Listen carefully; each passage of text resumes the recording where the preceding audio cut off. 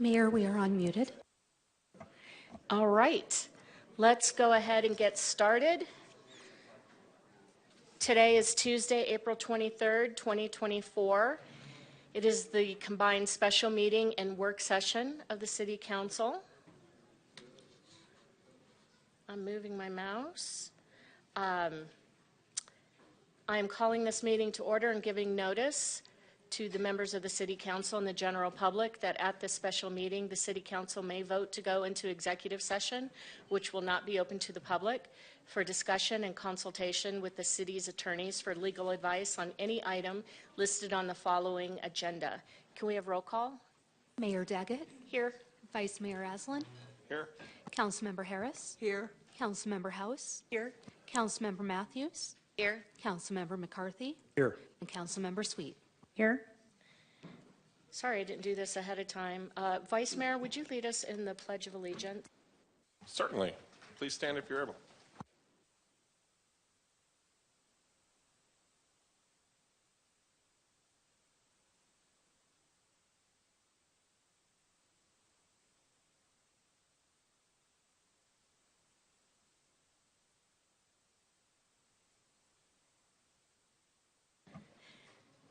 Can you do the mission statement, Councilmember McCarthy? I can, Mayor. Thank you. The mission of the City of Flagstaff is to protect and enhance the quality of life for all. Thank you. Councilmember Sweet, would you be able to do the land acknowledgement? The Flagstaff City Council humbly acknowledges the ancestral homelands of this area's indigenous nations and original stewards. These lands, still inhabited by Native descendants, border mountains sacred to indigenous peoples. We honor them, their legacies, their traditions, and their continued contributions. We celebrate their past, present, and future generations who will forever know this place as home. Thank you. So first up on our agenda is a proclamation for Administrative Professionals Day, and I believe we have several people to join us down here at the edge of the dais.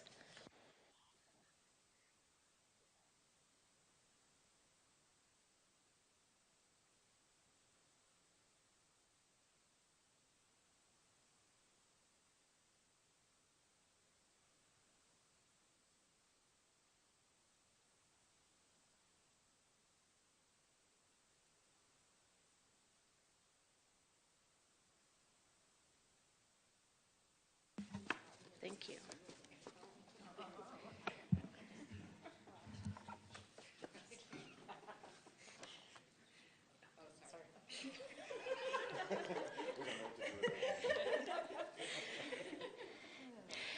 All right. Administrative professionals play an essential role in coordinating the office operations of business, nonprofits, government, educational institutions, and other organizations. The work of administrative professionals today requires advanced knowledge and expertise in communications, computer software, office technology, project management, organization, customer service, and other vital office management responsibilities, and most importantly, have the willingness to learn and accept new challenges. Administrative professionals are vital contributors in today's team-oriented work environment and are key frontline public relations ambassadors for their organizations. Administrative Professionals Day is observed annually in workplaces around the world to recognize the important contributions of administrative support staff and is sponsored by the International Association of Administrative Professionals. Administrative Professionals Day serves as a time to salute the valuable contributions of administrative professionals in the City of Flagstaff and to recognize the singular importance of their work in accomplishing the mission and vision of their place of work. Now, therefore, I, Becky Daggett, Mayor of where? No. It says Flagstaff City, so that threw me off. Now, therefore, I, Becky Daggett, Mayor of Flagstaff, Arizona, do hereby proclaim April 24th, 2024 as Administrative Professionals Day in Flagstaff, Arizona, and encourage all residents to recognize and appreciate their administrative support.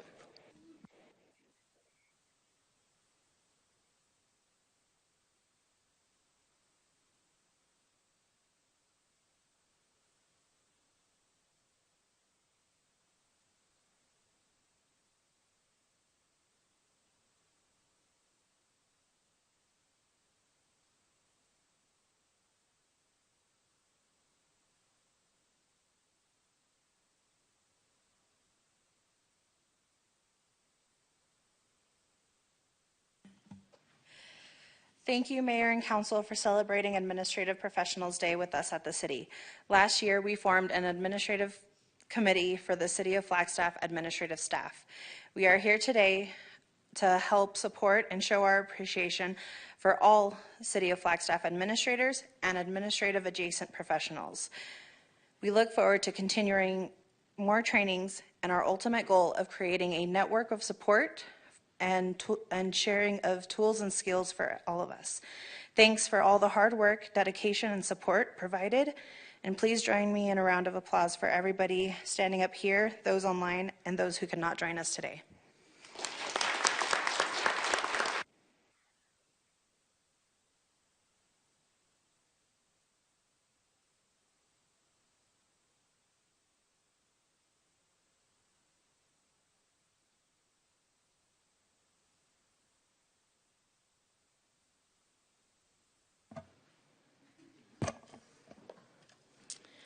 Okay, item number 5, consideration and approval of congressionally directed spending requests and federal lobbying trip to D.C.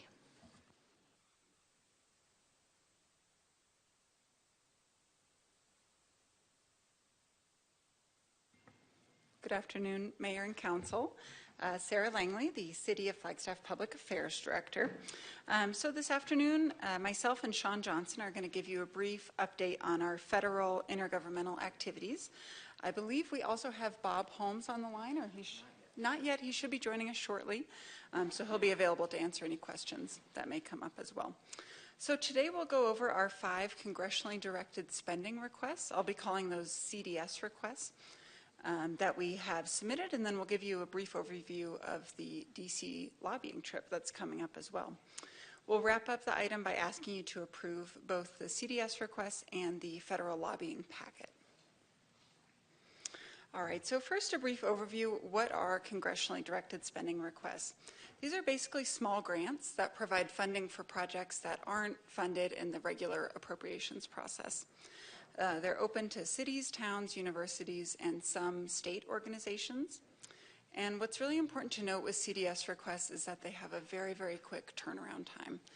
Generally, it's about 2 weeks between when we receive the guidance documents and the submission deadline.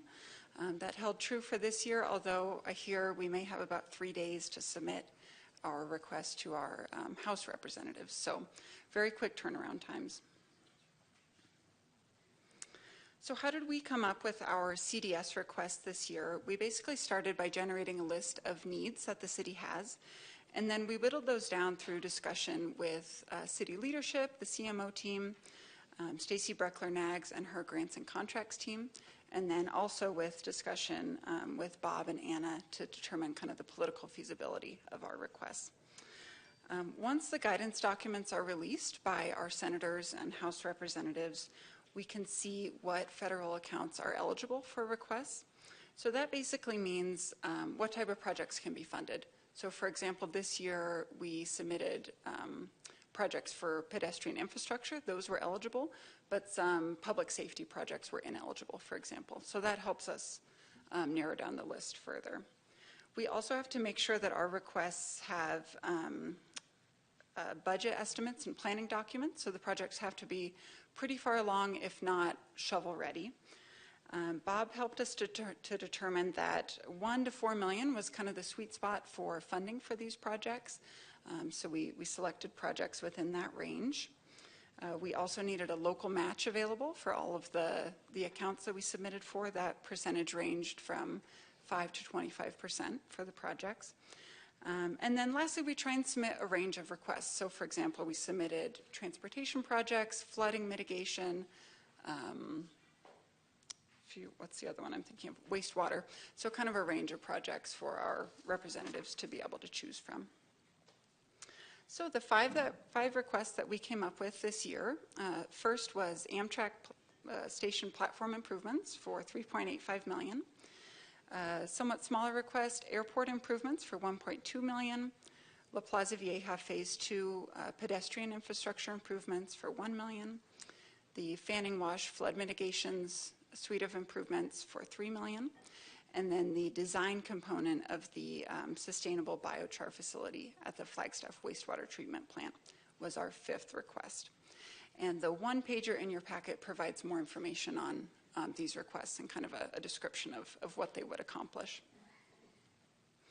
So looking forward, the deadline to submit requests for Senators Kelly and Sinema was actually on April 5th, so it's already passed. Our requests have been submitted through them, and they're awaiting review. We heard from Bob that it may be as soon as next week that we'll hear from them on which requests they're going to move forward. So we're waiting to see there. We also plan to submit our request to Representatives Gallego and Stanton, as they are likely going to take statewide requests. They haven't opened their portals yet, though, so we're waiting. And that could be the 3-day turnaround. So more information to come there. And then we will be asking the mayor and the council members who are traveling to DC to include our CDS requests in their conversations with legislators to help educate and make them aware of our needs. So with that, I'm going to turn it over to Sean, who's going to talk more about the trip. Thank you. Thank you, Sarah. Mayor, Vice Mayor, Council, Sean Johnson, your Chief of Staff to the Mayor and Council. So here we are again. I am going to give a brief overview. There we go. A brief overview of our federal lobbying packet and how it came to be, as well as an updated itinerary for the DC trip next week. So our process is very straightforward. We follow our tried and true method of updating our previous year's packet with relevant information as well as any new additions. We also worked with our federal lobbyists, Bob and Anna, on what subjects and asks would be appropriate this year, as we know the interests of our federal delegation are ever-changing and evolving, as we've all seen throughout the years. And as you can see, these are some of the projects that we are asking for, some of the conduct that will follow under our CDS as well. And we worked with our fire, housing, economic development, excuse me, Heidi, and water services, to just name a few. And on the next slide, we'll be able to see who's going to the DC trip. And we have some veterans going, so I feel very comfortable with the group. And we have Mayor Becky Daggett, Vice Mayor Austin Aslan, Councilmember McCarthy, City Manager Greg Clifton, Deputy City Manager Joanne Keene, and Senior Project Manager Christine Cameron. And I'm just going to give you a quick run through of the schedule. So Tuesday, April 30th, you all will arrive in DC at 8 p.m. and then you'll go to your hotel. Wednesday, you'll start bright and early at 7:30, I believe is what Bob has for you guys to have breakfast, and then he will give you a quick briefing before you do head to Capitol Hill. And then that will take all Wednesday, and then you will also be going to the White House for a tour on Wednesday evening, so quite exciting. Thursday will be the same thing. You'll just have meetings in the morning, and then you'll be leaving DC, I want to say, at 5 o'clock. So it's going to be a quick turnaround, but we're going to get a lot of stuff done, so that'll be great. And then key meetings. These are just a few, and I'll show you on the next slide how many meetings are actually involved with our federal lobbying trips. So this ranges from Senator Kelly, Senator Sinema, our congressional delegation, the Army Corps, HUD, FAA, Department of Agriculture, the EPA, and several others. I want to say you have about 20 meetings on Wednesday, your first day. And so here you can kind of see it. It's rather small, and we don't have times because this literally changes on the dot with Congress and Senate. So you might have a meeting that starts in 5 minutes, and then it could get pushed to 10 minutes. So it's all over the place, but you definitely have a full day, as you can see. And then Bob will be sending us a final draft that I will provide to council, I think on Monday, he said, because with the Congress, it's all the way up to the deadline, we usually like to say. So if we have any questions with that, I'd be happy to take any, just with the protocols and, no, looking good. And off to our request. So staff is requesting retroactive approval of the 5 congressionally directed spending requests, as well as approval of the DC lobbying packet and draft schedule. And I don't know if we want to just do thumbs up. Council, do you have any questions? Councilmember House. Thank you, Mayor. Just quickly looking at the packet that's going with you all, I think there may be a typo on, it's page 11, where you're requesting support of the creation of the workforce housing tax credit, but it says supporting the creation of that tax credit wealth gap. Oh, And I thank don't think we want to support that. no problem. And I believe that's one that Councilmember McCarthy also pointed out. So we are going to be making our packet hopefully tomorrow with any edits that you all want to include, and then we'll have a final version out as well. So thank you.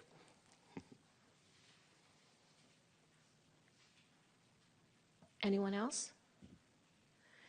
All right, can I get thumbs up for approval? All right, thank you very And that was approval much. for CDS as well as your lobbying packet. Yes. And schedule. Thank you. Thank you, Council. Mayor, my apologies. Hi, Hi. Stacy Salzberg, City Clerk. Can we actually get a motion and a vote on both of those? We can You bet. combine the two of them together, but I think that that would be very helpful for the You record. bet. Thank you. Can I get a motion to approve the packet and the CDS requests? Mayor, I'll move to approve the 2024 federal lobbying packet and retroactively approve the congressionally directed spending requests. Thank you. Do I have a second? Second. Discussion? All those in favor? Aye. Aye. Any opposed? All right. And so the special part of our meeting is adjourned. Now we move into our work session. I'm calling the meeting to order, giving you the same notice about the possibility of executive session. And we will move to an open call to the public. And this is the public's chance to address us on any matter that is not listed on the agenda. You have 3 minutes to speak, and there's a clock here. During open call to the public, we are not allowed to, we can't get into a back and forth, and it appears again at the end of the meeting. So if you think of something during the meeting, you can submit a comment card and do open call to the public at the end. First off, we have Dennis Givens. Thank you, Mayor Daggett, City Council, Vice Mayor too, staff, citizens. Hello, my name is Dennis Givens, an independent journalist for Justice News. I drove down Fanning and Huntington Drive past the food bank and Flagstaff shelter services because of the concerned business owner at the last City Council meeting. I saw people living in cars and a bus. I also saw a group of people camping outside with a fire next to a business. I also went to the Sunnyside Neighborhood Association of Flagstaff on April 11th. Most residents were not happy with the idea of putting a shelter in their neighborhood, stating they already had social services for people and it's not safe for their neighborhood. Someone also mentioned it was racist, classist to place a shelter in their neighborhood and it will lower the value of their properties. I work at a restaurant called Morning Glory Cafe, which is located right next to the Sunshine Mission on the south side. My coworker was assaulted by a person hanging outside of the mission, and I personally have been in altercations while walking to work. Most of the business owners complain about the group of people hanging outside of the mission. Since the mission has been closed for a month, no one hangs outside of it anymore, and there hasn't been any problems associated with the mission. With that being said, we must come up with solutions for helping those people who still suffer within our city. Today, while walking past the community assistance team of Flagstaff, CATS, I saw they didn't have their bus. I think it was broken down, and they were handing out supplies to our relatives in the hot sun. Daryl's son, Machias, was happily assisting people with a smile on his face in his traditional attire. It was a great display of humanity. They definitely need a place where they can continue their work. Let's help people get on their feet with work programs, rehabilitation, therapy, and other incentives. We should also be careful where we place these services in respect for every citizen. This is not an easy task to take on, but we can do amazing things with good intentions when working together. I look forward to researching this topic more to get a better understanding of this complex issue. Let's not give up on each other. I also think affordable housing would help this situation. And then since I have a minute left, I think at the end of the meeting, when you guys talk, instead of not saying anything, you guys should promote small businesses. For example, you could be like, oh, go to Rainbow's End downtown. It's owned by a really cool lady, and there's cool girl clothes. Or you go to Flag Tag, buy Home Depot for your work party. And there's probably multiple small businesses that could be plugged. And I think that's just a suggestion. You don't have to take that. But I think that would be really cool if you'd have anything to say at the end. Thank you so much, and have a great day, everyone. Thank you, Dennis. Nadine Hart. Good afternoon, everybody. So I went to the last Board of Commissioners meeting for the Flagstaff Housing Authority as one of the residents. I tend to ask a lot of questions. The Housing Authority is going to go forward with something called HOTMA. I don't know what all these acronyms are, but when I talk to residents at other properties like Clark, Brennan, Seiler, or even other voucher holders, it's basically going to give us a flat rate.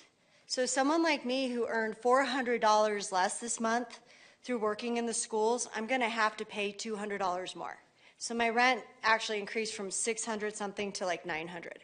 And that's so that we don't have to pay back as residents. And what I tried to explain to them is that that $40 that we might save might be a birthday present, and we're willing to take that gamble. So the reason I'm saying this is because as Section 8 voucher holders, we're now looking at that possible rental increase, which is going to be very hard to come out of. Our water rates are going to increase. And if you don't know this, whatever structure you live in is gauged different for utilities. I only get $200 to pay gas, electric, phones which are necessary, my water, any kind of heating element. That's not enough in the winter months. We're not getting allotment for that. And when I brought up that 10-year plan, help us get out of this. We don't want to live like this forever. They told me I could go to a budget meeting. I cannot budget the net I'm allowed any more than I am. I need some kind of buffer. Maybe somebody, when you go to Washington, has a better idea for this. But it was pretty insulting to the people I talked to because we do budget. We eat potatoes. We don't have money with minimum wage increases to qualify for food programs. We're lucky to have insurance for our children at this point. So we've really felt that impact. One thing they want to do, and that I know that you guys can help with, is market better. As existing, they just want to talk with existing property managers for this program. We need to go bigger. I suggested farmers markets. You guys have social media. You're hiring media specialists that could show in a video, maybe a family like mine who is successful, why it benefits us to rent to people like us. I don't think the Housing Authority can do it without the council or better ideas. So I just wanted to share this and hope that any of the public attends one of these meetings, third Thursday. You can zoom in and just see how confusing it is for those of us utilizing this program. So thank you very much, and I appreciate you guys. Thank you. All right, City Manager report. Thank you, Mayor, Council. This is a brief report, but we're going to have a few updates to follow. But in the report itself, just an update on some recent meetings. Don't need to go into detail about that. Some events of late. It's in there for your reading enjoyment. I did, however, want to call out one item. And appended to the report is a letter that is going out to many residents in the Swiss Manor and Shadow Mountain neighborhoods, and it speaks to risk of flooding. And I wanted to touch on that because we should all be aware of why the letter is going out and the contents of it. So that's what this discussion is about. In those neighborhoods, which immediately lie immediately downstream of the southern flank of Mount Eldon, we of course have seen some flood events in recent years, 2003, 2014, 2021. Think Prius floating down the road, and that was the most recent event that we can relate to. Because of the increased flood events in this area, it has prompted numerous studies. Specifically, and it's referenced in the report, 2010 drainage study, 2014 NRCS flood assessment, and a 2021 post-flood assessment, as well as this year 2024 post-wildfire flood prediction study. We're not going to get into any details about those, all those studies, but the most recent effort conducted by J.E. Fuller and Woodson Engineering, as commissioned by our stormwater section, determined that about 524 property parcels in those neighborhoods are still at some risk of flooding, attributed largely to the altered condition on Mount Eldon stemming all the way back to the 1977 radio fire. And while there has been a lot of recovery up there, the watersheds are still experiencing about a 2 to 3 times higher flow and flood risk than before the 1977 fire. I want to be clear, these properties they're not located in the floodplain or in hazard areas per se, according to FEMA. They're not mapped as such. So really the purpose of the letter is just to remind our residents out there, and you can read the letter, it's again attached to the report, that there is some increased risk of occasional flooding, and it sets forth some precautions and measures that could be taken to protect the properties. There's suggestions about flood insurance and so forth. And of course, flood insurance is available to these properties. So that's the nature of the letter going out. Before I go on with any of the updates, wanted to pause here and see if you have any questions on what I just talked about. Council, questions? Okay. Thank you for letting me explain that to you. Appended to my report, we have 4 updates. We'll try to get through those in rapid succession. We have sustainability monthly updates. I think Jenny Neiman's going to give us that report. That'll be followed by an IT quarterly report, a quarterly report from our water services section, and we will end up hearing from Heidi regarding the economic vitality monthly report. Thank you. Thank you, City Manager. Jenny Neiman, Climate Action Section Director. Good afternoon. Too small. I'm going to go over the Sustainability March 2024 monthly report in rapid fashion. First, we got a visit from the National Director of AmeriCorps program, and it was really excellent. They came out to our office. This is really attributable to the fact that Flagstaff has a treasure in the NAU Center for Service and Volunteerism. They are providing 75, I think, Climate Corps volunteers throughout the state right now, in addition to hundreds of other folks that they work with, 10 of which are in our office right now. So we had a really special visit with someone who has really dedicated their life to service. In terms of climate action, there's a lot going on right now with the Resilience Hub project. Y'all heard from Jenna and Sam 2 weeks ago, and we're doing a lot of work right now with the EPA just on that agreement to get us through our final negotiations with the work plan. We're also in a lot of training. We did a training this month that was really impactful on community-led resilience and equity in data. So really just helping us to do a better job at collecting data and using data.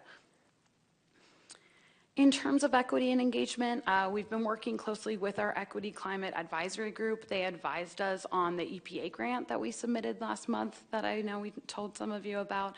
And we also have rolled out an equity assessment tool. It's an internal tool that we've built to really just help collect data on how we're working within our community, how we're engaging our community members, et cetera. We are really excited that this month we launched the Green Business Boot Camp for Flagstaff businesses. This is a partnership with the Economic Vitality section and Local First Arizona. We also added our final Climate Corps. Felicia will be helping us with energy and resilience outreach. In terms of neighborhood engagement and volunteer service, we continue to support cleanups. There's a cleanup pretty much every week happening on either our foot trails, our alleys, avenues, or within our stream areas. We also are tracking the good work of City of Flagstaff employees and the volunteering that they do. as well as doing a lot of sort of trying to meet neighborhoods and businesses where we are, trying to go to community meetings, trying to engage more with businesses. Our food and waste team is hard at work. We're really excited to launch a new urban farm incubator over at McAllister Ranch. A portion of that property will be leased out as part of our urban farm incubator program to support small growers. And we also have opened our community garden program. Community gardens are up and running. You may see people out at those gardens throughout the community. Finally, our compost program continues to divert thousands of pounds every month. This is really due to community members who bring their food scraps to 5 different drop-offs throughout the community, and a shout out to Pros for helping us get some better signage there. In terms of recycling, we continue to work with public affairs as well as solid waste on social media, really helping our residents better understand our recycling system in town. And our social media continues to engage people, a couple thousand every month. Finally, the most liked person in our office, Albert, met Coco the Comet, Coconino Community College's new mascot. And I will take a moment to say we are just coming off our Earth Day event. We are incredibly energized by it. I think it was our largest crowd ever that I've ever seen, and it's just a really special day of the community coming out. We've got drop-off day on Saturday, another very popular event in partnership with a whole slew of folks. So we've got a lot going on this month. Thank you. Council, any questions or comments? Councilmember House. Thank you, Jenny. Just a really quick question for you on the equity assessment tool. Can you tell us more about that? Of course. So equity is one of our primary goals of our carbon neutrality plan. And as we have been laying the foundations of our carbon neutrality work over the past couple of years, we realize we don't have a lot of data about this, right? We don't have a lot of data about how we are engaging all the different parts of our community, engaging different groups. And so this assessment tool it was developed by team members over really the course of 2 years.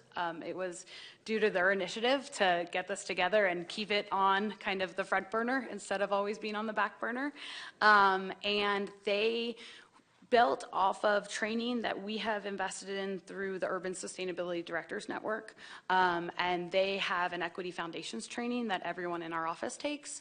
And so we tried to build from that training into essentially data collection to say, okay, you have this program, you have this event. Who have you reached out to?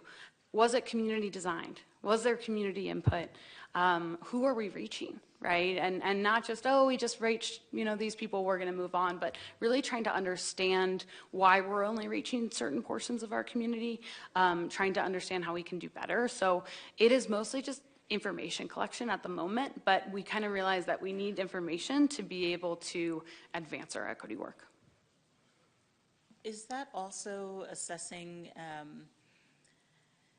the accessibility of the different programs from the sustainability program or others within different neighborhoods and communities? Yes, we take a very broad view of equity. So it's everything from demographics of folks that maybe attend our event, what might be income levels, how might people hear from us, right? Are we only reaching people via social media, or are we getting the word out from word of mouth or kind of social networks? We try to look above and beyond, so we think about physical disability as well as, is it just an online event or in person? How do people learn in different ways, things like that. Of course. Councilmember Harris. Thanks. Thanks, Jenny. You guys' reports are always so thorough, so thank you so much for that. Can we talk a little bit about the equity group that you have? Yes. And can you talk about the makeup of that group and how that group was selected? Sure. So the Equity Climate Advisory Group was one of the 3 advisory groups that we launched about 2 years ago. That group was made up, we did a lot of community engagement to get applications, so it was really based on who applies. And that group is a pretty broad base of folks from different backgrounds. We sort of asked about lived experience. We tried to really value lived experience. In order to select members of that group, we used other actual outside community members to help that so that we weren't the one making those selections. And that group generally advises us on a wide variety of projects. We meet once a month and normally bring them 1 or 2 topics to get their feedback on. It's basically our way of saying, you know what, and Councilmember Harris, you have contributed to some of these ideas, but often, you know, we pay outside consultants, right, who might be from out of town, a lot of money to advise on our programming. And so this was a way to bring in community members and have them advise on our programming and get their opinions. Any other questions or comment? Oh, please, go ahead. I have the giggles today for some reason, but so how do you ensure that that group includes all the voices in our community? I don't think there's any way to ensure that a small group of about 10 people could include all the voices in our community. We are going to be recruiting for more members of that group to sort of do a little refresh as people have had to leave for other commitments. But again, we asked folks about their lived experience. We tried to get a very diverse array of folks from a lot of different parts of our community. So we do the best we can. We will definitely ask for y'all's help when we do that recruiting in a couple months. Thank you. Of course. I'm done.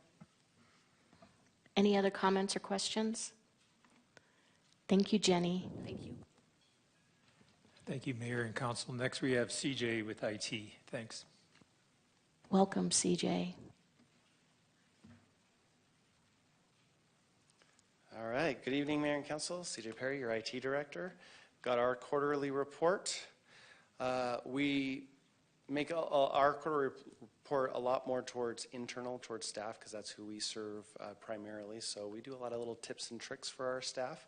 The latest tip and trick is how you can look up your clipboard history. So if you copied and paste and copy and paste, and you're like, oh, I forgot about that one thing that I copied and pasted a while ago, you can actually go look that up. So if you hit Windows key plus V, it brings up this cool little thing that you can kind of look through your clipboard history, as well as GIFs and other cool features. So something, just a little fun thing that we wanted to do. I also wanted to spotlight one of our programs, our application program. This is headed up by Sean Armour. She's our applications manager, and you can read a little bit about each of the staff members. Our applications team is kind of divided up into 2 different groups. We have our core enterprise applications teams, which have Adam Zwebte and Chris Summers. They do a lot of our back-end work. They do a lot of our custom development, business analytics, things like that. And then we have Alan Church and Alex Stevenson. They are dedicated to public safety.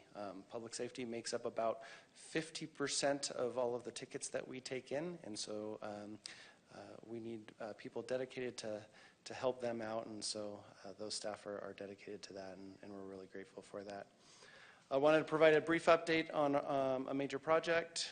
We released an RSOQ for a broadband fiber provider that has concluded, and we are currently in negotiations. There should be a lot of exciting details to come to council in the near future, but I can't share anything at this point. But that's coming very, very soon. Wanted to kind of just skip ahead. Big accomplishment for our help desk. They've gone a year with 100% satisfaction rating. So we send out little survey at the end of each ticket. You know, did we meet what you were looking for? How was our service? That sort of thing. 100% for a full year. So our help desk is knocking it out of the park.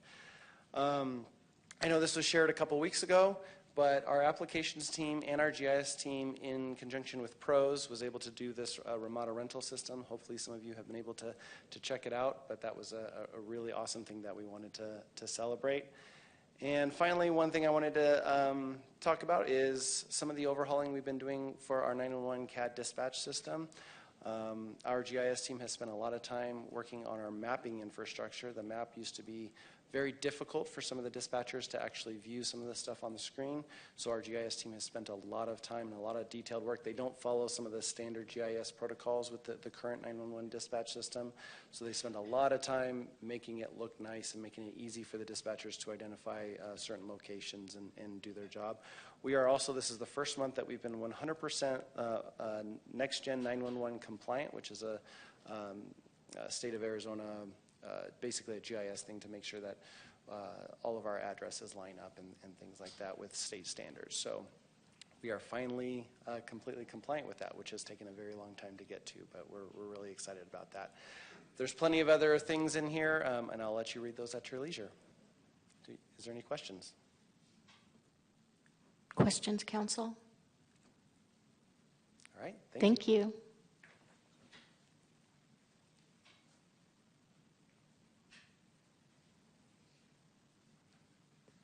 Next, we have Shannon Jones with Water Services. Mayor, Vice Mayor, council members, Shannon Jones, Water Services Director. And actually, I'm going to introduce to you Sarah Jablin, Water Services Community Engagement Specialist. She has just begun her second week with Water Services, and she's going to go over our quarterly report. Sarah, thank you. Thank you, Shannon, Mayor and Council. I'm just going to pull up the PowerPoint.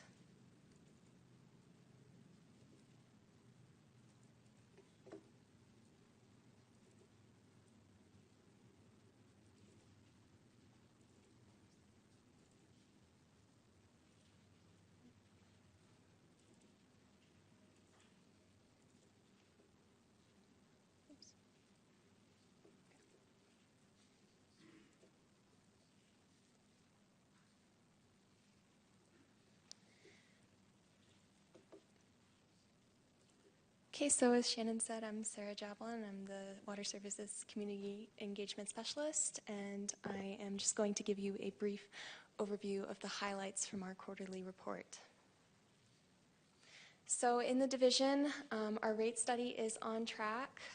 Most recently, we released Stantec's report that is now online, as well as our rates calculator. So you'll see in the top right a screenshot. You can compare your current rates to your future charges for all 5 years of the proposed rate study. In addition, our budget increases remain contingent on the rate model passing. We have had several grant opportunities, which I only listed about half here, but they include federal and state grants for Rio de Flag reclamation plant, backup generators, fire and flood remediation, water meter replacement, stormwater management, and more. And as you know, the water rights settlement is ongoing.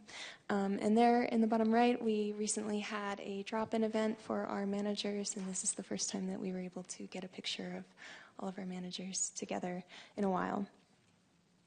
So moving to projects, so we have completed or nearly completed the following projects in the last quarter. Solier Water Transmission Line, Switzer Phase 4 Water Transmission Lines, Buffalo Park to Ellen Street Reclaimed Water Line, and facility maintenance projects at reclamation plants in Rio de Flag facility. So we still have many maintenance projects ongoing, but we completed several as well. And so projects that we are particularly excited to be kicking off either in this quarter or in the near future include the Schultz Creek Highway 180 drainage improvements. And you'll see that photo. It was taken, I think, 2 weeks ago, but that project began in March. In addition, we're looking forward to starting the Lake Mary Water Treatment Plant Sedimentation Basin Rehab. We completed the design for the Wildcat Country Club Sewer Interceptor, and we're moving into the next phase of planning with that. And the Rio Digester, Wildcat Digester, and Cogen, and primary influent pump station replacement is in design. Projects that are currently underway include Water Awareness Month. We're still in April, and we've spearheaded Water Resources and Conservation specifically have spearheaded many community events throughout the month, most recently Earth Day. Stormwater completed a suite of spruce wash bond projects, and many are still ongoing. We just completed the meter vault replacement at Cameo Mobile Home and are moving on to other meter vault replacements. We are ongoing with the Downtown Mile project and drainage plan on Santa Fe. So for the first time since 2009, we are giving an update to our stormwater drainage design manual. And we are currently collaborating with BNSF Railway for the design of the culvert at 338.9 milepost. And additionally, planning has started for our new wastewater treatment facility. This will be a big project, and we're requesting federal appropriations for assistance for this project. Moving on to key highlights and operations. Water Services maintains regulatory compliance through audits, inspections, operator practice exams, AmeriCorps partnership, and more. Our SCADA team continues to update and improve information systems. Most notably, they restored communication to Lake Mary after it was down by lightning damage. We still have vacancies, I think about 10 systems operators vacancies in water distribution and wastewater that we're currently moving to fill. But tours are still ongoing at our reclamation plants despite these staffing shortages. And our 2023 water quality report is slated to be sent to customers ahead of the, I believe, July 1st deadline in May. And additionally, we continue to replace damaged utilities, including hydrants and water lines. Most notably, Lake Mary well number 9 has restored functionality, and water enforcement began in April. And the image there you'll see is one of our completed projects at one of the reclamation plants, one of our maintenance projects. And finally, to end, we've had several personnel changes in the last quarter. Mac McNamara became the engineering section director in January. Lee Williams is our new treatment operations section director. Jackson Salazar was promoted to project manager. Lauren Cargill is SCADA Information Systems new program manager. Lisa Deem has retired and is replaced by Susan Jonas as the new management analyst. Myself, Sarah Jablon, I am the new community engagement specialist, and Michael Gohan fills Stormwater's last vacancy. And additionally, within the Water Commission, we've had one change. Robert Vane has replaced Ben Ruddle, so we thank him for his service. Thank you, Ben. And Kurt Riegelman has been reappointed as commission chair with John Nauman as vice chair. Thank you. Thank you. Are there any openings on the commission currently? I don't believe so. No, the commission's full. And in terms of your maintenance projects, I'm assuming that you just have a long list and you prioritize them and you get done what is budgeted for that year, construction-wise or repair-wise, correct? Mayor, that is correct in a very simplistic manner. We use software to kind of manage our maintenance programs, computerized maintenance management systems on how we track the maintenance. That also, we use work order systems to track repairs that come up that are found through on-call staff or things that happen during the day, and how we slot those and prioritize them through our management staffs, and absolutely require them to work within the budget. And sometimes they do have to get a little creative. Do you have a long list of projects needing attention? I would describe it as a very long list of projects that need attention, and we're working on it. Thank you. We have a question from Councilmember House. Thank you. Actually, just a comment. Yeah. Thanks, Mayor. Welcome, Sarah, to the team. I don't know that 2 weeks into any job I would have been ready to present to council, so kudos to you for a great presentation. And just wanted to welcome you. Thank you for giving the report, and congratulations to the Water Services team for all that you guys have accomplished over the past several months, and the projects that you're getting ready to get underway. It's very exciting work, so thank you.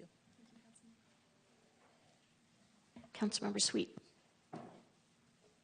quick question on, can you expand what water enforcement entails, Shannon?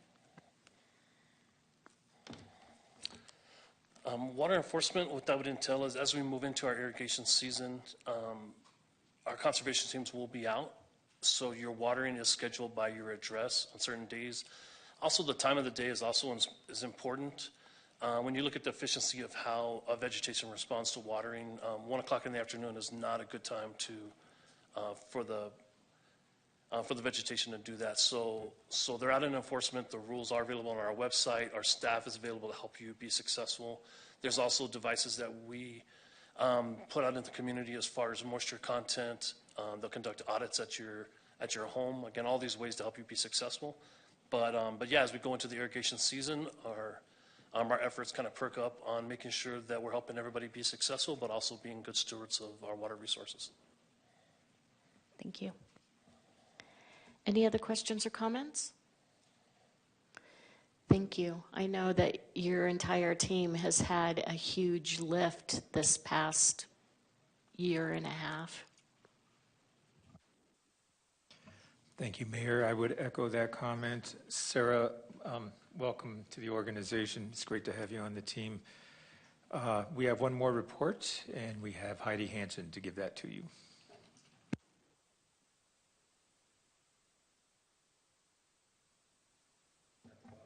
Now it is. Good afternoon, Mayor, Vice Mayor, Council members. Heidi Hansen, Economic Vitality Director. There's nothing rapid about my report, but I have condensed it. So if you saw it in the packet, it is going to look a little different to you right here on the screen. It was my attempt to go a little faster. As far as the airport's concerned, I wanted to point out a few things about our ARF staff. They have been doing some major training. They had a live fire certification training. They also just kicked off the Emergency Management Partners Plan. So it's an airport emergency plan, and this helps them prepare for the airport triennial full-scale exercise, which will happen in September. You're invited to something like that if you've never seen it, so please reach out to me and we can make that happen. Also with airport marketing, as you know, we do not do terminal marketing anymore, but we do marketing outward.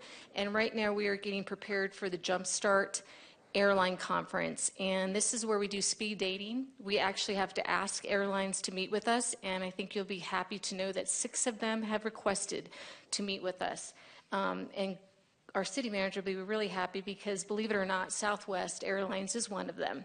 So we don't know how we're going to actually fit a 757 at our airport, but we'll make it happen. They've actually come and taken off of our airport runway before, so we will make things happen. Right now, we've been doing some ads to let people know to pardon our construction because there's major projects going on at the airport. Right now, we are finishing the sprinkler system, which is a huge project. We are repainting the whole inside. We've already just finished painting the outside of the airport, and so on and so forth. We have to get these projects done by the end of June because of our CARES funding that is running out. We did small things that make a big difference, like replacing the water filter system, and we did a refill station. So believe it or not, people just ask the same things, and we make them happen. Our employments are looking fine. They're definitely lower than what you've seen in the past, but that's mainly because of the fact that we do not have United Airlines. Moving on to community investment, I'd like to thank many of you that were able to go to the Arizona Forward Award event. It was down in Phoenix, and we won an award for Touch Home, Reach Sky. It was recognized as an award of distinction, and this has everything to do with beautification and the library partnering together with community development to get the library ADA project completed, along with a beautiful art project. I think something that you know about that's going to be happening out in front of City Hall is we're going to be fixing those stairs that have needed some TLC for a very long time. And what's beautiful about that is beautification is going to be working with our public works team to actually help with the rails and things like that, hopefully to make them a little bit more appealing and to make that look very nice when people are entering the building. The multicultural park sculpture, you'll see it to the right here. I don't know about you, but that is pretty cool. That is going to be happening And the artist right there is with his sculpture that will be being fabricated, and it will be actually placed soon. We're working on things with the Rio de Flag, and we also are doing some other things with the BBB tax funds. I think it's really important, I don't know that I point this out every time, but Jana Weldon, our Beautification Arts and Science Manager, does a very good job of showing what programs we support in the community that are only made possible through BBB funding. So I wanted to share that these are some of those, and these are happening month after month. Moving on to Park Flag, they continue to be ambassadors, even though we have to do citations. And so we are still working on our booting and towing procedures that you all agreed to, the changes that we've made at a previous council meeting. We're also looking at parking revenues, and they have been up, which is great. That means people are paying our kiosk. A reminder, it's just $1. And now we're at the library.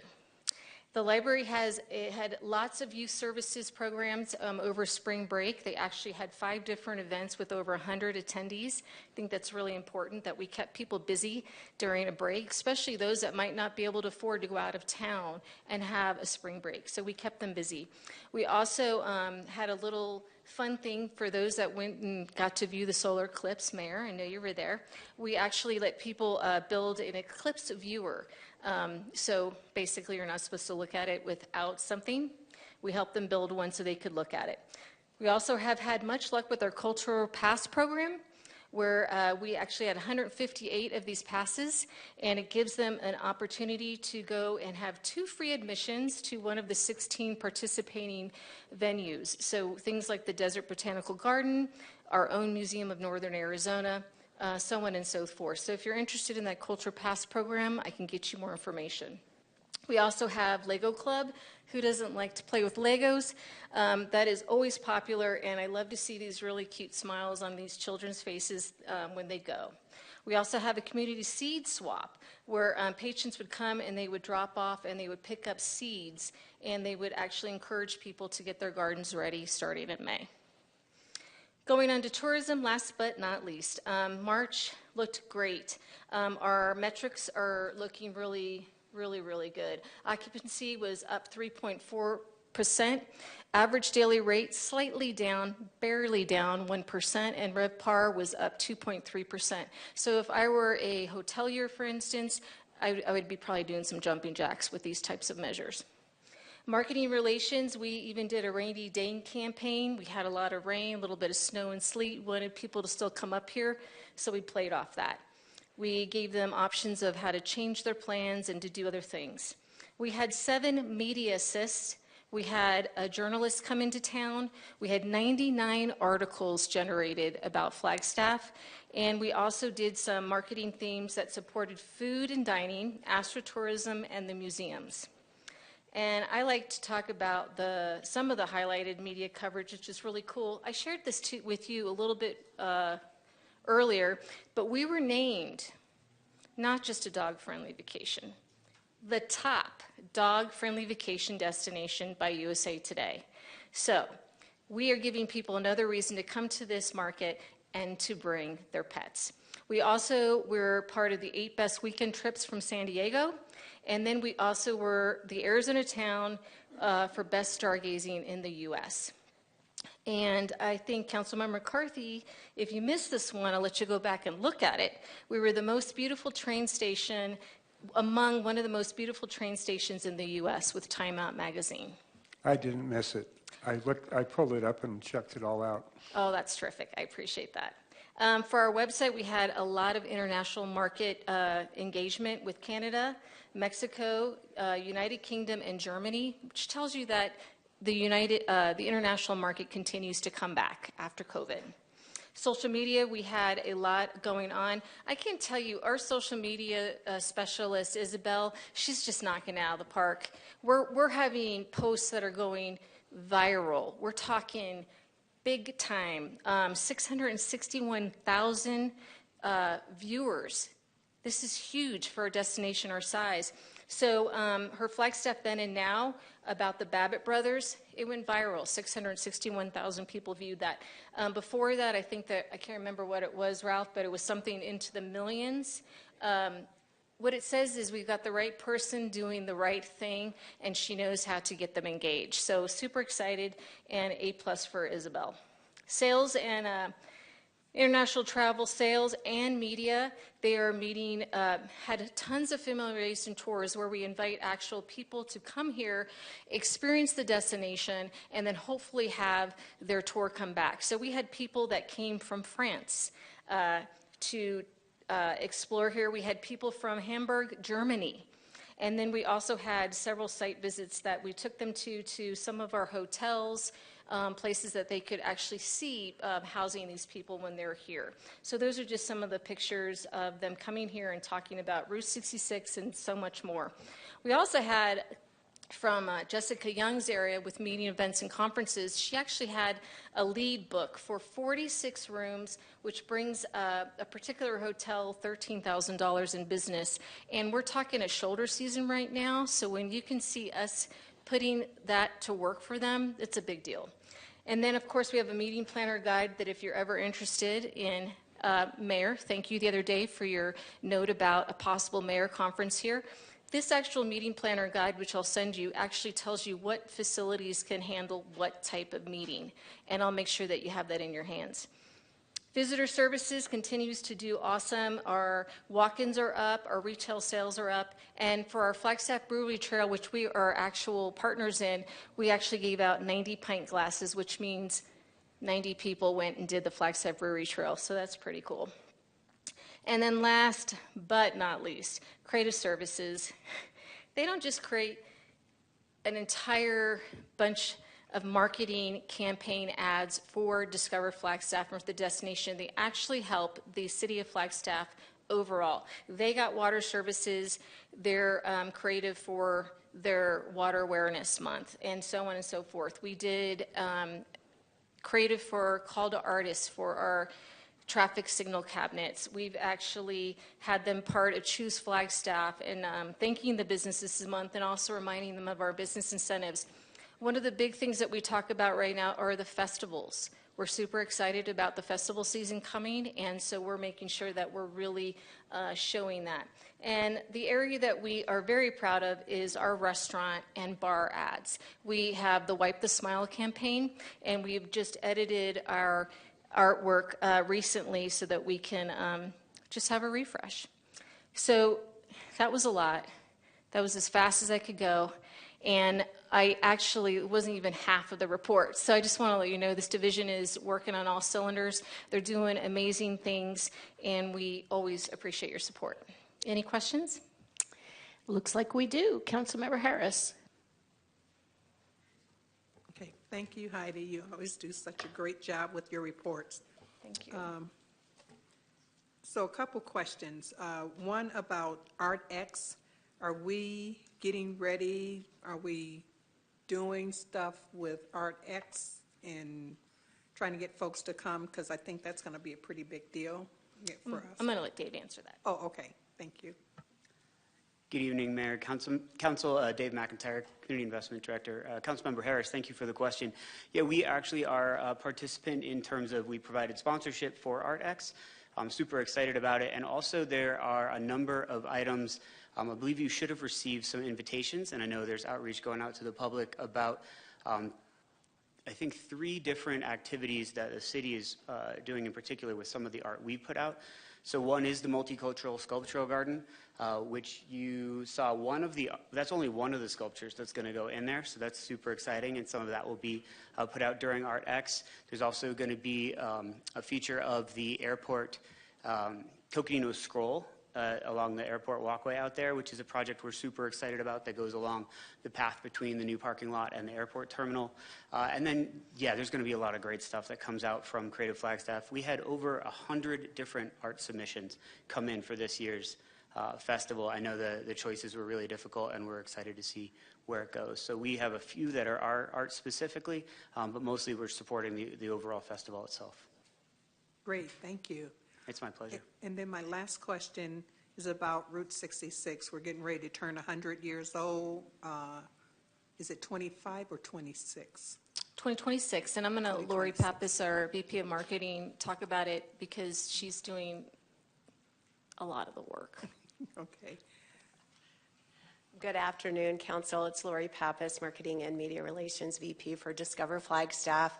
As Heidi had mentioned and as Dave had mentioned, there are a lot of moving parts to promoting our festivals. So getting a little more granular as far as what we're doing specifically for ArtX, you could probably also say for all of our festivals, most of our festivals. How about that? So we have a full page insert, or 4-page colored insert going into the Arizona Republic. That drops the Sunday, I believe it's May 19th, if that's a Sunday, going off the top of my mind here. More than 200,000 households will be receiving that communication piece. It has a plethora of subjects, festivals among them, but it also talks about staying and playing responsibly, which is always at the forefront of our messaging.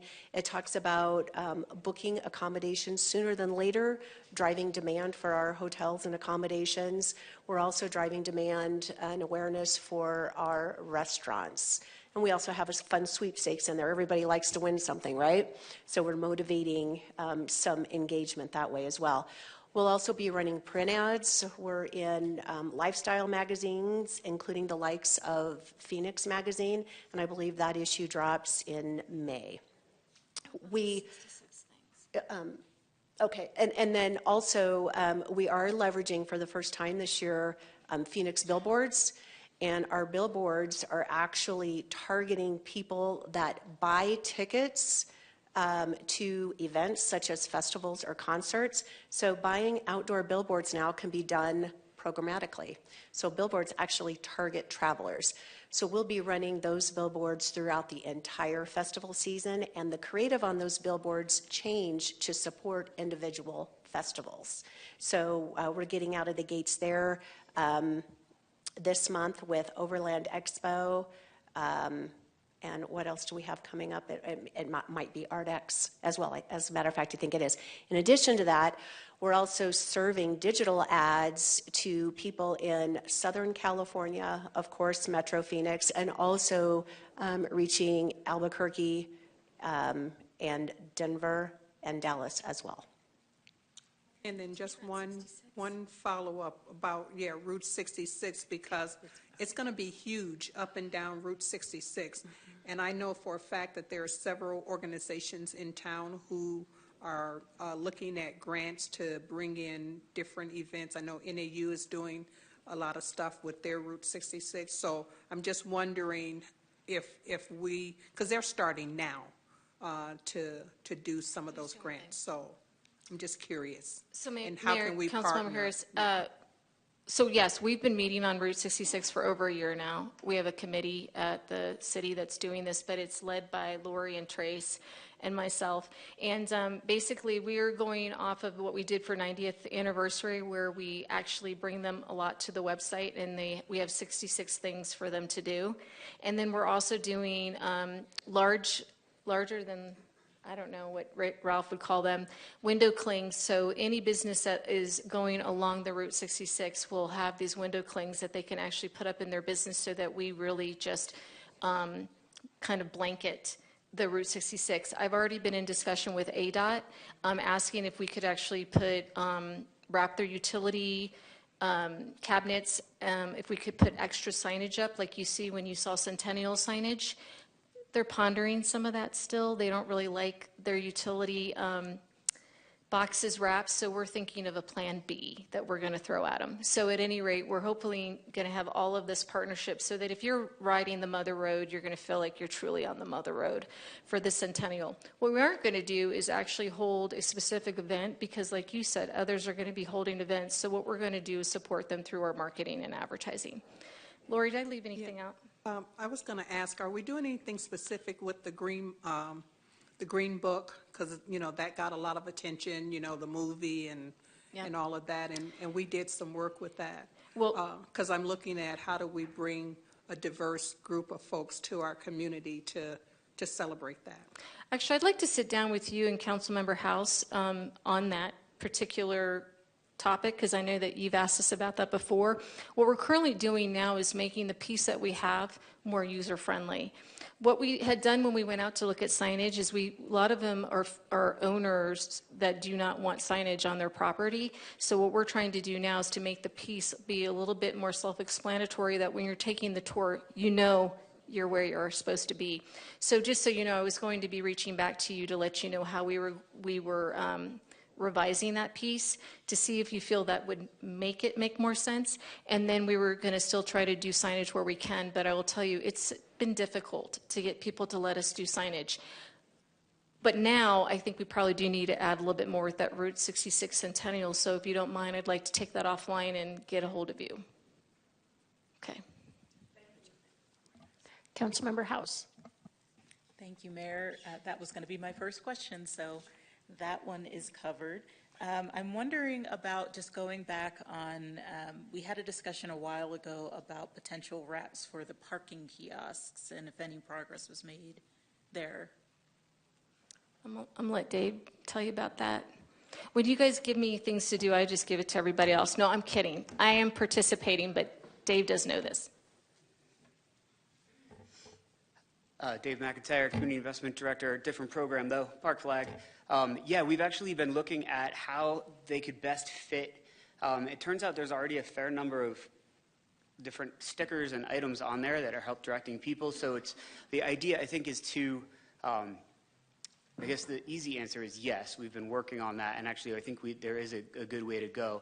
It looks like probably it won't be a full wrap around it, but a panel or so on the ones that face out. So some of the kiosks it won't work perfectly because of the way they open or because of various keyholes and things like that. But it does look like there's room to put some sort of a wrap. We haven't kind of come up with exactly what that wrap would be and whether it was more artistic or more informational.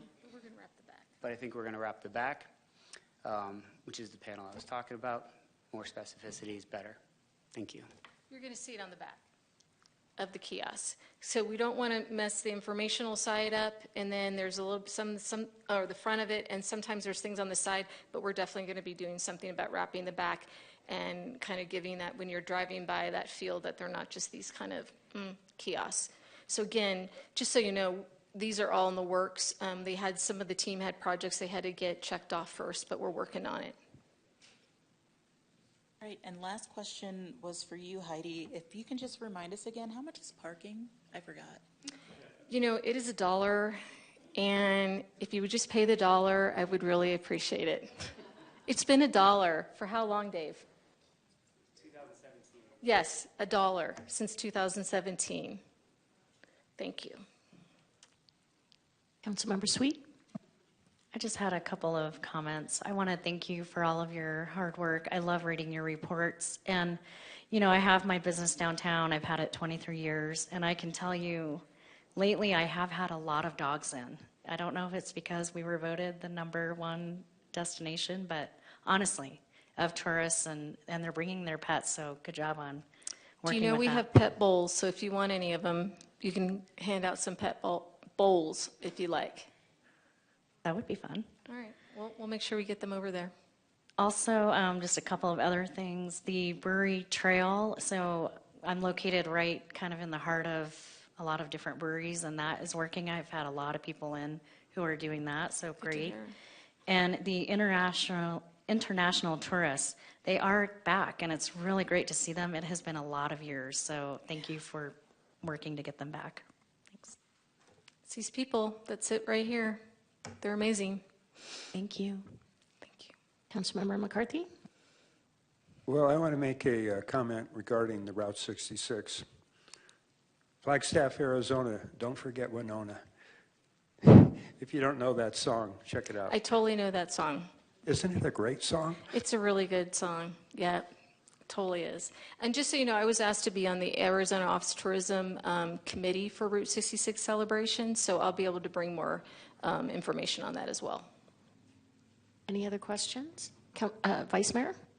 Just a quick comment for you, Heidi. To the extent that it's appropriate, and also assuming that it wouldn't be counterproductive, which is always an assumption, I'd be happy to participate on some FAMs as they're happening. If you want to let me know when they're going on, and if I'm available, I'd be happy to check those out and see what those are like and help out as much as I can. Just an offer. Well, we appreciate it. Lori is here and Trace, and so we will have them speak with their team and let them know that they can send that note out to you if you'd like to participate with our guests, because it's pretty cool. You learn a lot about a lot of different things. Thank you very Thank you. much. Appreciate your questions. Thank you, Heidi and team. Mayor, that concludes my report, and council, unless you have any questions of me. Thank you. Any last questions or comments? All right. Thank you very much, staff. Those were good reports. Okay, we are moving down to discussion and direction on city seal/logo.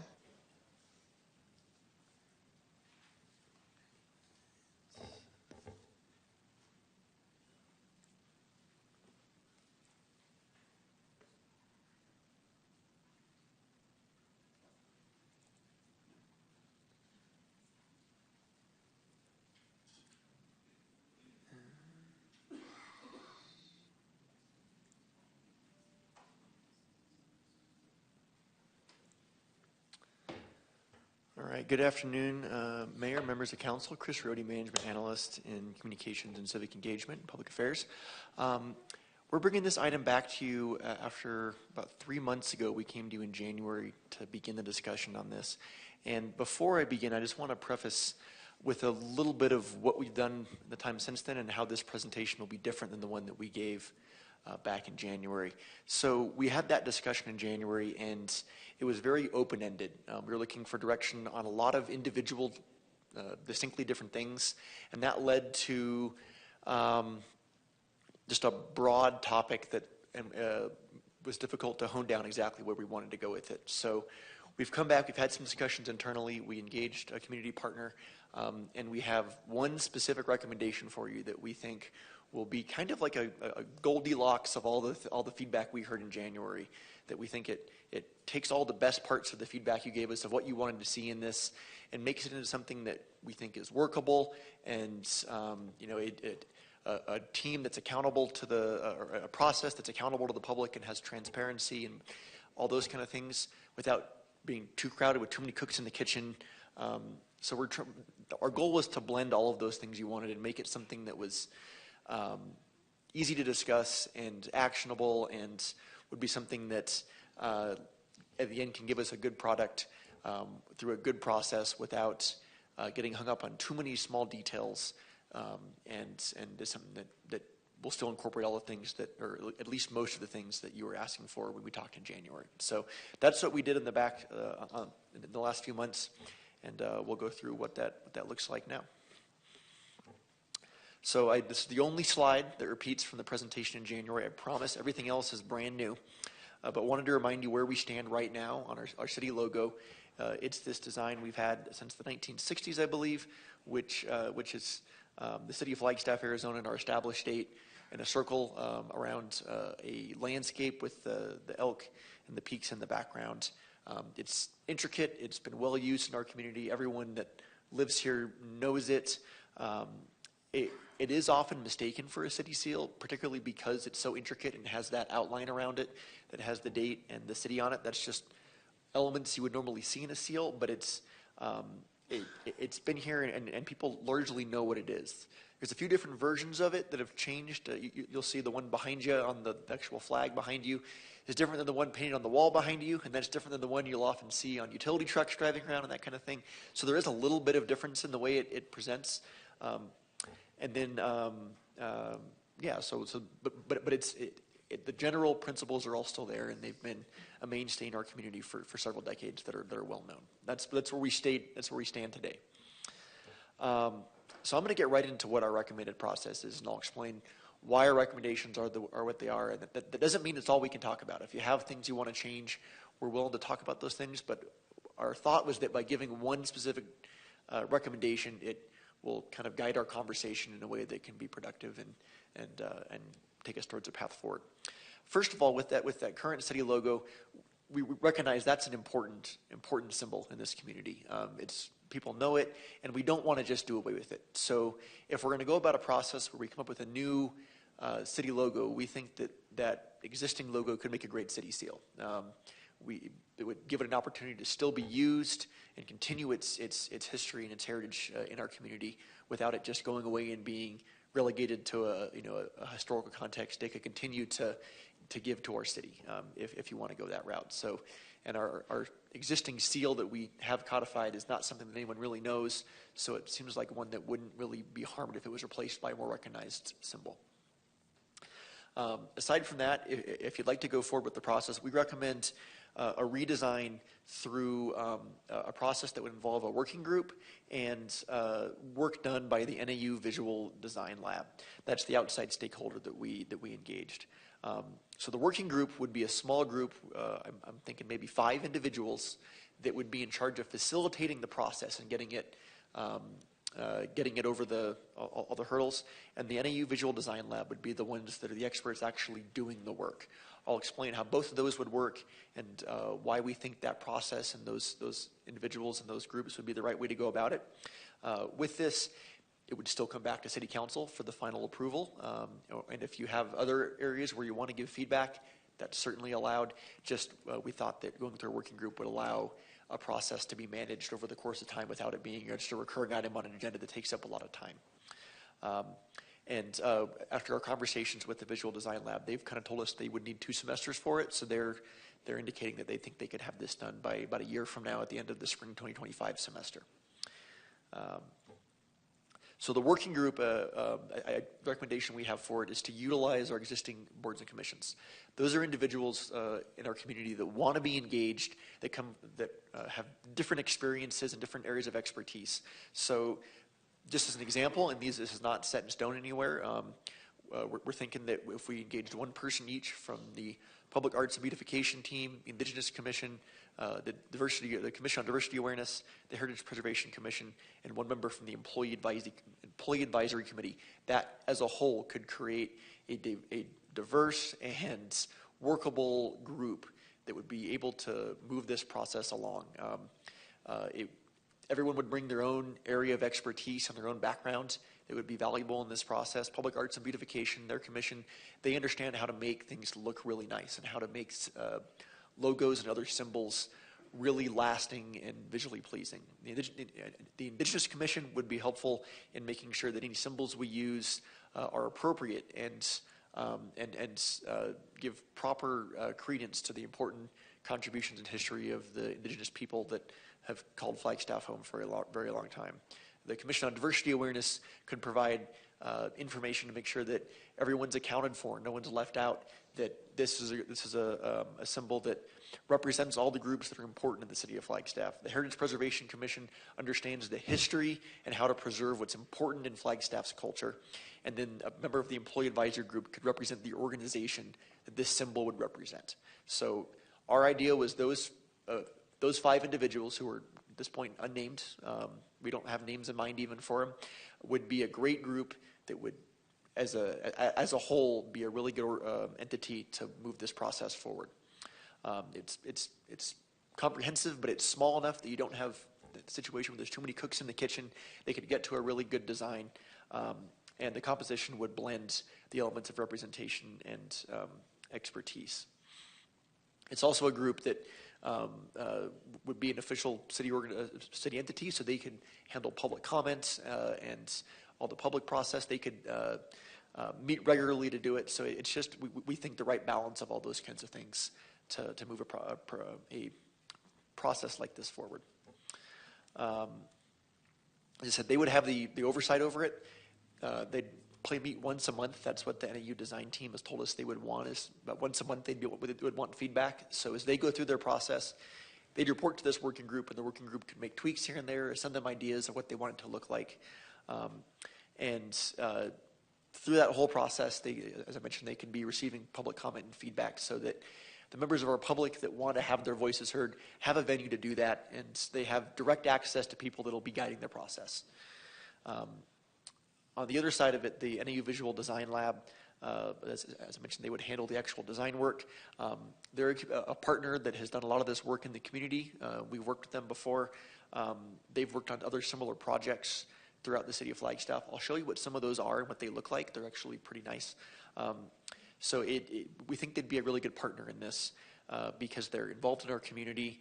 They've done similar things like this, and they've really shown that they're capable of delivering a quality and professional product at the end of it. So we're not worried about their quality of work or saying, oh, just because it's students doing the job, we'll accept a lesser product. They've done some really nice things that I'll show you here in a minute. And the other thing I want to mention as well is that they've offered to do this for free.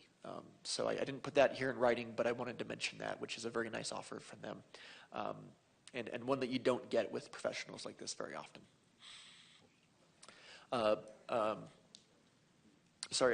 Patricia Murphy is the head of the NAU Visual Design Lab. She's teaching a class right now, so couldn't be here. I'll be taking over the parts that she submitted for this presentation just to give a little insight into what they do. She runs the program, and the students at the university are the ones doing the work with her oversight. They do a lot of focus on community-type work. They've worked with nonprofits and other community programs in the community. They don't do a lot of work for private organizations that are for profit. They really want to be collaborating with the community groups that make our community what it is. They're also their priorities are really aligned with the city in terms of diversity and civic engagement and those kind of things. I'm not going to read the slide verbatim because I know that when I'm receiving a presentation, I hate people do that, but just want to give you an idea what she's talking about with this slide here. That it's involved in the community, and it has the same kinds of motivating priorities that the city does. So we think they'd be a really good partner. As I mentioned, they've worked with a lot of other groups here in Flagstaff. The county, if you've seen the county logo, it's kind of got a Grand Canyon and two color, kind of a teal color and a brown. They worked on that project. The Festival of Science, Flag Shelter Services, Victim Witness Advocacy, Literacy Center, the Coconino County Fair, Camp Colton. They've been all over the place with their designs, and if you've seen any of their logos or their visual identities, you'll know that they're pretty good. They're not ones that look like they were done by non-professional. They really done a pretty good job with most of those things, and they've been around with a lot of groups for a long time. Here's what some of those look like now. One thing I note with this is that there's a variety of design styles here. It's not like sometimes you go to a designer and all of their logos kind of look similar and you can see that they have a tendency. They've done a lot of different things. The Coconino County one, it's got really crisp lines and everything in it. The Puente de Hozo uses vibrant colors and unique angles.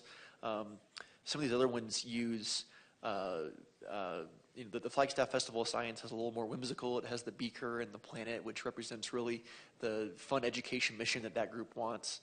And then other ones that are dignified where they need to be, and they give a really good visual identity. So that's some of the work they've done that they wanted to showcase. And finally, Patricia wanted me to convey just how they go about their process. They view that a brand identity and a logo as the verbal expression of everything an organization stands for. It's recognizable in the community, as a symbol of the overall brand. It's utilitarian and consistent, and they can achieve these kind of things by using color and typography and strong symbols that are recognizable in the community. And that's what they would want to do for us as well. If we go through with this project, when it's done, the way we would implement it, we talked about different ways last time this could be implemented.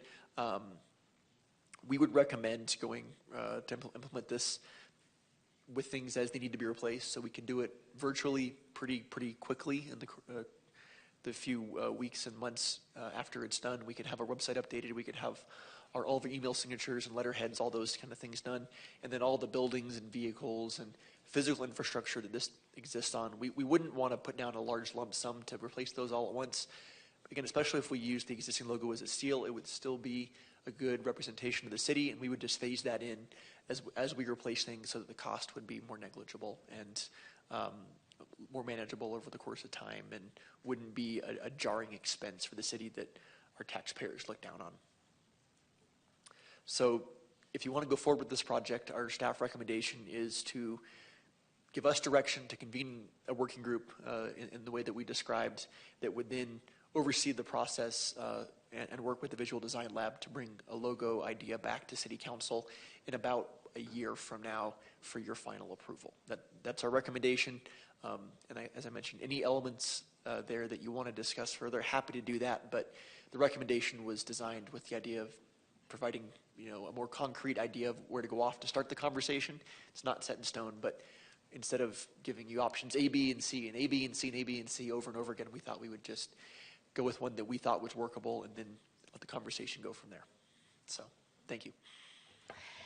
Bravo, taking everything that we talked about at that last meeting and condensing it to this presentation. Nicely done. Good job. Hold on just a second. We've got Councilmember Harris. Chris, thank you. That was amazing. That was exactly what I anticipated us doing, and so you nailed it. I also like the fact that we're partnering with NAU. We've got this amazing university in our community and these amazing students, and just I think about the recommendation letters that could come out of a project like this and other projects, and so that's exactly what we want to do. And some of those young folks may even end up working for the city. And I really like the fact that they do a lot of work for a lot of our nonprofits and not-for-profit organizations. And I think that's exactly what we should be doing. When we can get work of this quality in the city for free, we need to take it. And so this would have cost us a lot of money from somewhere else. And so thank you so much for this. And the only question I had, I missed, when did you say they could start? They would begin their work in the fall semester. We're in the semester right now, and they have their existing projects. So we would probably get all of our stuff situated. If you want to go with a working group like this, we'd convene the working group. They would start to establish a mission and direction over the course of the summer, so that when the fall semester begins, they're ready to hit the ground running, and they could begin that work. And I also I want to thank Heidi Hansen as well behind me. She did a lot of work in this to engage NAU, so I can't take credit for that. She had that connection and really helped to facilitate that as well. Yeah. Thank you, Heidi. Thank you. Councilmember House, and then Vice Mayor. Thank you, Mayor. Thank you, Chris. Thank you, Heidi, so much for getting us to this point. Very excited to see that this is where we are, and I'm fully in support of your recommendations for us. I think we're also hitting this at just the perfect timing with the Route 66 Centennial coming up in 26, with the discussions that we've been able to be part of in terms of the branding and re-envisioning of the identity of the state of Arizona as a whole.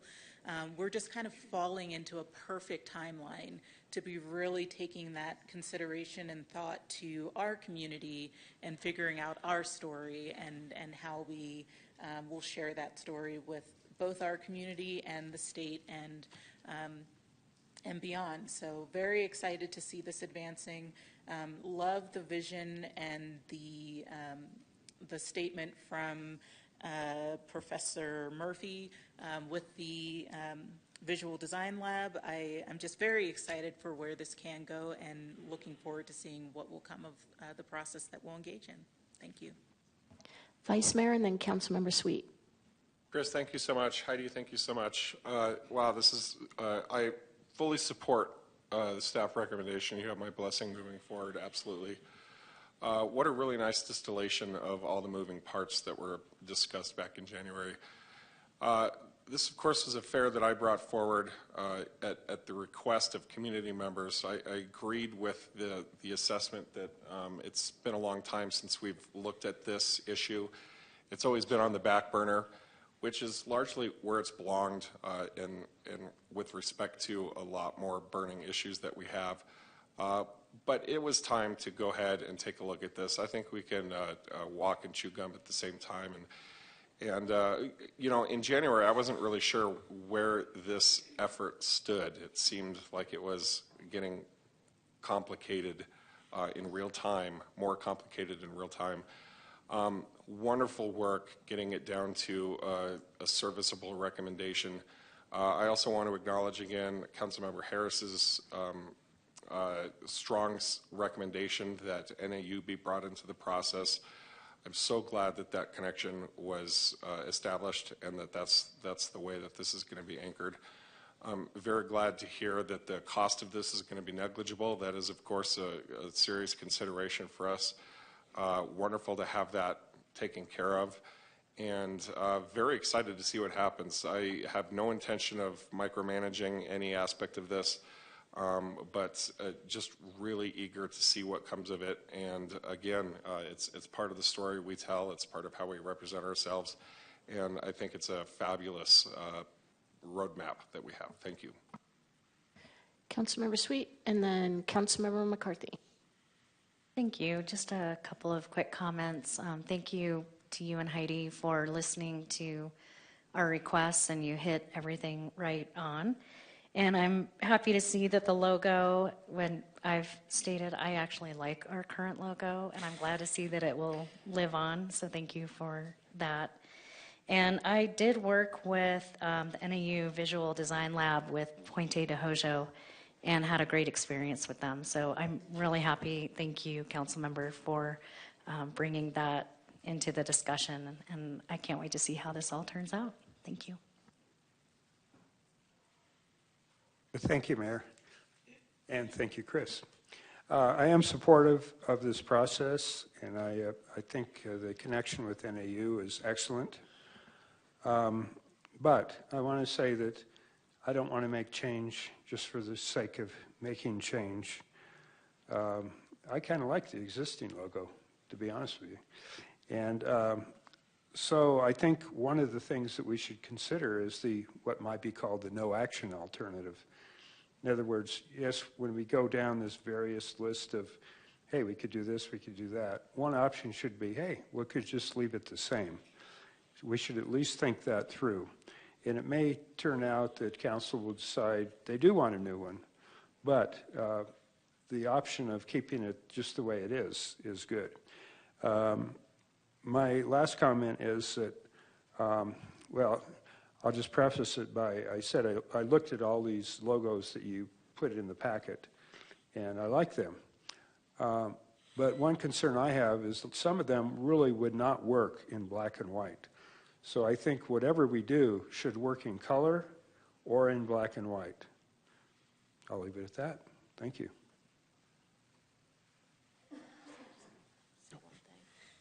Mayor, Councilmember McCarthy, I just wanted to let you know, thank you, Councilmember Harris, for reminding us about NAU and the student organization that puts this together. And they already shared that with us, that they'll make any logo that they do will be compatible for all things. They actually also sometimes provide a user guide so that if we actually give our logo to somebody else to use and we're going to put it on material, we can share how that we need our logo to be represented on that material. So that's pretty exciting. I will also would be remiss if we didn't thank Allie Applin at NAU. She actually helped to coordinate those meetings, and so I really appreciate Allie's help as well. Well, I think that you have your direction. Do you agree? I think I do, and thank you, Council. I think this will be a fun project to work on, so looking forward to it, and hopefully we can bring you back some really good submissions and go through a really good, positive process for our community. Great. Thank you. Yeah, thank you. Okay, now we are down to item number 5, proposed relocation of Arizona Materials.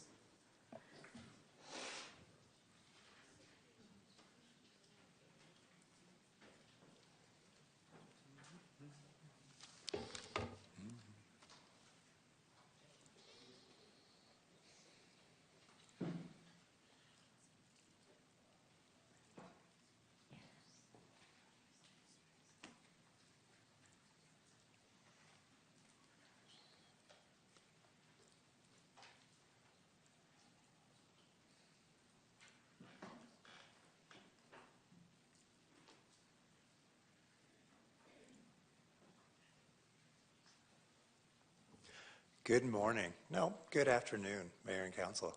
Bryce Doty, I'm the real estate manager. Today I have with me Christine Cameron, the project manager of the Lone Tree Overpass and Rio de Flag Flood Control Project. She's online with us. I've got Dan Folk, the Community Development Director, and Anya Wendell of the Attorney's Office. And today we are presenting to you an option to relocate Arizona Materials from their existing site, which is needed for our capital projects, to an adjacent site, which is currently owned by BNSF. Principals of Arizona Materials are here with us, and they're here to kind of inform you about their business and receive public input about this potential move. And before we get to that, though, I do want to kind of just let you know how we got here and our efforts to date. So here's where we are. We're at the confluence of two of our capital projects, the Rio de Flag Flood Control Project and the Lone Tree Overpass, the intersection of Lone Tree and Butler for the most part.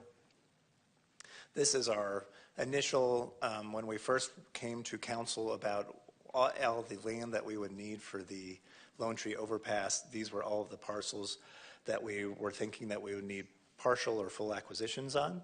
And so Arizona Materials, they were this L201, which we kind of labeled as one of our highest priorities on here. So we knew this was going to be a challenging acquisition. And just to kind of give you a sense of where we are. So this is the aerial of what we're looking at. This is their project site. So the red is the parcel lines, and then the green are the project needs. And I'll show you how that overlaps when you kind of fill that in. So the green is the overlap for the Lone Tree Overpass, and the blue on the north side of it, that's the need for the Rio de Flag project. And when you cover that in, we really take up almost all of this site. And so it became clear at the very beginning is that we're going to need to do a full acquisition of this parcel. And so what we've really done before we kind of talk about those efforts is, to state the obvious, we can't build either of these projects without having all the property that we need for these projects. So this is one of those puzzle pieces that we need to find a solution for so that we can build both of these very important projects for the community. There's additional parties that we still need acquisitions from. One of those main ones is the railroad. We have been down a long acquisition road with Arizona Materials right now, and that we have filed a condemnation proceeding with them a couple of years ago, and we've been continuing to work amicably with them to find a solution here. And part of the assistance that we are providing is relocation assistance according to the Uniform Act, and so that does provide businesses some funding and some services to help them to mitigate the take, essentially. So we've been at this since 2020. Their current site, right now, it's a non-conforming use.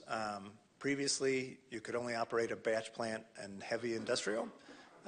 Recently, in 2023, we did a text amendment so that you could operate a batch plant in light industrial zoning, subject to a conditional use permit. So that was one of those ways we're trying to create as much available land to find a place for them to relocate within our community. We came pretty close to negotiating some deals with the old paper plant, which is adjacent to the MRF off of Butler. Those ultimately didn't pan out. The latest efforts that we've been at was that Arizona Materials, they did have an additional site off of Huntington identified and acquired, and so they began the concept plan and the engineering specs to kind of submit a site plan for that. We did receive one. It was approved earlier this year.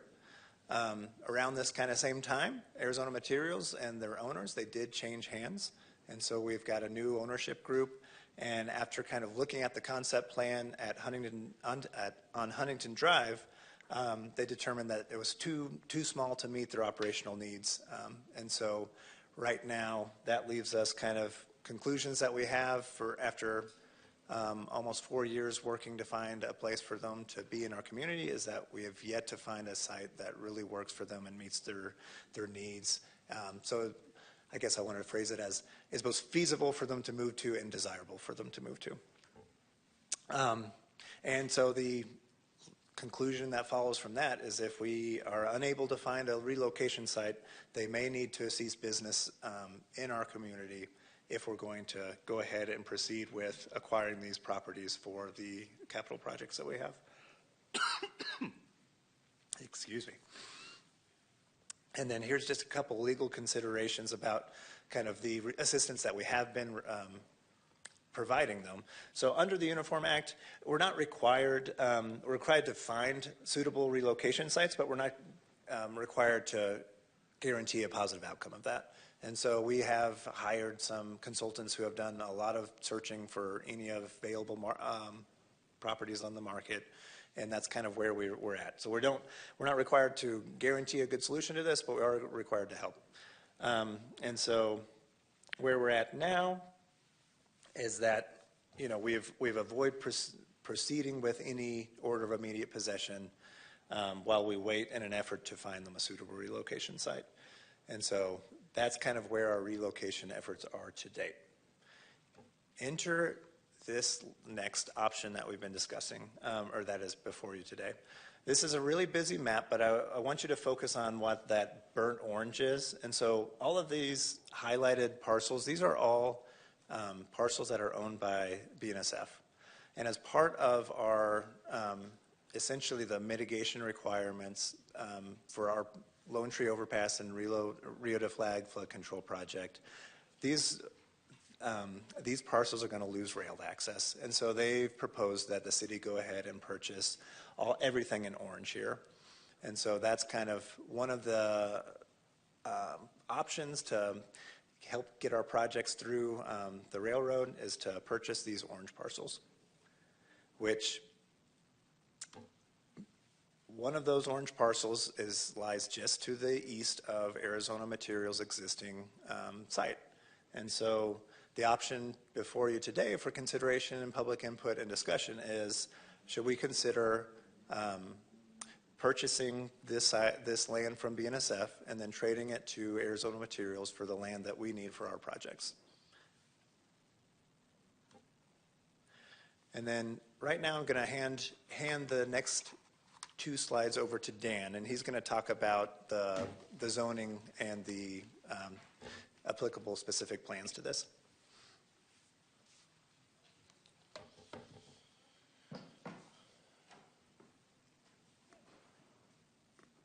Good evening, Mayor, Vice Mayor, Council members. My name is Dan Folk. I'm the Community Development Director. And so like Bryce said, I'm going to give you kind of a little high-level view of the zoning that's in place, what would be required for this use to be located on this parcel that's currently owned by BNSF, and then talk about the south side plan a little bit as well. And so as Bryce mentioned, the property is zoned light industrial. We made an amendment not too long ago to allow a concrete batch plant with a conditional use permit. Conditional use permits are considered permitted uses, but they may have impacts that need to be reviewed. And so as the second bullet says, the purpose of the conditional use permit is to provide a process for reviewing uses and activities that are permitted in an applicable zone, but that require more discretionary review and the possible imposition of conditions to mitigate the effects of the proposed use. So really, when you're looking at a conditional use permit, it's very different from, let's say, a rezoning application, right? You approach it from the idea that it's a permitted use. What are the impacts of the use? Will the impacts be detrimental to the surrounding neighborhood, to the surrounding operations?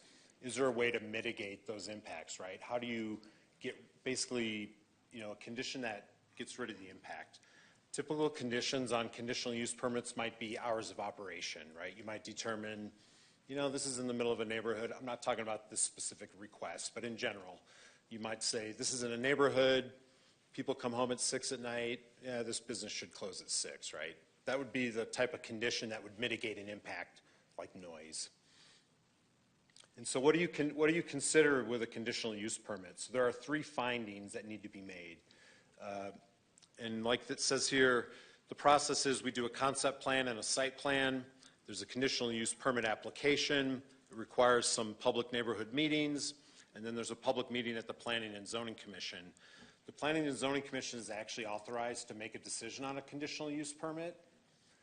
The applicant can appeal that decision, or interested party, I believe, can appeal that decision to the City Council. The City Council can also appeal the decision to themselves. And so we post the result of the Planning and Zoning decision, and then Council has, I believe, 10 days to refer it to yourself. And so in that case, you would then consider the decision, you could endorse it, you could alter it, you could reverse it. But the findings are, again, the first one is that the conditional use is consistent with the objectives of the zoning code and the purpose of the zone in which the site is located. So again, reading the description of the light industrial zone, what's the purpose of the zone? Is it consistent with that? Hopefully the uses within zones are consistent with the description of the zone.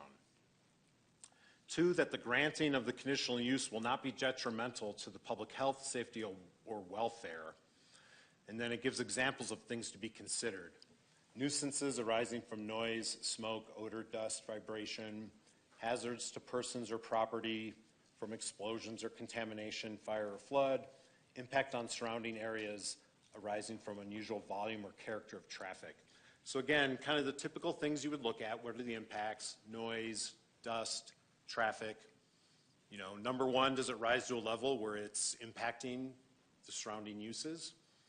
And then the second consideration, if it is, how do we mitigate it? What would be the appropriate condition? And so that's where you really get into the nitty-gritty of a conditional use permit. And then the third finding is that the characteristics of the conditional use as proposed and as it may be conditioned are reasonably compatible with the types of uses in the area. And it gives a lot more examples. So again, the idea is this finding of compatibility. And so the reason I've gone through this is that there's nothing in the conditional use requirements about the regional plan or being consistent with the regional plan. The Southside Neighborhood Plan has been adopted as an extension of the regional plan. And so if you were considering rezoning property at this location, one of the findings is it's consistent with the regional plan. It would have to be consistent with the Southside Neighborhood Plan. But a conditional use permit is different. You don't have to make that finding of consistency with the plan. And so that's why I've taken the time to go into that. So again, it really is about the specific use and if it's appropriate at that location. So what does the Southside Plan say? It's still something we want to take a look at. And so we've got a quote here out of the plan. Consider land exchanges to allow for the continuation of businesses and residences affected by the Lone Tree construction and to create more usable park space for the Southside community. And so what's interesting is there are some concepts in the Southside Plan specific to the Lone Tree overpass, but it's really constrained to the property we need for the overpass. The property that Bryce showed where Arizona Materials wants to locate is not shown in the Southside Plan as one of the conceptual redevelopment sites, okay? So I want you to understand that. You know, we have this concept of the overpass, and the suggestion is we could put public space under the overpass and maybe with some of the remnant land that we have. But it doesn't really consider this parcel that we're talking about tonight.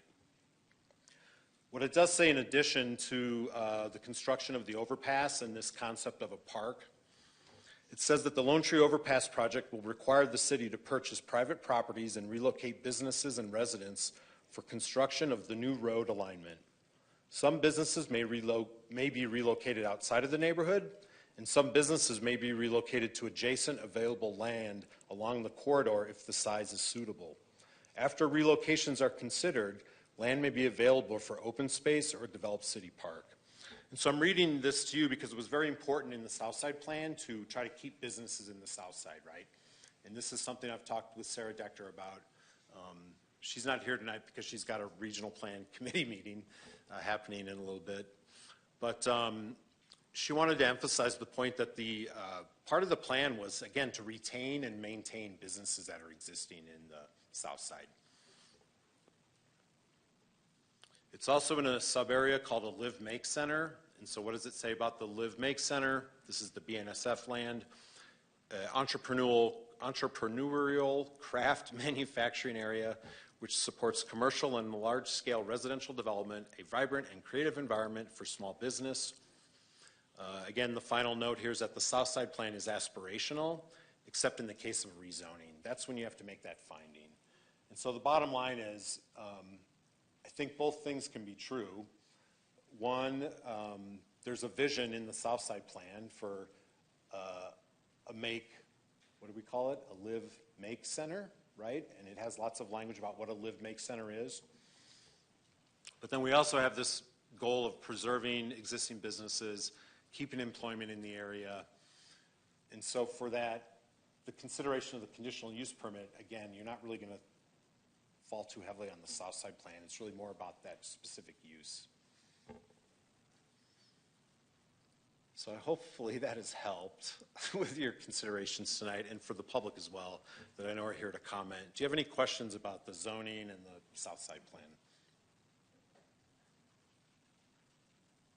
Councilmember Matthews, was your question specifically about the zoning or the CUP?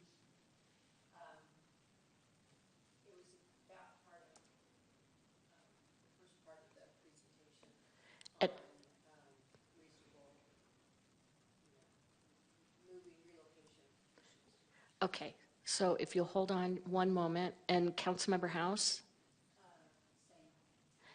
Vice Mayor.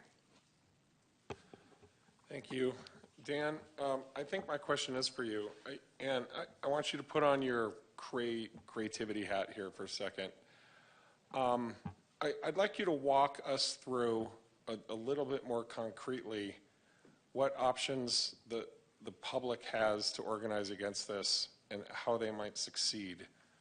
I know we're talking about the conditional use permits versus zoning. But just to let you understand where I'm coming from, one of my concerns in all this is that time is going to be sucked up with a lengthy or protracted back and forth with community groups. And so the public process for a conditional use permit, if we receive an application, obviously that's a public record. The public could review that.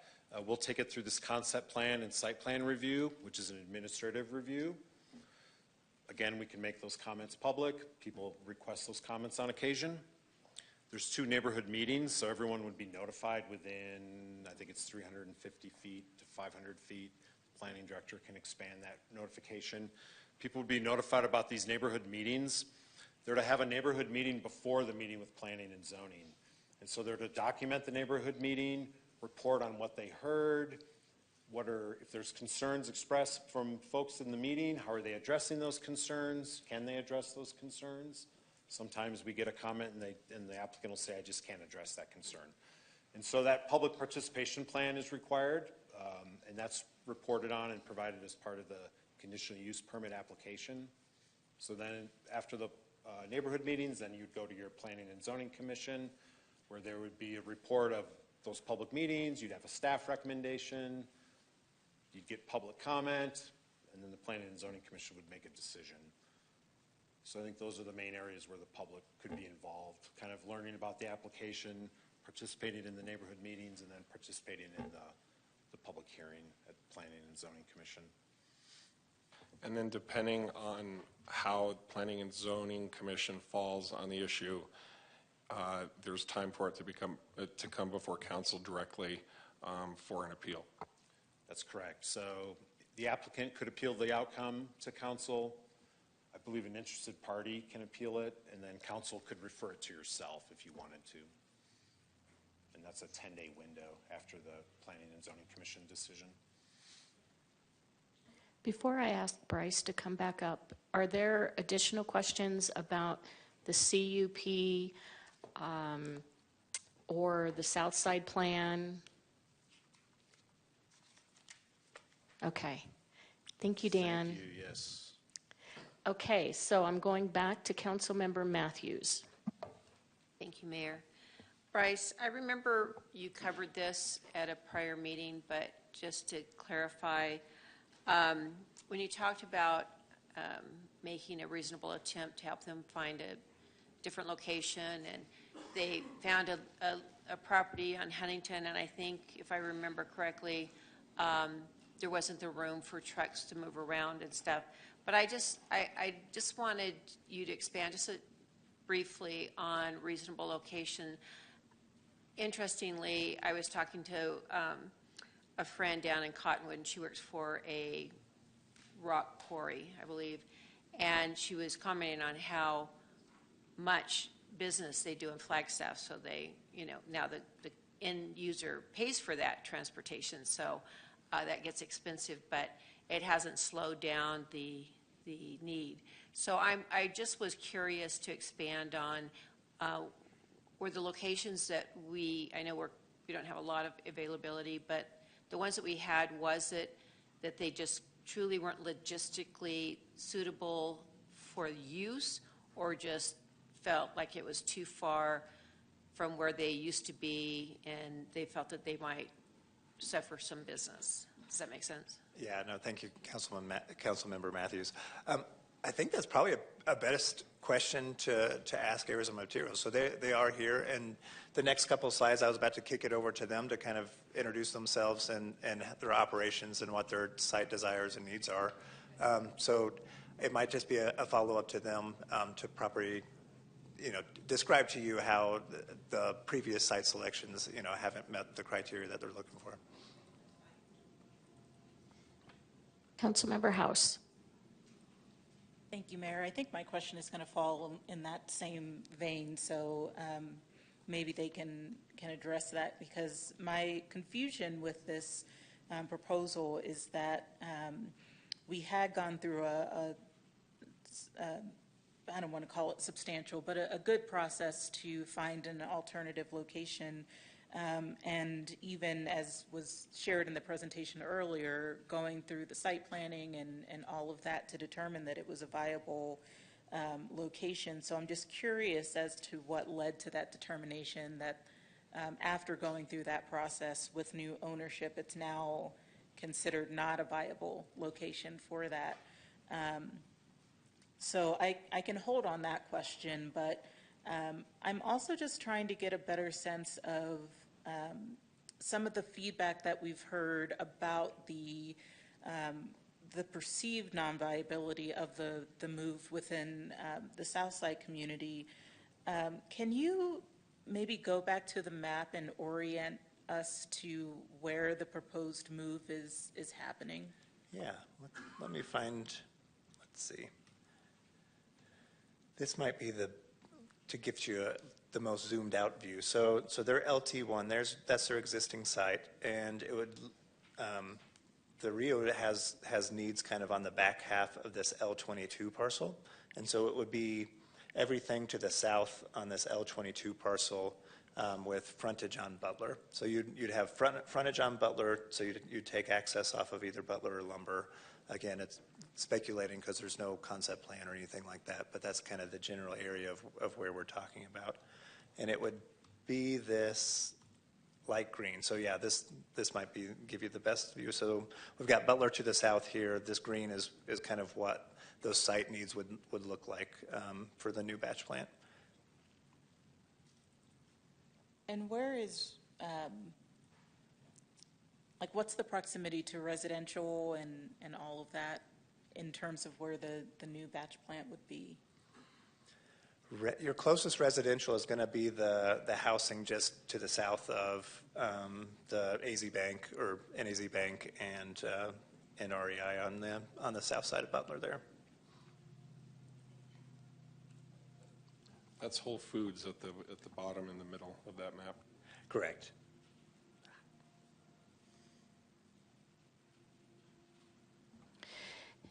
Now, you said something that confused me, or I'm just confused.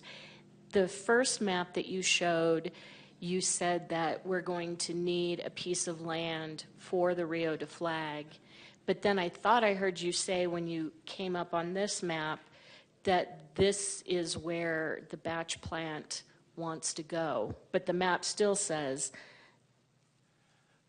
less property needed for the Rio de Flag.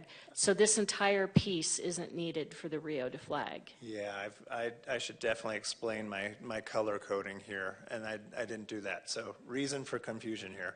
I'll go back to this big one. So this main parcel it's a few different parcels, this L22 that's owned by the railroad. And then coming back to the one that's highlighted in green. So these blue bars here, that's the Rio to Flag channel easement that we need on that property. And so everything to the north of that line is needed for the project, which leaves this kind of balance, kind of this Nebraska kind of shape that would be what's been proposed by the BNSF for the city to purchase.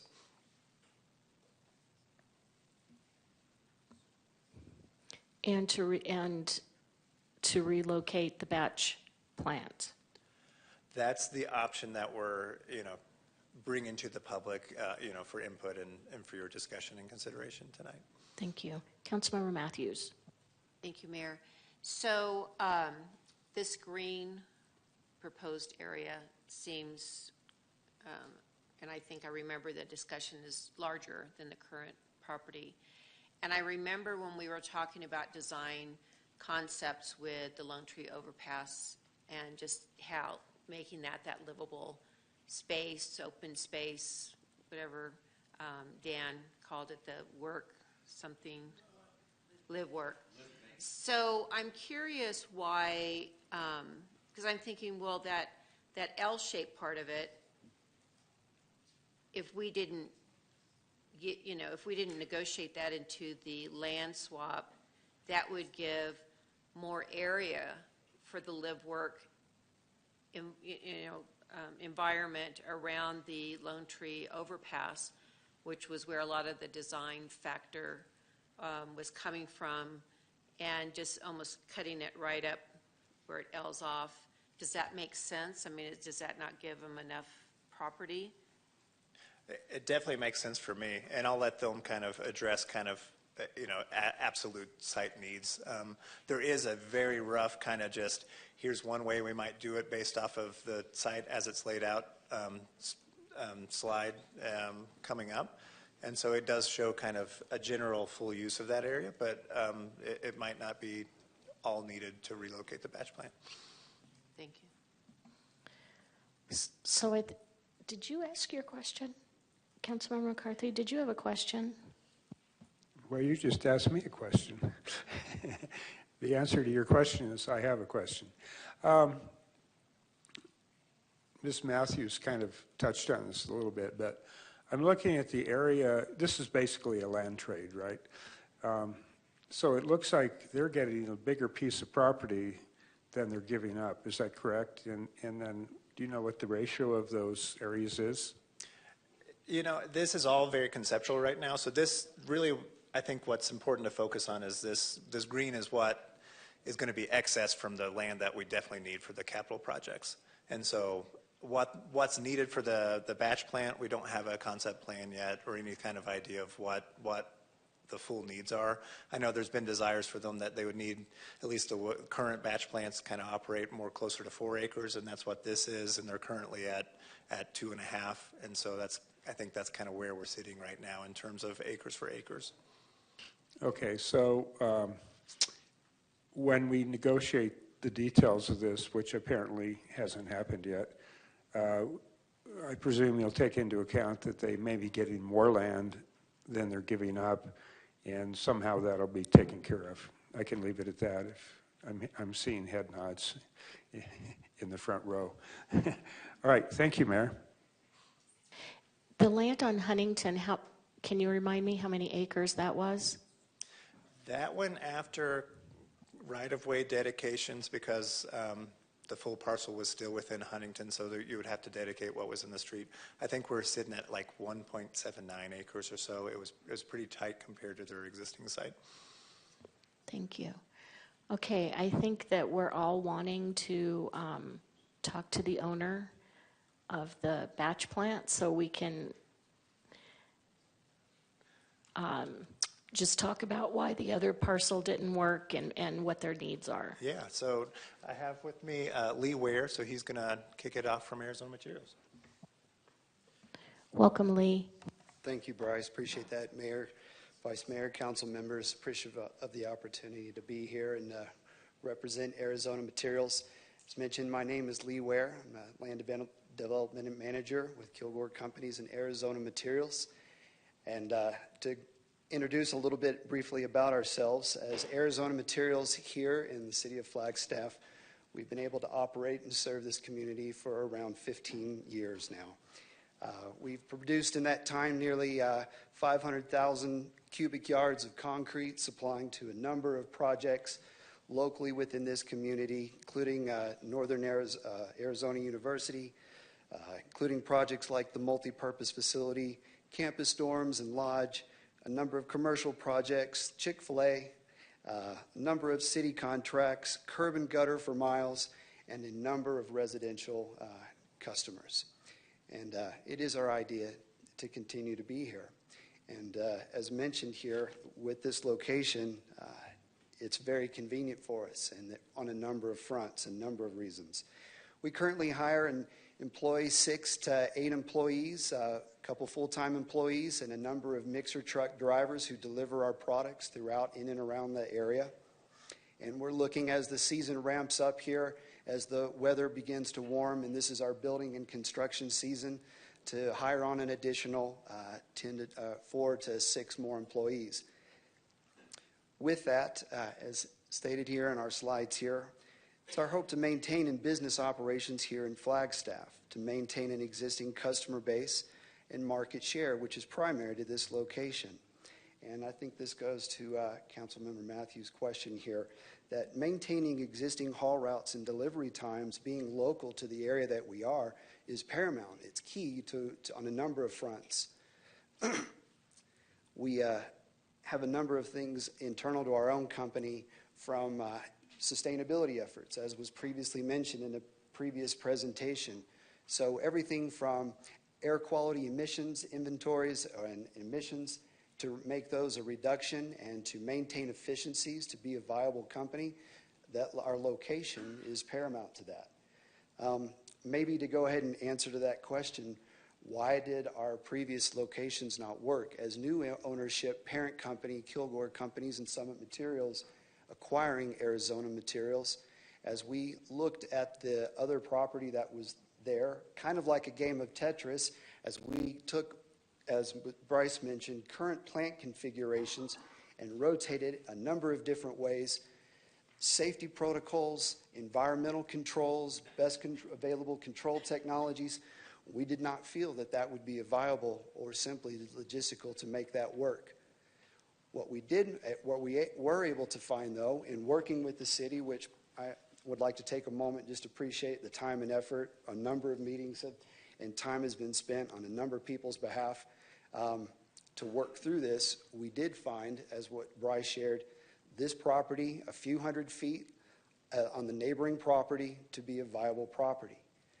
And I'll speak to that here in just a moment. Part of our goal here is to not only just maintain existing haul routes and delivery times and I mentioned as efficiencies, but also competitive pricing. We know, and as also was shared in previous slide, that there's a goal to have competitive pricing to support affordable housing and, of course, lower building costs. And the further that we have to travel, the more that material costs. As to why other properties might not have worked, that too is an inclusion. We enjoy the comfort of being local here to be able to service the majority and base of our customers from the inside out, not the outside in, which requires for more miles and higher building costs. So to be competitive and maintain that efficiency, that's one of the appeal to this particular property as well.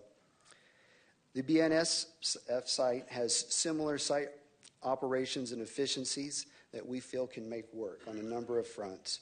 We also feel that it meets a number of environmental compliance needs that we have, both from the Division of Air Quality and the Division of Water Quality, to be able to install a number of, again, I mentioned best available control technologies for air quality controls, to be mindful of emissions, both from our production side and our transportation side, to be mindful of our water quality, both wastewater collection and stormwater collection, and how we use that water, the controls that we weigh out.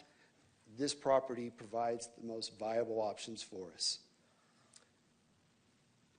The site also meets a number of operational size and configurations that specifically come down to safety, which from our standpoint is absolutely key and paramount to our personnel and our employees, is keeping them safe, ensuring that we have enough property to ensure that as trucks and delivery through our products bringing in materials and outgoing product have enough space and operational room to maneuver around to keep everybody safe and still continue and maintain operations, necessary storage piles, and so forth.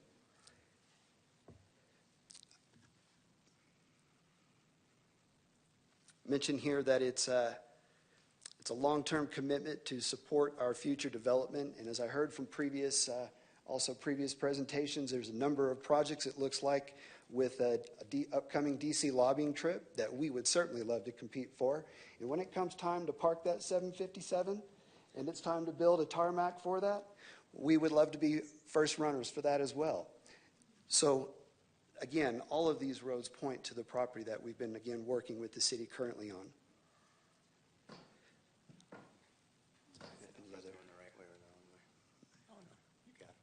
So, there we go. Right now, as mentioned, that what we're prepared to share here is still in preliminary planning stages.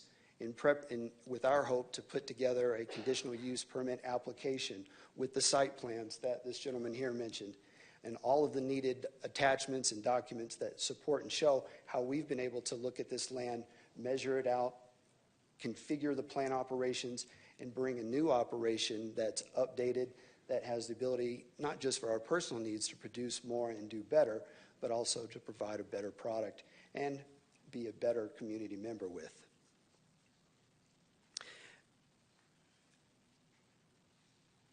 This also, we believe, is going to help, by moving forward with this, will help expedite the construction of the overpass project and working with the city's needs.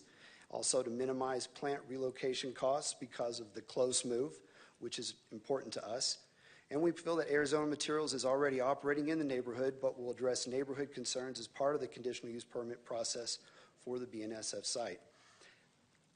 We have this vision of this right here as a conceptual plan. That's our early thoughts for a site plan on this east parcel here that shows the configuration of how we would have our plant, the considerations I made mention of as to how our haul roads and our truck travel routes, the safety, which we again feel is absolutely paramount, and a number of controls, where we store our materials, how we operate our equipment and machinery, where we would store and manage water.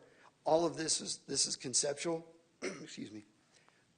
But the hope again is to put that application and package together to provide more detail, as I'm sharing here with you. Do you have anything else, Bryce?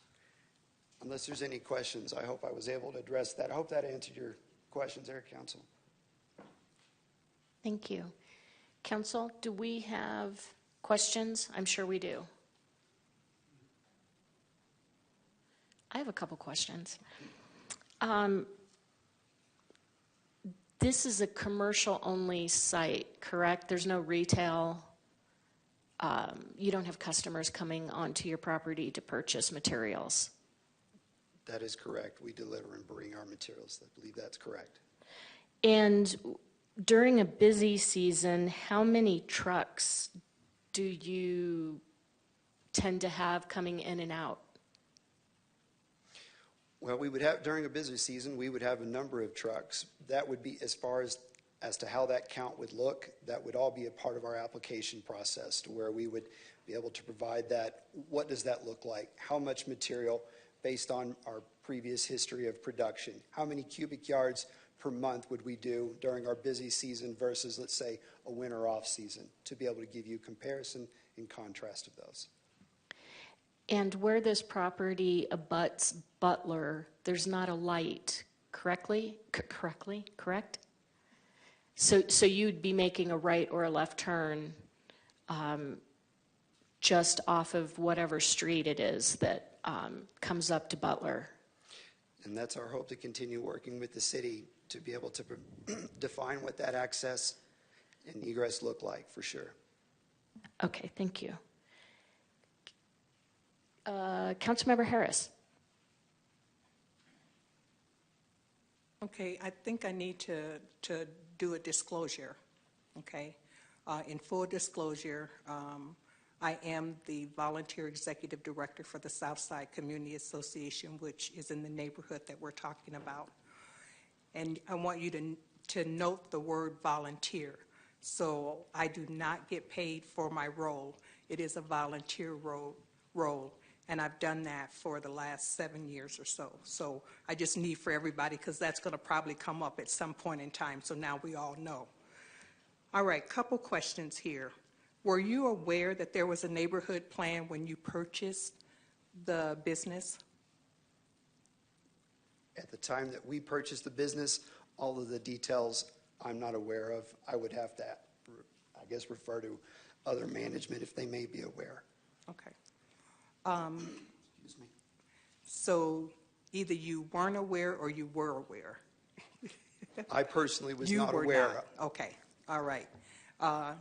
Is somebody else that was part of that purchase, were they aware there was a neighborhood plan? And then let me also ask the second part of that. If you were aware that there was a neighborhood plan, did you consult that plan? Stuart Lamb, Executive Director of Land and Development for Kilgore Companies. Arizona Materials is one of our companies which we own. So the answer to the question, maybe I'll turn that back on you, Ms. Harris, Councilmember. What's the nature of the question? What's the reason behind our not knowing or knowing whether or not there's a plan? Well, I'm concerned that if you bought a business in a neighborhood where there was some development, I mean, you know, the Rio is going in there, and I believe that you should have known that there was some type of plan in place in a neighborhood, but that maybe is a wrong assumption. It's a relevant question. However, we purchased a business that was a non-conforming use in a zone that is a conditional use. So the plan, like he said, is aspirational. What you have on the books today would be more considered a permitted use with conditions. Does that make sense? We did purchase the property fully understanding our entitled rights under the non-conforming status. Okay, all right. Okay. Is the space, and maybe this is a question for Bryce. Bryce, is the space that we're looking at the same size as what they currently sit on now? No, ma'am. Currently sitting on about 2.5 acres, and this is closer to 4 acres. Okay. And so, so really they're getting 2 acres more than what they currently have, correct? Yeah, I'll kick that to them because I know this was Councilmember Matthews asked about kind of site needs, and I'll let them kind of address that. So 2 comments to that. One is in our industry, because of, see, we operate in Breckenridge, Colorado, and Aspen, Colorado, and we do work in Park City, and we own businesses in Sun Valley, Idaho, right? We understand the nature of a beautiful community, right, and an environmentally inclined community, right? So what we protect, that non-conforming right is huge to us, okay? People view our industry in different ways, and so what I'm hoping is that the City Council realizes that through this condemnation process, we're giving up stuff and the city's giving up stuff in this negotiation process. So I hope that we can come to some terms that work for both of us. Now that property is a little bigger, but configure, in our business, operational efficiency is huge, right? I compete with people who make concrete at a certain efficiency rate, and I have to compete with that. So in terms of access in and out, conflicts with loader traffic, Lee referred to safety, all of that is equated to how competitive are we to deliver product to you, right? So that property that we're talking about, the 4 acres, we can make it work with its configuration, the little hammer thing, and it gives us enough space to be safe and efficient and competitive, which we are today, you know. So all we are is asking for the same thing. Okay, thank you. That's going to be it for me. Okay, so Councilmember House, you asked about Huntington.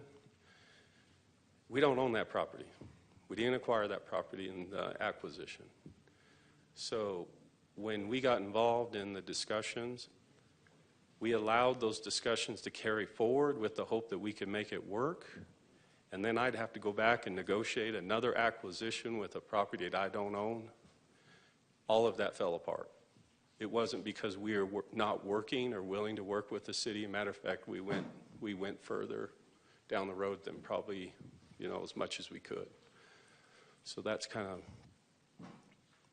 where that kind of fell apart. It wasn't any malicious. It just didn't work, and we don't own it. So. Councilmember Matthews. Thank you, Mayor. And I'm going to ask Councilmember Harris to jump in and correct me if I misstate, but I think what wasn't said is important. And when she was asking about the South Side plan that was adopted by the city, it was understood at that time that that materials plant would, when we did the Lone Tree Overpass, would disappear completely, not move over. Am I correct on that? And so, and that goes back to the Vice Mayor's comment about what about, you know, the citizens if they start pushing back on this. So there is a concern and something that you may or may not have been aware of, that the prior owners, I'm guessing, were aware that when the Lone Tree Overpass, it's been years in the making, was designed, it was integrated in there in the Sunnyside plan and the city, South Side plan, that the city council adopted that as part of our regional plan, and that it was understood that they were going to do away with it. So now this concept of moving it over, that's where kind of the rub is, I think, right now, because it goes against what was agreed upon back then. That's a relevant question. I hear it a lot in multiple states I work in. Stuart, I wish you would go away, but we still need you. Okay, I hear that a lot, especially when we entitle mining operations. Let me ask a question. By a raise of hand, how many on the council actually have interest in a business, who own a business? Council Member Sweet, if somebody came to you and said, I want to take your business, how would that make you feel? I would struggle with it. Yeah, it's a struggle, and we've struggled with it for 4 years. This is not a decision. We're not coming to you having not exhausted the process, right? So we respect the neighborhood planning, the aspirational planning that's going on, but we also recognize that there's land use law that's in place and procedures that are in place. So that's what we purchased. So, Mr. Lamb, yes. is 4 acres what you need? 4 acres is what we would need. I mean, Okay. you saw that plan. It would work. It would allow us to, I think, get through the conditional use process. It allows us to have a little bit of a buffer from the adjoining property owners like you guys were, that a lot of people are concerned about. So. If there are no more questions from council, I'm going to take public comment. Rick Lopez.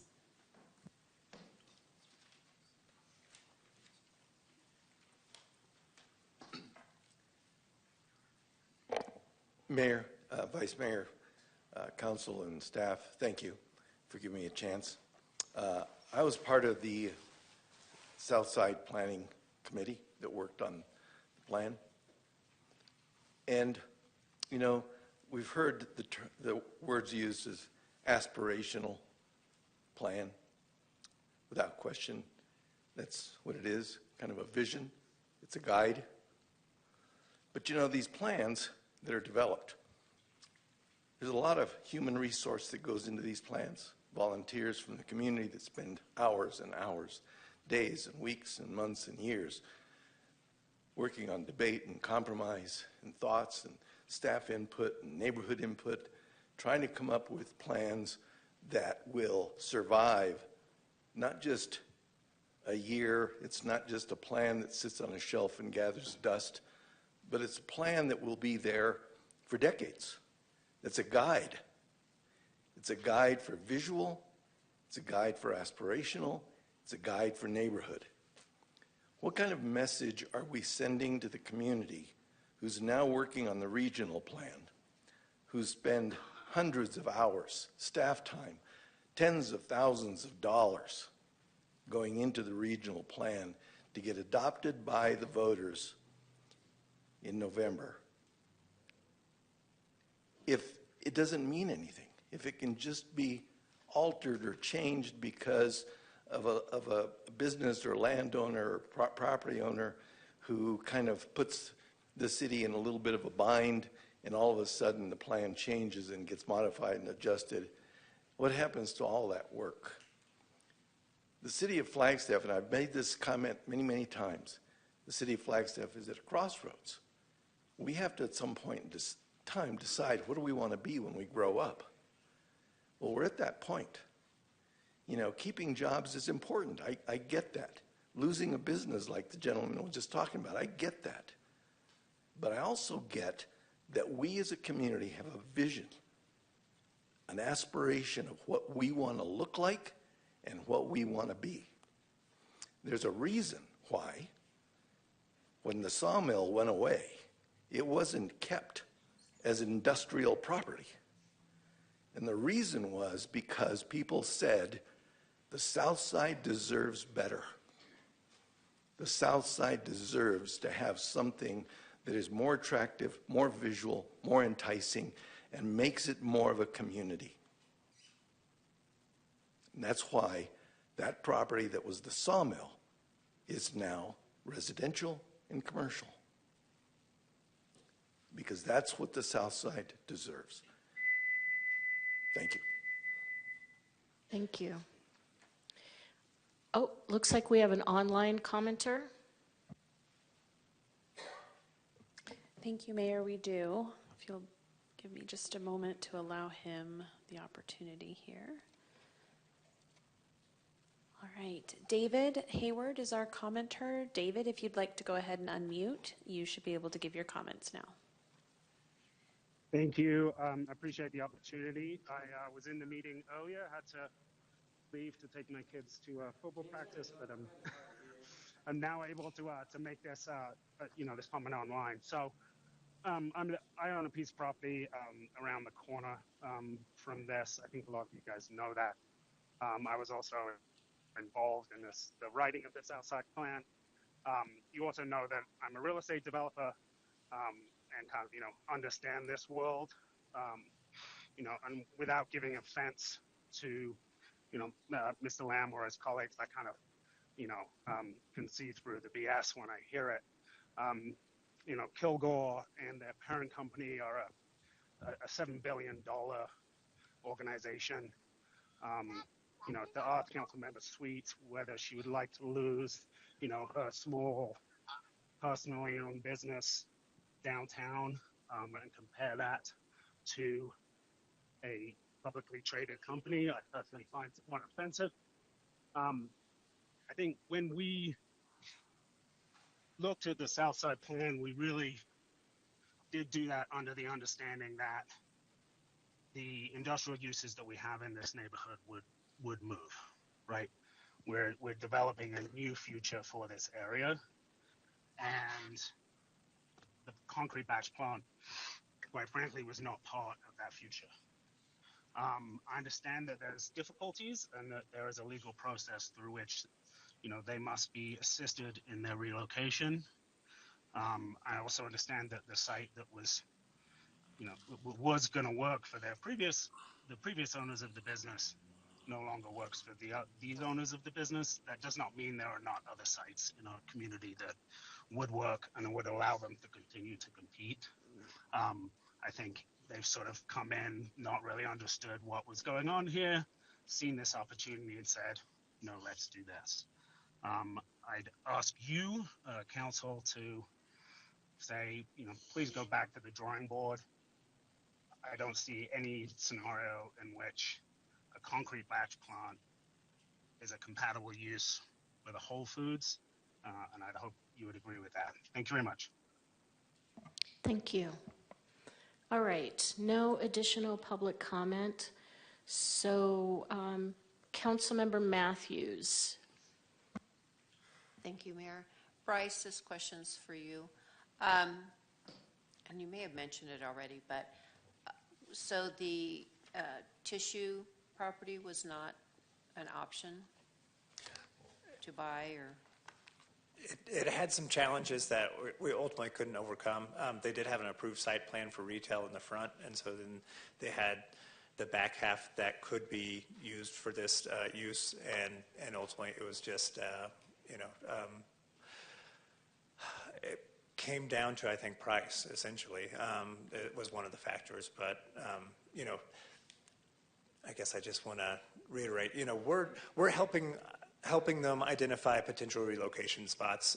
Whether they choose those or not, those are going to be, up between those two parties, essentially. So we're mainly in the position of facilitating that search and helping find them, but not necessarily taking them through the process of why they didn't pass on it or not, or why they passed on it. And I just wanted to make a comment to Mr. Lopez's comment. I hear you on the regional plan. That was a complaint or an observation I've had about our general regional plan, is that it looks nothing like what the voters passed, and we need to start respecting those, visions if we're going to put that much time and effort into it, and keep it somewhat similar to what the voters said that they wanted. So I kind of just adds on to that. So that's all I have right now. All right, Council, if there are no additional questions, are you ready to give some direction to staff? Oh, Anya, yes. Just real quick, just to Jim McCarthy's point earlier, if the city were to buy the BNSF parcel and do a trade for the Arizona Materials parcel, the trade has to be of substantially equal value. So we would work it out, whether it's the same size property or property plus cash. So that, just to address that point. We also have this, ongoing condemnation case, which we're trying to resolve, and reaching an agreement with Arizona Materials will help us to resolve that more quickly. But those are the main points I wanted to get across. I know Mr. Lamb had wanted to address just a couple comments from the public. Yeah, and then. Thank you, Anya. Stuart Lamb again. It's always interesting when one developer attacks another developer. But one of the comments, the argument is relevant if the use wasn't existing in the zone. The comment that this use is incompatible with the neighborhood. It exists there today. The truck traffic exists there today. The noise, and it's there. Now, the hope was that somehow we would just go away. Well, Councilmember Harris, we tried. We tried. Gave it a Boy Scout effort. In 4 years, didn't come up with anything. And the reality is, when you take an existing use in a zone and you put it out somewhere else, then the problem becomes now you're a new use in a zone. So now the issues become bigger. So the argument is it's there.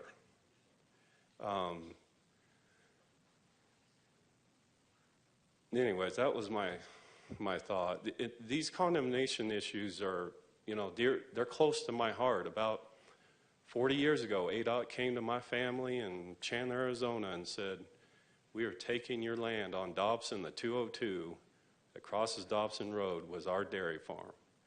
And they took it. And all of a sudden development came in and my family no longer could farm. I was in the middle of the night and all the neighborhoods came out and we couldn't farm because all the land use changed around us. So I'm a big believer in property rights and being able to work with government, but anyways, that's just my personal thing is kind of what I feel, it's based on history here in Arizona. So, thank you. Thank you. Vice Mayor and then Councilmember Harris. Thank you, Madam Mayor. I have two questions. One is for Bryce or Anya. The other one would be for Mr. Lamb. Bryce, since you got up first, I'll go with you. I would like you to put a finer point. Okay, so reason for the question. Rio de Flag project. That is the paramount concern for me, is making sure that the Rio de Flag project is not delayed or endangered in any way whatsoever. Can you help put a finer point on me what that means with this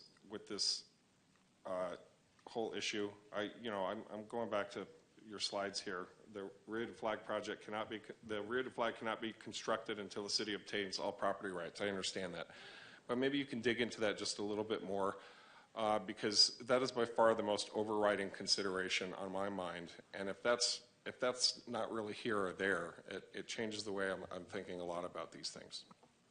No, thank you, Vice Mayor. I'm actually going to defer that one to Christine Cameron because we have discussed this one, and if she's available right now, I think she's best suited to address that. Yeah, thank you, Bryce. So Christine Cameron, Capital Improvements Project Manager. So Vice Mayor, we still have a lot of work to do with BNSF Railway on property acquisition and rail relocation. And we also have the U.S. Army Corps, going through their process for final design. So we have a little bit of breathing room. We don't have, it's hard to have a crystal ball in this environment. You've known of these projects and how they've been developed over the years, and it's slow going. It's a fight. And so I'm not saying that if Arizona Materials were able to move forward tonight, that it would buy us the time that we're looking for. I don't really think it's the magic bullet.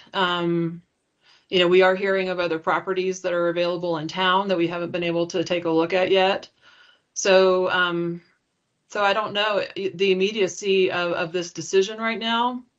I know eventually, yes, we do need to move forward with our capital projects. One thing that we've done is I'm starting the Lone Tree Corridor portion of the Lone Tree Overpass project this summer. So we've shifted to the south, and we're going to build up to the north. So that also buys us a little bit of time and gets us under construction for the full project. And so I don't believe that the Rio is in jeopardy. I still believe the Rio has a ways to go before we break ground in 2025, and maybe that affords us a little bit of time to work through this process.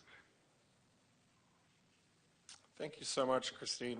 What I didn't hear from you was a very clear indication that the conversation we're having tonight is completely irrelevant to the Rio de Flag success. There's so many moving parts to that, and each one of them needs to fall into place, and we'd like for it to happen in a timely fashion. Mm-hmm. Maybe you can either confirm or calibrate my understanding of that in summary, and then I'll move on.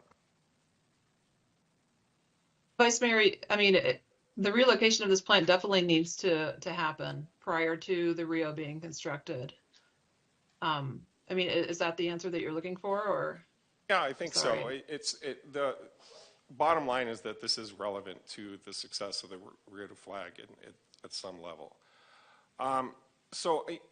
Thank you. I have another question for Mr. Lamb, if I could.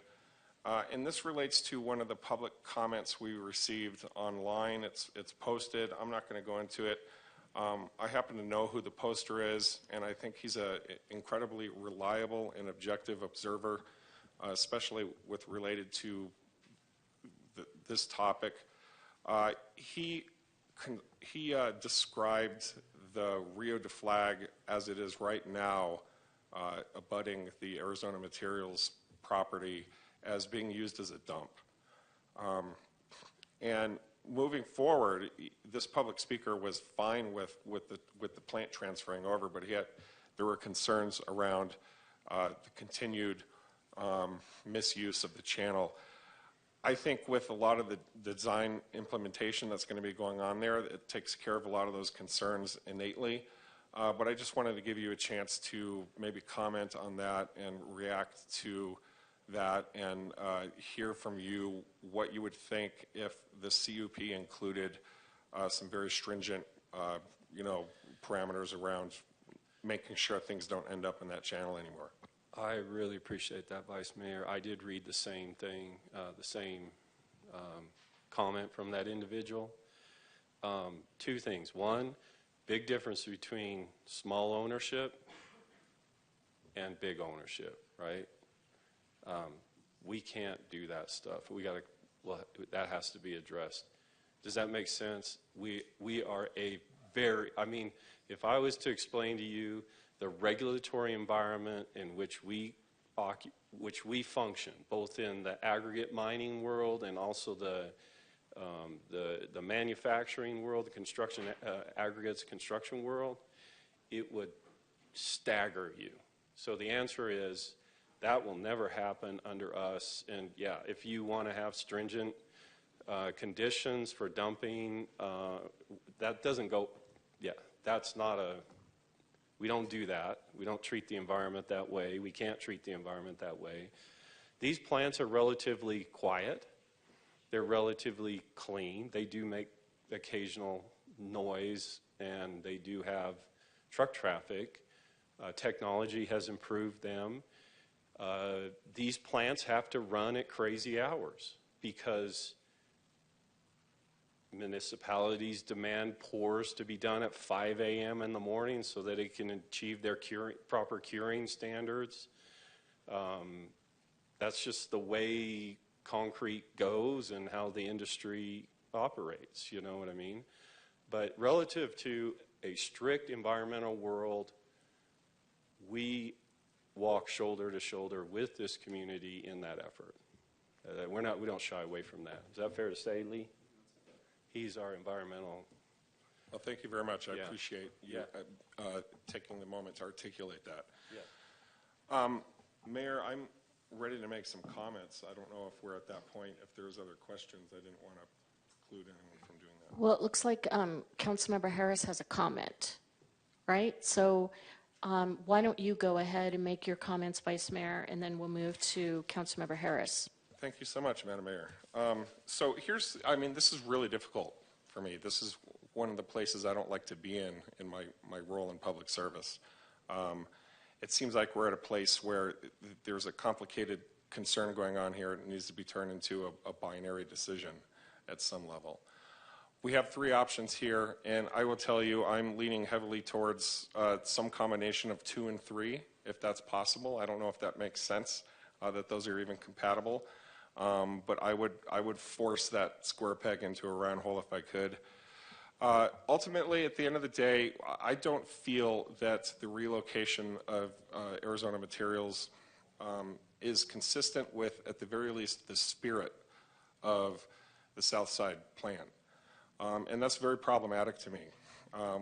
We've heard some conversation this afternoon around how important those plans are, and why do we bother even making them if we're not going to honor them? I happen to have that same exact consideration and articulated it very well during the hospital conversation. And I think it's relevant here too. And in my effort to be consistent around that, I think it's important to be a champion for the spirit of the Southside Plan and the regional plan. The people who put so many hours and so much heart and sweat into developing these plans that voters then approve should understand that there's a consistency and a reliability around the effort they're putting into that. I would love to see Arizona Materials succeed somewhere in town. I appreciate the business that you have and that you do, and the resources and the assets that you bring to our community. And that's why I'm willing to look at efforts to relocate Arizona Materials elsewhere still. It sounds like there might be some rocks we haven't turned over yet. But I'm also, I'm this close to advocating for just an immediate possession for the property, because I think the Rio to Flag project is paramount to all this. I think I'll leave my comments there for now. Thank you. Councilmember Harris. I'm in total agreement with Vice Mayor Aslan. I find it problematic that the company did not bother to look into any plans that were available for that neighborhood or for the city. And then I also find it problematic to be accused of not caring about business when I think all of us here are concerned about our community and about it growing and about businesses being here to support our growth. And I think I'm going to leave it there and just say that I'm in support, or I agree with Council Member Vice Mayor Aslan. Thank you. Councilmember McCarthy. Thank you, Mayor.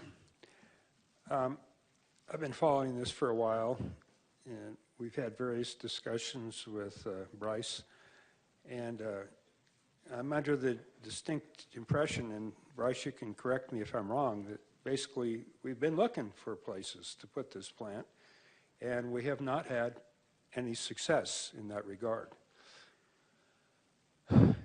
So I don't know if you want to comment to that before I go on.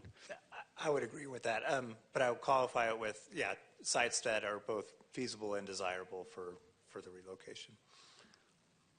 Okay, so where is Jim McCarthy on this?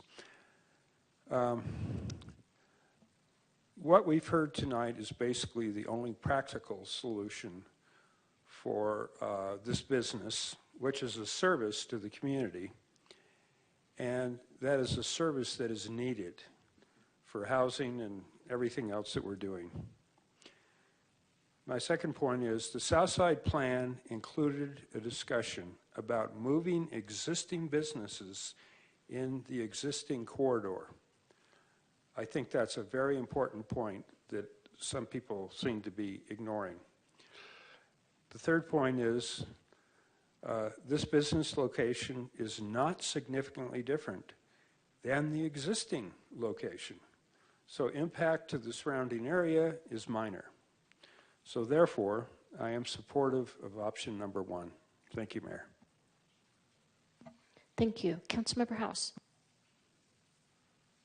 Thank you, Mayor. This certainly is not an easy conversation, and I think one thing that I would call to mind is the difficulty that we face sitting in these seats of having these conversations in which we're considering not only the implications to businesses within our community, but also the consideration to the broader community as a whole, and having to look at those two conversations in tandem and holistically. So in short, my leaning is towards option 2 of continuing efforts to relocate the business elsewhere because of that desire to accomplish both. to work with a business that is valued within the community, that contributes greatly to many of the needs, as Councilmember McCarthy just pointed out, but also to consider the bigger picture of the community needs and the neighborhood that is being centered in this conversation. I would like to, and I think that the city has done immeasurably beyond what is required, or I'll just leave it there, what's beyond what's required in seeking to avoid option 3. And I don't want to undervalue or underemphasize those efforts on the part of various members of city staff to try and accomplish that without having to shutter, again, a valued business. However, I think this is a conversation about partnership. It's a conversation that goes along very much with a lot of the other topics that we've heard tonight in terms of the question of who we are and who we want to be going into the future as a community. And I think this is a call on us to work in that collaborative spirit to try and find another location that is able to support that vision going forward. So in terms of direction, I, again, am a proponent for option 2, and I'll leave it there. Thank you. Thank you. Councilmember Sweet. Thank you. This has been a really good conversation, and I'm glad that Arizona Materials was here tonight. It is hard for me because I am a small business owner, and I understand the dilemma, but I also am going to go with option 2. I believe we can do this. I think we can all work together to figure out a location, and that will probably entail all of us giving up something that we want. But I think we can do it. Thank you to staff for working hard on this. I do not want to see option 3 happen. And I think that if we keep working with this and keep doing the give and take, we can certainly find a place. Thank you. Councilmember Matthews. Thank you, Mayor. This is a really hard one for me. There's a lot of things to consider. Getting Lone Tree done is important. I'm not intimately knowledgeable on the South Side plan, but I honor that we adopted it, and I don't want to, we work very hard to make sure that we are looking at equitable decisions, and that I don't want the South Side neighborhood to, feel at all like, well, let's just leave the plant there because it's South Side, right? We were working really hard to change some of the landscape there to beautify it more. So I'm swaying towards 2, but this can't go on for very long because it is holding up our overpass. And so my thoughts is continue looking for relocation for the business. It is very necessary for cost of housing, cost of building. I mean, all those are very valid and important things to consider. But I think there has to be a end date if we're not successful by X. And maybe, Bryce, you can come back and say, to keep everything else moving forward, we really have to have a resolution by July or September, December, whatever that is. So that would be my recommendation is to 2, but with a stop date. Thank you. So you are a valued business in Flagstaff, and I hope in this conversation that nothing counter to that has been communicated to you. You are valued, and we are happy to have you here. That said, number 2, I support number 2, and I would support a temporary use of the land to the east just so that the overpass and the Rio de Flag can keep on track and stay on schedule. And whatever that looks like in terms of vacating the current spot so that plans don't get slowed down. I mean, we've expressed it over and over again that the Rio de Flag and the overpass we don't want to see any additional delays. So do you feel like you have clear enough direction? Absolutely. I appreciate everyone's time. I did want to introduce Mike Sullivan. He has been their relocation consultant also. I know he wanted to try to get some words in. I don't know if it's still appropriate here, but I'll let you go. Sure. Sure. Good afternoon, Mayor, Vice Mayor, council members. My name is Mike Sullivan. I am a relocation eminent domain consultant, and I have been involved in this project since day one, when Arizona Materials still owned the property. And I would like to give you a little historical background on this project to help maybe clarify some things that were said earlier in this meeting. One is that we started working on this in 2020. We were trying to find a relocation replacement location. However, at that time, everything had to be located in heavy industrial, concrete batch plant.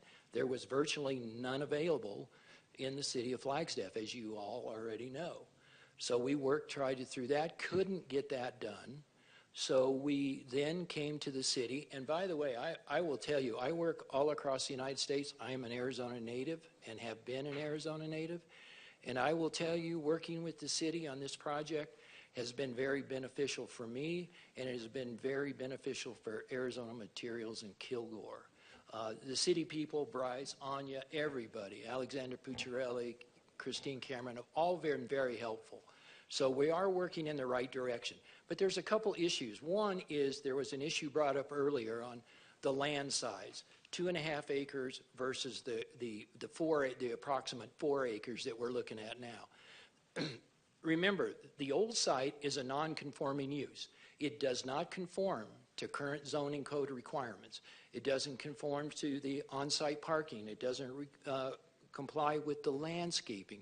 It doesn't comply with on-site storm retention. It doesn't comply with any of those things. So the site that we get has to be bigger in order to accommodate all those code requirements. Otherwise, we could stay where we are and continue to operate on that 2.5 acres forever as a non-conforming use. So that's the one thing. That's why the difference in size, number one.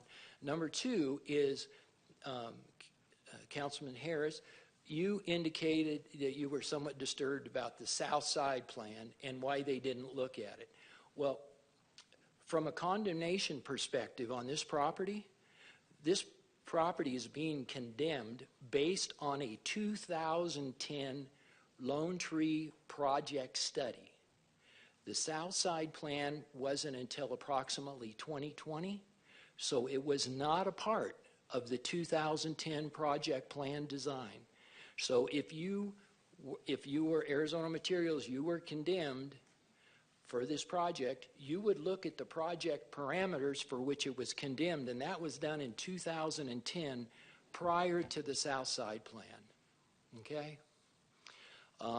We have looked at many places. I worked on the Huntington Road property with the city. Everything was going well, but with, again, zoning code requirements, dedications, it just got too small, it wouldn't work. So that's where we're at here. And I will say, in terms of holding up the project that the Vice Mayor had indicated, is we are trying to work as expeditiously as possible here. But understand, and we really want to work with the city, we want to get this accomplished, but understand, BNSF Railroad property has not been acquired.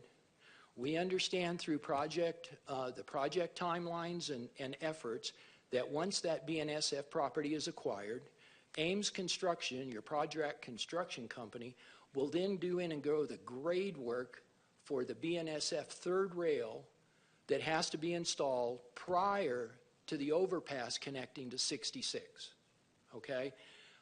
That right now, even if you were to go to BNSF and if you had the property tomorrow, you're looking at 2 to 3 years before that's going to happen. I hope, and I'm being realistic here in terms of our conversations with the Ames Construction and other people. So Ames Construction was supposed to do the grading for the third rail. BNSF has to put the third rail in and lower the grade before the overpass can connect to 66. So we're looking at 2 to 3 years at the quickest right now, okay? What else was I going to say here?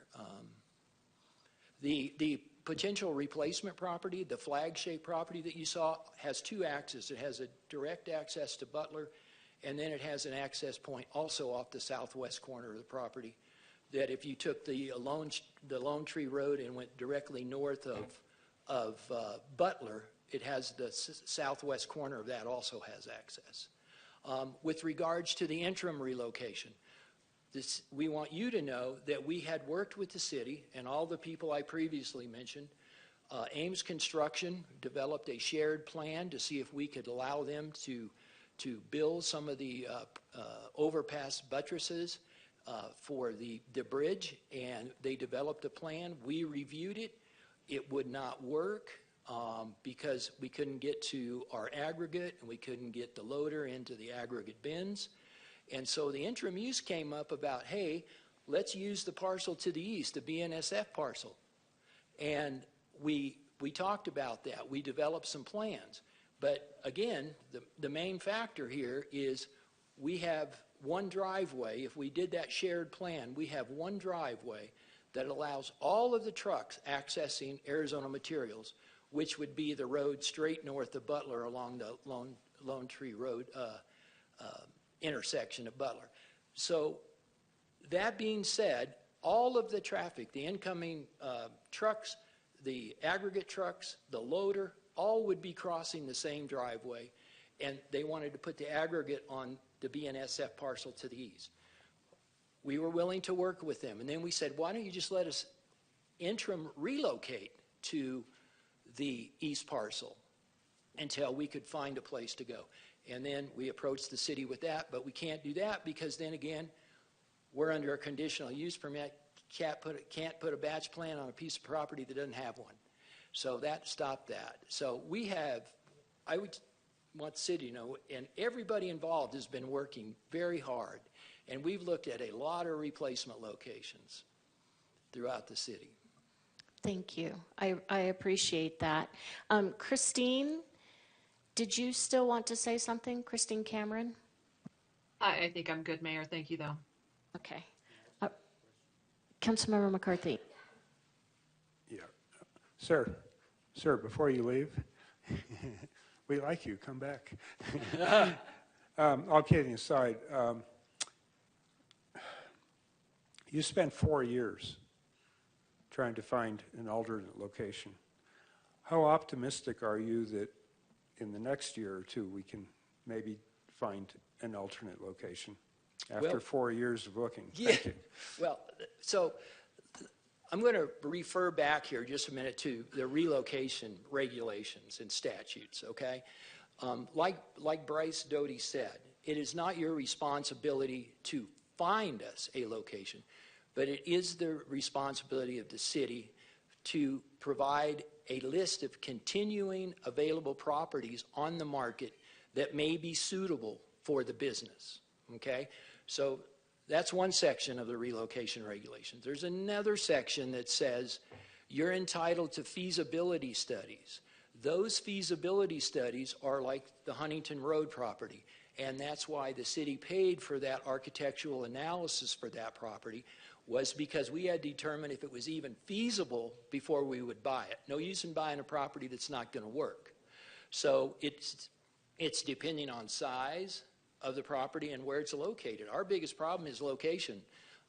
And I think it was pretty clear at the meeting here tonight, nobody wants a batch plant next to them. Well, so you're not answering my question. I'm just asking for your gut reaction. Are you optimistic that we might be able to find a place? We've already given staff direction, so I think let's wrap this up. And we're going to take a 20-minute break, and we'll come back to item number 6. Okay, I yield. Thank you. Thank you.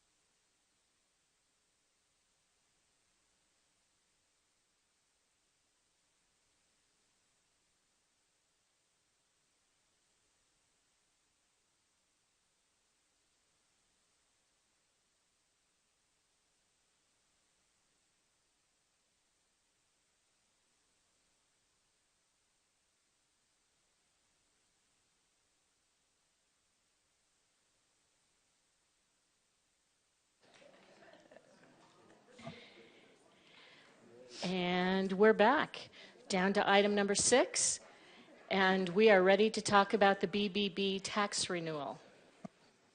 Good evening, Mayor, Vice Mayor, Council members. Heidi Hansen, Economic Vitality Director. I'm here with several others to discuss the upcoming bed, board, and booze, or sometimes referred to beverage, tax renewal, and some recommended code changes. You will also be hearing today from Rebecca Sayers, our Pros Director, Trace Ward, our Discover Flagstaff Director, and Dave McIntyre, our Community Investment Director. But before I begin, I want to recognize our BBB committee. We've had a group that's been working together. Rick Tatter, Jennifer Schauber, Sarah Langley, Samantha Victors, Amy Hagan, Ralph Schmidt, Jana Weldon, and Stacy Salzberg have all had a hand in getting us to this point, and will continue to shepherd this program as we go along. So here's the agenda for today. We're going to be giving a brief history of the BBB, a renewal timeline, talk about our information campaign, show you some elements of that, and then we're going to end with a little bit of the BBB tax code recommended changes.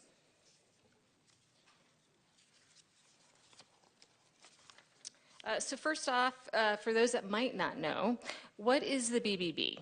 It is a 2% tax paid at every hotel, motel, campground, short-term rental, restaurant, and bar.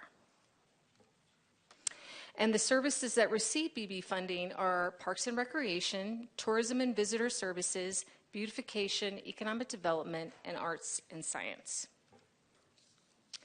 So here you see the BBB code change renewal timeline. It's important to remind everybody that we've already had prior conversations with you at the January 2023 retreat, followed up by the February 2024 retreat, where you had all agreed unanimously to put this renewal on the 2024 November ballot.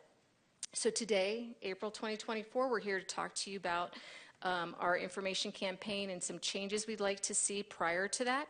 Then we're going to come back to you in May for an ordinance first read, and then in June for a second read on the ordinance, and that will follow your call to elect, or call for the election, which this will be included on, and then of course it takes us to the November 2024 ballot. I wanted to share a little bit about the campaign that we've been working on. Of course, it's an informational campaign. The committee is meant for over a year. It's really been over a year, to go over the elements that need to be shared so that the voters can make the most informed decision possible. Please note that some of what I will share with you is still being tweaked, and we are interested in hearing from all of you today, but we will also be sharing an overall concept here, just kind of a roadmap, so we didn't come here and say, help us figure this out from the beginning. We want you to know we've been doing a lot of work. So first at the top left-hand corner of the slide, you will see that there is an icon. And that lets the readers know that there are going to be several informative ads in this series. The reason why we feel that's important is because if you've seen something like, let's say you saw the ad number 1, and then all of a sudden you see ad number 8, it lets you know that there's more things to learn about the BBB renewal and why it's important. On the Did You Know area, we're letting the reader understand how the BBB is collected. Here you see the statement about how some of the things we care about are funded with the BBB. I have had comments since we've decided on this that say that maybe we need to add words like paid by customers, and to also consider adding the word important. Therefore, we will continue to look at revisions and let you know what the final is. Moving on with the other elements, you see at the lower left side that each will have a QR code. This code will help a reader go to a website that has been established so that they can get more detailed information. And if you're curious, the website is active right now. It's bbrenewalflagstaff.com. It's live. And then finally, to the right of the slide is what we call the guts of the ad. There are several elements that I just want to go over really quickly with you. First, you see a sentence that tells the reader what specifically is being paid for by the BBB, along with pictures to stop and get their attention. So feedback that we received from many was to not just merely share that we take care of maintenance or the building of playgrounds, but to point out the actual names of those playgrounds, because it will resonate with somebody that might, for instance, take their children to Fox Glen, and they understand that Fox Glen just doesn't happen, that there's people out there that actually have to go out there and maintain it and get new equipment and things like that, and what pays for it? BBB. We're also going to share that the visitors pay the larger portion of the BBB tax. NAU is sourced showing that visitors pay 68% of it.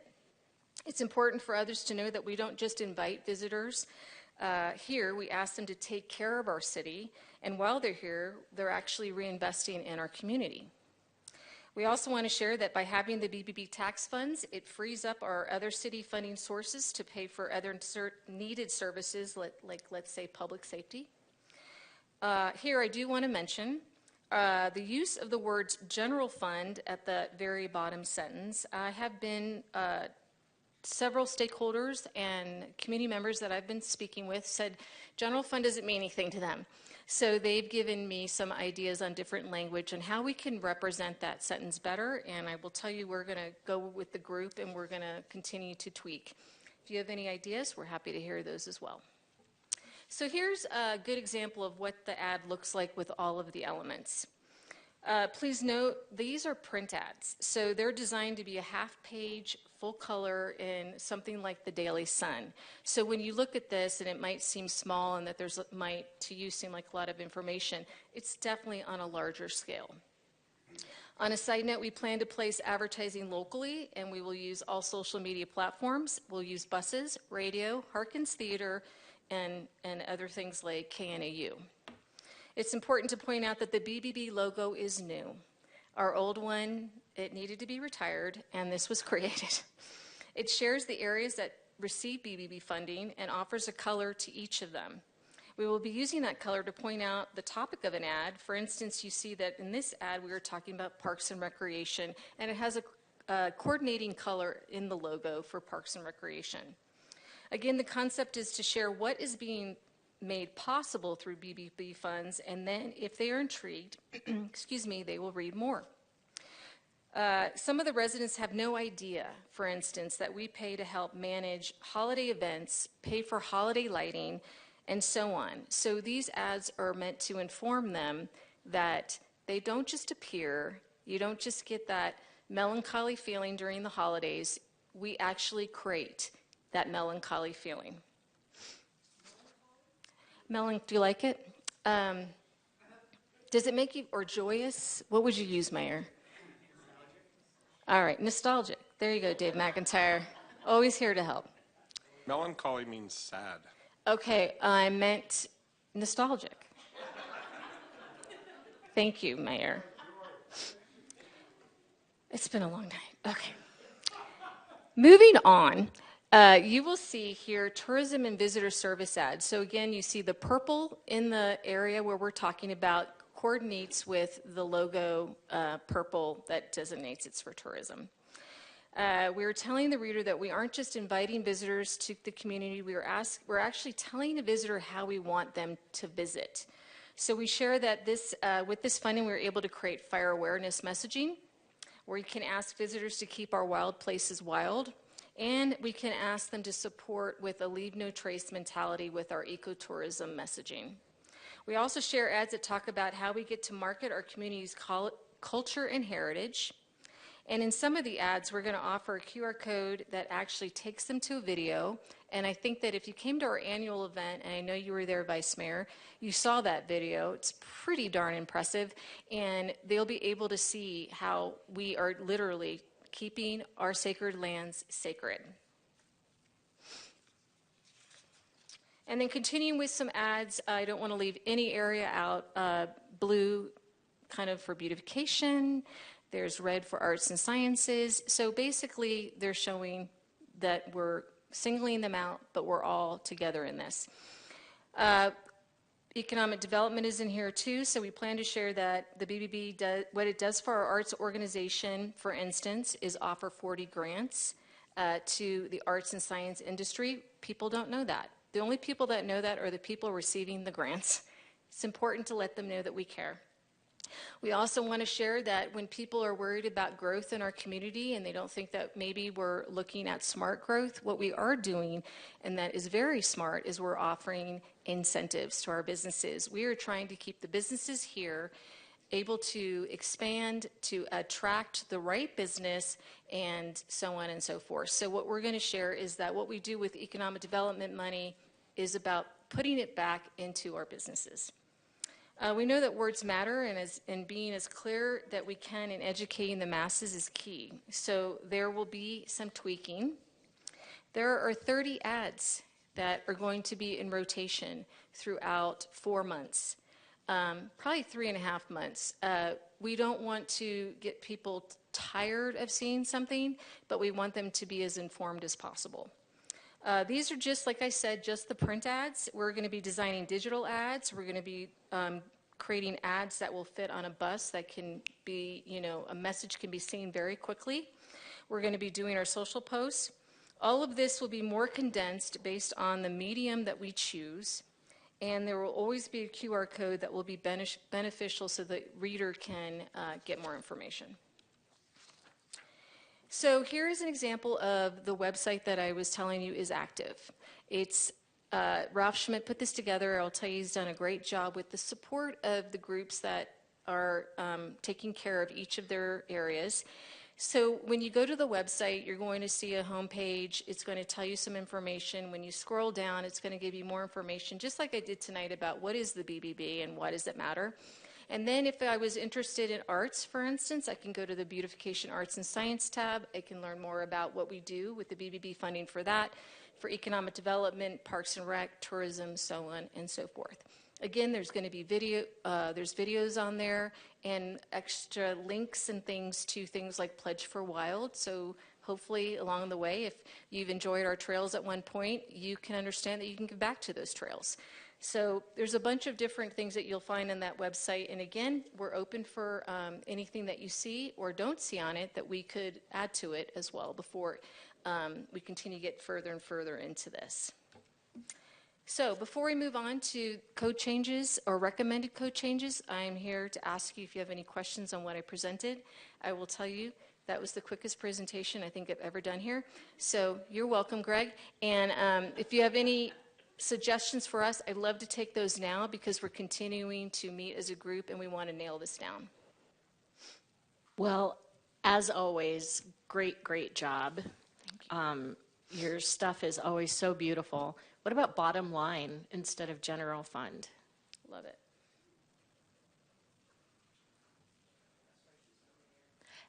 And did anyone else, when Heidi said hotel, motel, did anyone else in their head go Holiday Inn? Yeah.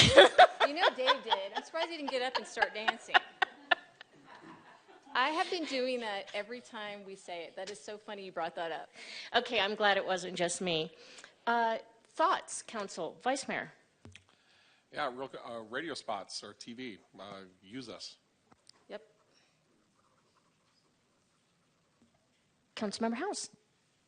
Thank you. I just wanted to note while you were giving the presentation, I was going through the website, and it is absolutely stunning and very, very engaging. It's a great site. It does a lot to give a lot of good information in a really digestible format, and the graphics are just absolutely amazing. I mean, it's a beautiful representation of not just BBB, but the city itself and all of these wonderful things that we have to offer. I do have to say, I think my favorite picture is at the top of the tourism page with, why can't I think of his name? Sasquatch? Bigfoot? Oh, yeah. So yes. A quick funny story on that one. We felt like if anywhere you're going to find Sasquatch, why wouldn't you find it in the world's largest contiguous pine forest? So we had a campaign where we used this figure, and Ralph Schmidt, I can tell you, he is a creative guru. He actually started placing Sasquatch in cafes in town, like our real cafes, and then would, show this how Sasquatch would, eat a lot and all that. And then he would place them sitting on the meteor crater and playing chess with an astronaut. I need to share these with you. You don't get to see all of this because it's outward facing, but it's fabulous. Councilmember Harris.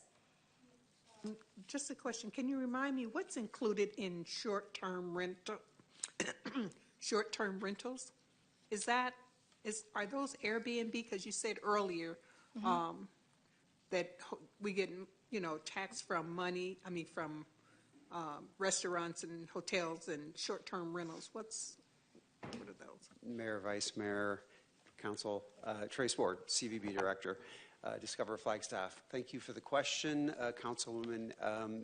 In a short-term rental, it's basically anything that's, whether it's shared economy or a vacation rental, it's all considered the same and they're taxed the same. So you could be renting on Airbnb, which is a provider, a website. There's lots of them out there geared towards different demographics and folks. So it's basically renting either a unit, apartment, a house, anything like that, or it could be renting a room in your house while you're in it, which is considered shared economy.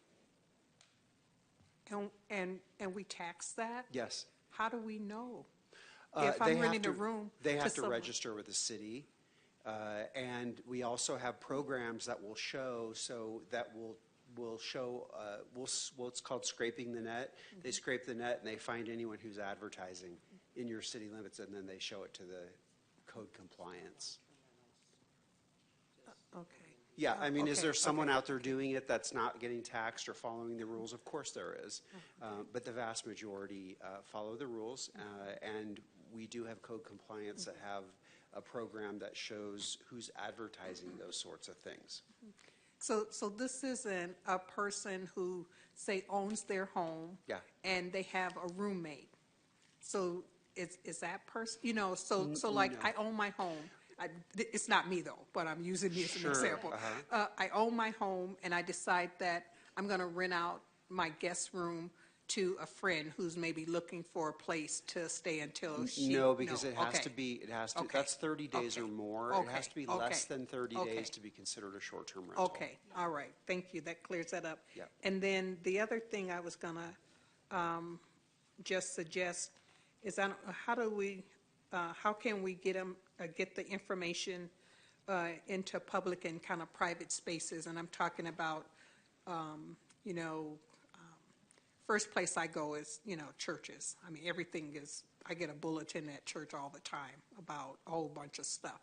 So is that even possible that we could get information to those places? Definitely. Where people... Mayor, Councilmember Harris, we actually have a generic ad that gives the whole understanding of it, and we're going to be doing it in like a postcard size. Mm-hmm. So it's something that you could take with you and hand out. I got a suggestion from an NAU stakeholder today that I was meeting with to maybe do some buttons. Again, I don't want to freak out Sterling or anything, but all we're going to be doing is showing the BBB logo and then showing that, for instance, they might support arts or something like that. Again, I have to go through this with legal, but there are some suggestions. So you might be able to show up at church and have a BBB logo pin, and people say, tell me about it. But we're still in those stages. So again, these ideas are great, and we'll talk about them as a committee. And just so you know, on the short-term rental, a lot of the neighbors, they just rat out their neighbors, and that's how we know. Okay. Well, I don't have any short-term rentals, or long-terms. Yeah, thank you. You're long-term.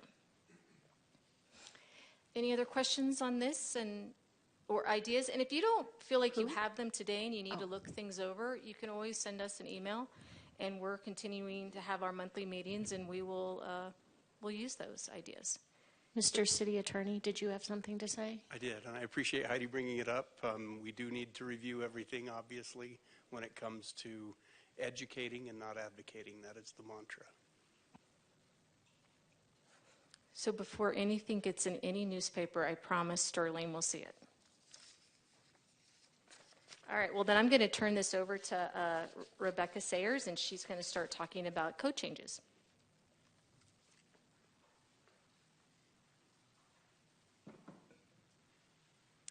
So Heidi gets to present all the pretty and fun stuff, and we get to talk about code changes. But this is actually, for me, super exciting. I know you remember that I think Ramada Rentals Online is super exciting too. So, that's where our bar is. But what we're talking about being able to do with the code changes that I'm getting ready to present to you, as a recommendation, we would be able to fund the open space program in a much better way than the base budget funding that it has now from the general fund. Of course, we also get a lot of grants, and that's wonderful, but wouldn't it be great to be able to use some BBB recreation funds for open space as grant matches, build up a fund balance for land acquisition, build up a fund balance for maintenance projects like fencing replacements, sign replacements, be able to do all of those things. So that's what I'm presenting to you here, and I hope you like it. And all credit for these beautiful slides, even though we are talking about code changes, goes to Heidi. She put all this together, so thank you very much, Heidi. So the first slide here, we start talking, so where we need to change codes related to the BBB recreation tax is in the Parks and Recreation Commission, because they have authority of reviewing that funding source for Parks and Rec. Then we'll need to add it to Open Space Commission language so that they have the exact same authority, and then update the definition under the BBB tax language. So those are the changes I'm going to show you, plus a couple of cleanup items. Kevin Finsel is the Open Space Programs attorney, and he and I were talking about this, and it was, why not just do some code cleanup while we're in here? So these first two, and I hope that you can see these, but just some cleanup, going from chairman to chairperson in this first paragraph here, and then adding that powers and duties of the commission shall be to advise the council through periodic written reports or presentations. So you're not just getting written reports. So just clean up there. Here's where we start to add a little bit of the meat. What we'd like to do is keep this as simple as possible. So really looking just to add open spaces to the definitions within Parks and Recreation. And then also jointly showing the authority along with the Open Spaces Commission, because my vision is to keep BBB recreation the same. We're just carving out a piece of it. Some for Parks and Rec, some for open space. They'll meet jointly once or twice a year to review our budget proposals, just like we do right now. They'll probably be able to do this in a joint meeting. They can discuss back and forth if they need to, shift some funds one direction or the other. So that's why we're saying that these recommendations would be along with the Open Spaces Commission. And then in number 1 here is where we start to add open spaces to the definition for allowable uses of this funding source. So I won't read all these to you, but developing parks and recreation facilities, open spaces, and programs. You get the gist. We're just going to, where it says parks and recreation, we're going to add open space. So in letter E, the same thing. And this is the definition. You'll see this definition is the same or very similar in the BBB tax code as well. So this will come back up later, trying to make sure we get it in all the necessary sections. So those are the changes for Parks and Recreation Commission. For Open Spaces Commission, moving on to them, this is, again, just more cleanup. We no longer have a Parks and Recreation Commission representative on the Open Spaces Commission. That happened when quite a few years ago, we went from, I think the Open Spaces Commission had 9 commissioners, and it went to 7 to be consistent with other city commissions. That's when that change happened. But we do still have planning and zoning, so keeping that in there. And then this language at the end of the paragraph was when the commission was first established, and it's no longer needed. under duties, this is a little bit more cleanup. So we're not into the meat of it yet, but it talks about long-range management plans, and it goes into a very, it starts naming out plans that aren't necessarily still active. So we're just trying to make this more broad by saying open space lands and removing the reference to the open space management area in the urban open spaces plan of the Flagstaff area regional. You get the gist, right? Going down to letter D, instead of calling out by name, because it can change over time, the regional plan, we're just going to refer to the current regional plan so that we are in perpetuity consistent with that language. And then just updating the language for the open space program to the open space section. Moving into the meat of the changes for the Open Spaces Commission, this is the exact same language that was in the Parks and Recreation Commission. We're just copying it and adding it to the Open Spaces Commission so that they will mirror each other in terms of reviewing this funding source. So those are the changes for the Open Spaces Commission. These are the changes that I referenced regarding the hospitality industry tax, or the BBB tax, where we're adding open spaces to the definition, and then we're adding the Open Spaces Commission to the chapters that refer to distribution and financial control. And those are my recommended changes. Do you have any questions before I turn it over to Trace? Oh, one thing to add. I have presented this to both Open Spaces Commission and Parks and Recreation Commission, and they both overwhelmingly, unanimously approved these recommendations. Any comments, questions? Thank you. Thank you. Thank you. Mayor, Vice Mayor, Council Trace Ward, CVB Director. I'm going to go over just a couple, just like you just heard, I'm going to go over some changes that we want to make here with the code that makes sense for what we're doing today. It's actually just reflective of how we're doing business today. Some of the things in the code in terms of tourism don't really make sense, and we're not really doing it anyways, so I'm going to go through those right now. Let's see. First one, this is an easy one. We don't call them tourists really in our industry, we call them visitors. So that's the change on the very first one, which is 0001, the creation of the commission. Looking at the next one, there are no changes. You'll notice it jumps to 0005. There were no changes on section 2, which is composition and term of office. No changes on section 3, which was the compensation, which is 0, as we all know, because it's voluntary. And there were no changes to section 4, which talks about the organization. So those are all remaining the same.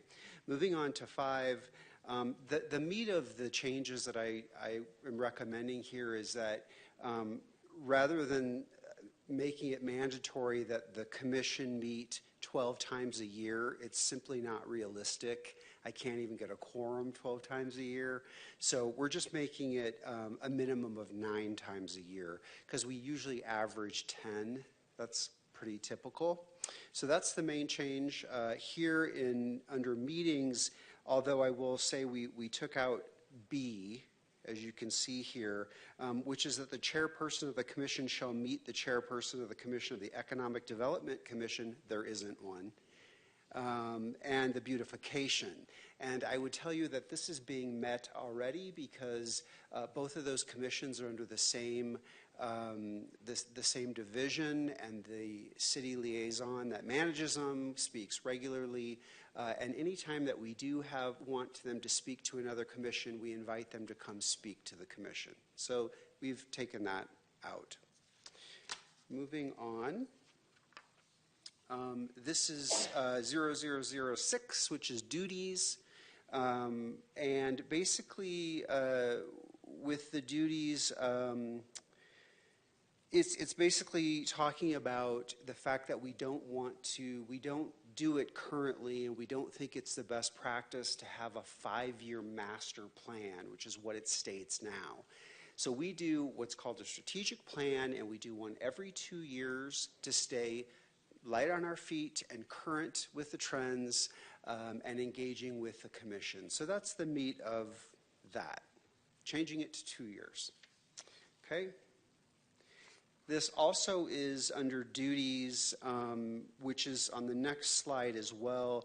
Just some very minor changes on the verbiage for the description there. So I'm going to move on to this one, which looks a little messy. It's a little small. I hope you can read it. But really, it's not that big of a change. If you'll notice, number 2, 3, 5, and 6 have just been rolled up into the C, D, E, and F. We've changed the verbiage a little bit to make sure that it matches how we're doing business today. And we've eliminated number 1, which is providing the funding, providing funding to the qualified. So the commission doesn't really provide funding. It doesn't really make sense. It was verbiage from 1988 when it was written, and they didn't know what was to come. And we've also taken out number 4, which is established an educational program to include but not limited to blah, blah, blah. We don't do that. I've looked back in history. I can't find it that they ever did it. So we've taken that out because it's not really applicable. That's the major changes there. Let's see. And that's it. That's it for me. Do you have questions? Questions? No? Nope. All right. I will welcome. We're good with the code changes. Thank you. I will welcome one more. That's Mr. Dave McIntyre. All right, you guys have seen the most challenging ones. I'm David McIntyre. I'm Community Investment Director. I've been up here a couple times, so you might remember me. We do have a couple minor clarification code changes. We wanted to adjust the word industrial to appropriate businesses, just meaning that we have broader sectors. You're going to be hearing a lot more about this in your next council item, actually. But we do work with a variety of businesses, both existing and that could be potentially attracted. They're not all industrial. There's a lot of different businesses that fit Flagstaff, so we wanted to make that clear. And we also wanted to call out that we do business incubation and acceleration as a major part of our program. That wasn't specifically mentioned within the code. This is not requiring it to happen, but it makes it one of the things that is called out specifically. And since we do that with a significant portion of both time and resources, wanted to make sure that that was in there. Within the Beautification and Public Art Commission, basically what we wanted to do here is add in the terminology and then make one change which says that recommendations to City Council from the BPAC are required for proposals when the contract is up to $100,000 rather than $50,000. This is just bringing it into compliance with our new procurement guidelines. We wanted to make sure that what our commission is supposed to come forward is basically consistent with how procurement and contracts works in general. I can go back to the economic development or beautification and public art if you have any questions.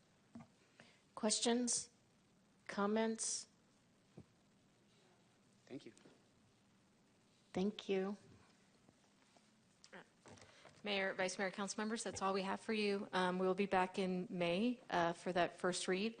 If you have any suggestions for me on the information campaign, please feel free to email me and we will try to coordinate them into our meetings. Council, any final?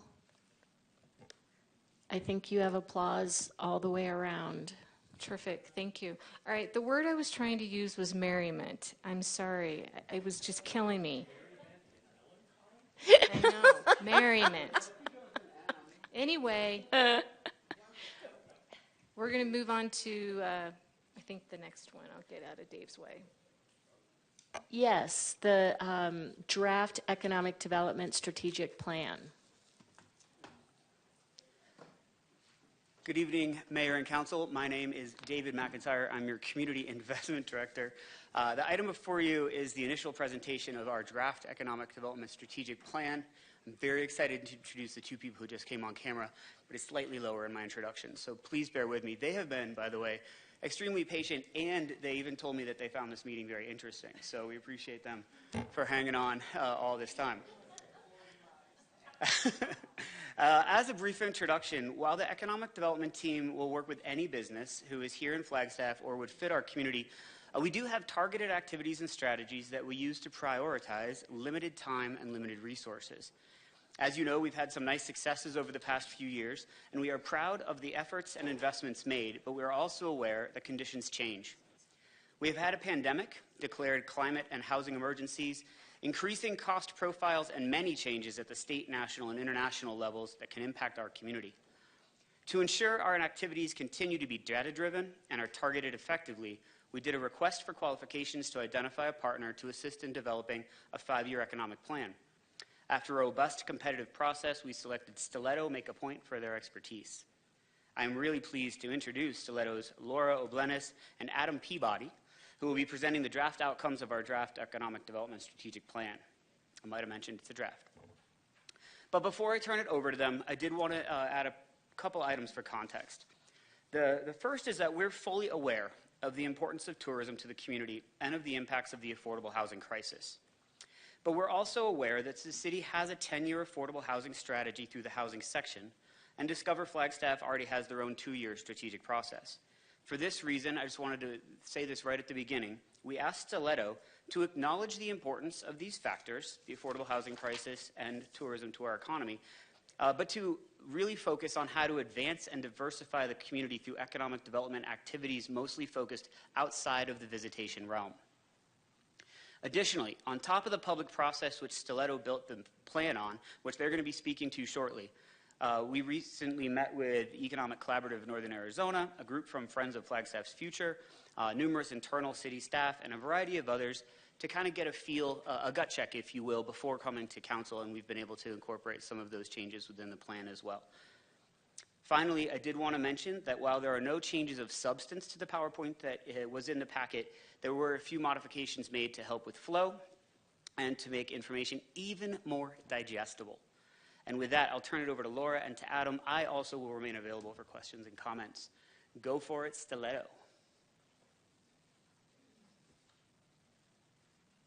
Thanks very much, Dave. It's a pleasure to be here with you this evening. My name is Laura Oblenis.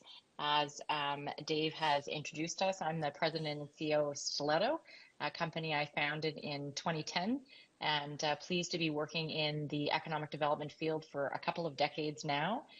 With me here today is Adam Peabody, our Director of Ecosystem Development, and Adam was the project lead on this file and working very closely with a number of the folks in the community. It is certainly worth noting that this is a plan by the community for the community. We have had extensive stakeholder consultations through the process, which I'll talk about in a moment. And we're really pleased with that, and we hope that you will be as well.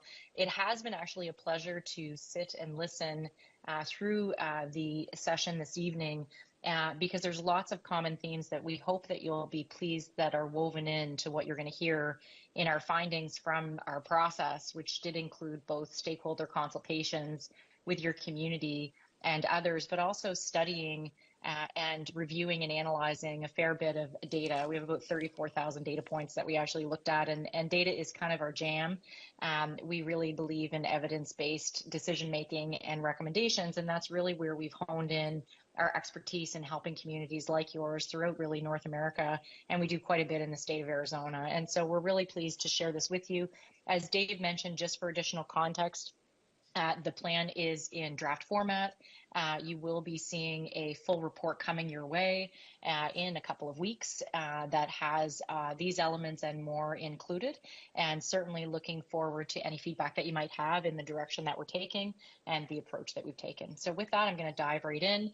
And so really this presentation provides an overview of the integrated economic development strategy, and it is a 5-year plan, but ultimately just wanted to highlight a couple of other things as well, that it's really about positioning the city to make incremental progress on 4 key economic development priorities over the next 5 years, and I'll talk about that in a second, while laying the foundation for the anticipated future development needs over the next 10 to 20 years. And so when we build these economic development plans, Of course, you want to have something that's strategic and tactical to help you actually move the needle and make that incremental progress. But you also need to know where do you want to be in the next 10 to 20 years, and we use that almost as your North Star.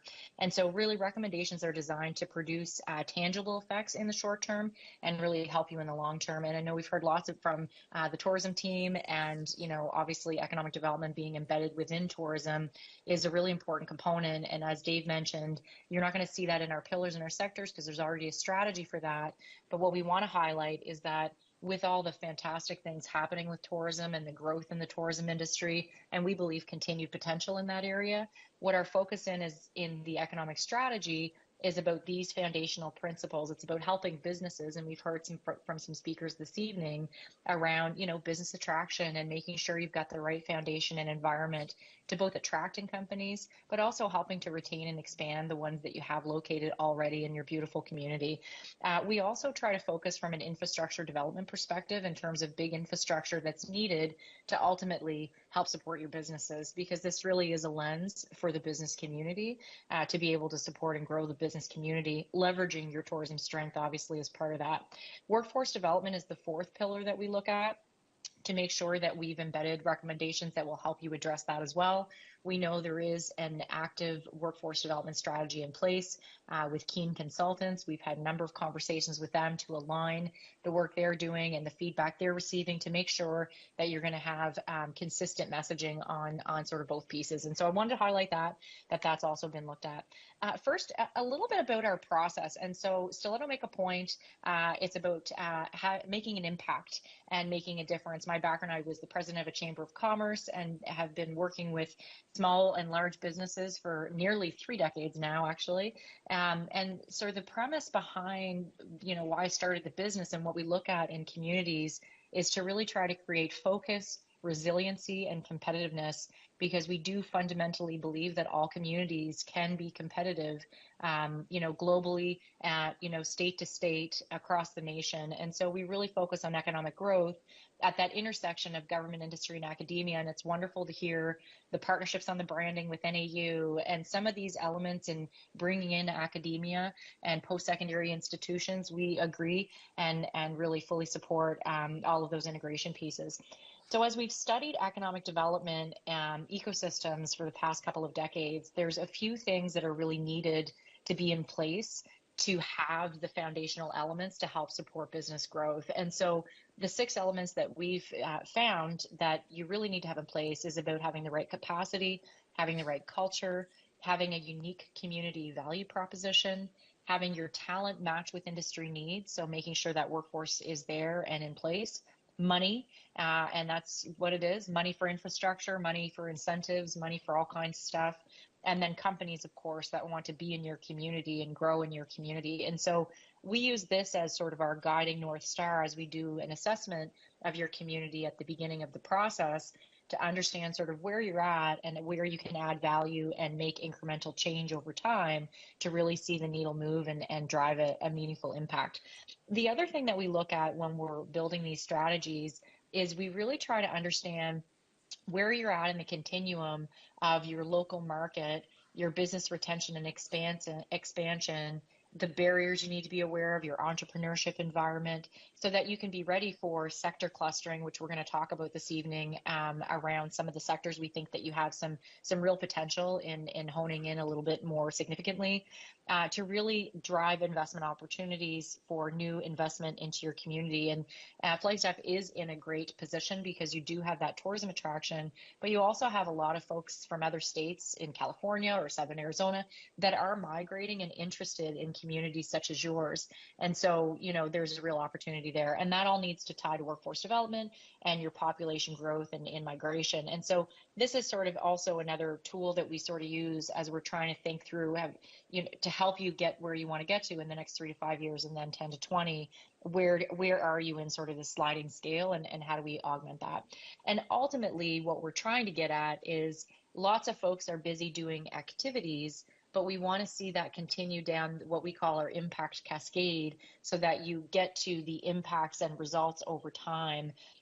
to really see growth in your community. And this is the last slide I'll share, and then we'll talk about the strategy and the process. But what we're ultimately trying to look at is increasing jobs and growing your GDP or your tax base ultimately, so that you have access to the resources that you need to do the great things that you're doing and continue to do. And so we look at priority sectors, which again, we're going to talk about as we get into the strategy. You want to have access to the right ideas, people, and money, so that you can get, businesses and researchers excited about commercialization. You can build that skill capacity. You can help accelerate business growth and expansion. And really, you want to create that global competitiveness or national competitiveness to help your companies be better, faster, so they can hire more people and they can increase their sales outside export. When we say export, outside of your community, to bring new money in, which is why tourism is so beautifully fit, because you're bringing new money into the community. And so these are some of the elements that we look at and the processes that we've developed over the last couple of decades. So when we look at your economic strategy, we did look at more than 34,000 data points, and I'll share a little bit about some of those inputs and some of the key findings from that. But it's really to hone in on your value proposition, your competitive advantages, and some strategic initiatives that might help position you as an ideal place to live, work, and to invest. So through the process and of our engagement, we did conduct a survey and did have a fantastic response, almost 500 responses, which is a really great response rate. And it's interesting because at the very beginning of the process, we had about 50 responses, and then which we like to see a couple hundred, which is great. And then we were able to get it up with the support of your very active and engaged community up to that 500 mark, 34,000 data points. And I'll share some of those because we did study your sectors quite a bit and understanding what's your workforce, what's your business counts, what are some of the job postings, where are some of the activities that you may be able to, level up a little bit and go a little deeper in. And then we did conduct 7 focus groups. And so lots of great inputs from your community, both in terms of direct conversations through surveys, focus groups, interviews, and then also in the data that we have access to that we were able to collect and analyze. A few key pieces here, and as Dave mentioned, we did move around the order of this slightly just as we were getting ready for this presentation. But in your packet and in the material, you will see this highlighted, and folks really appreciate this in terms of understanding what your constituents are saying. And so, when we look at the participation, the business community, so we have had business community inputs, community member inputs, and economic development leadership. And the main feedback in terms of themes from the business community is about talent retention and attraction, investment in business growth and attraction, and increased efficiency and optimized process for granting business and development permits. We heard a lot about permits and the permitting client, and we'll talk about that in the recommendations because we think that there's some things that can be easily addressed.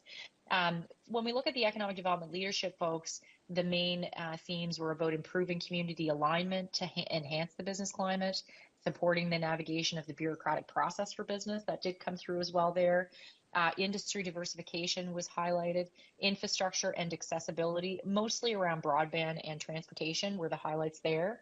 And then if we look at your community members, so your overall community, increasing community awareness of economic opportunities, engagement, reporting, and accountability, and affordable housing and cost of living. And affordable housing, we're hearing it really in every state, in every region right now, post-COVID. It's really pretty rampant everywhere. But we know it's certainly a sore spot and an issue. And as Dave mentioned, we know that there's a separate plan looking at that as well. So just a quick snapshot of the themes in case you're wondering where folks' heads are at. We thought this might be a good snapshot for you to come back to.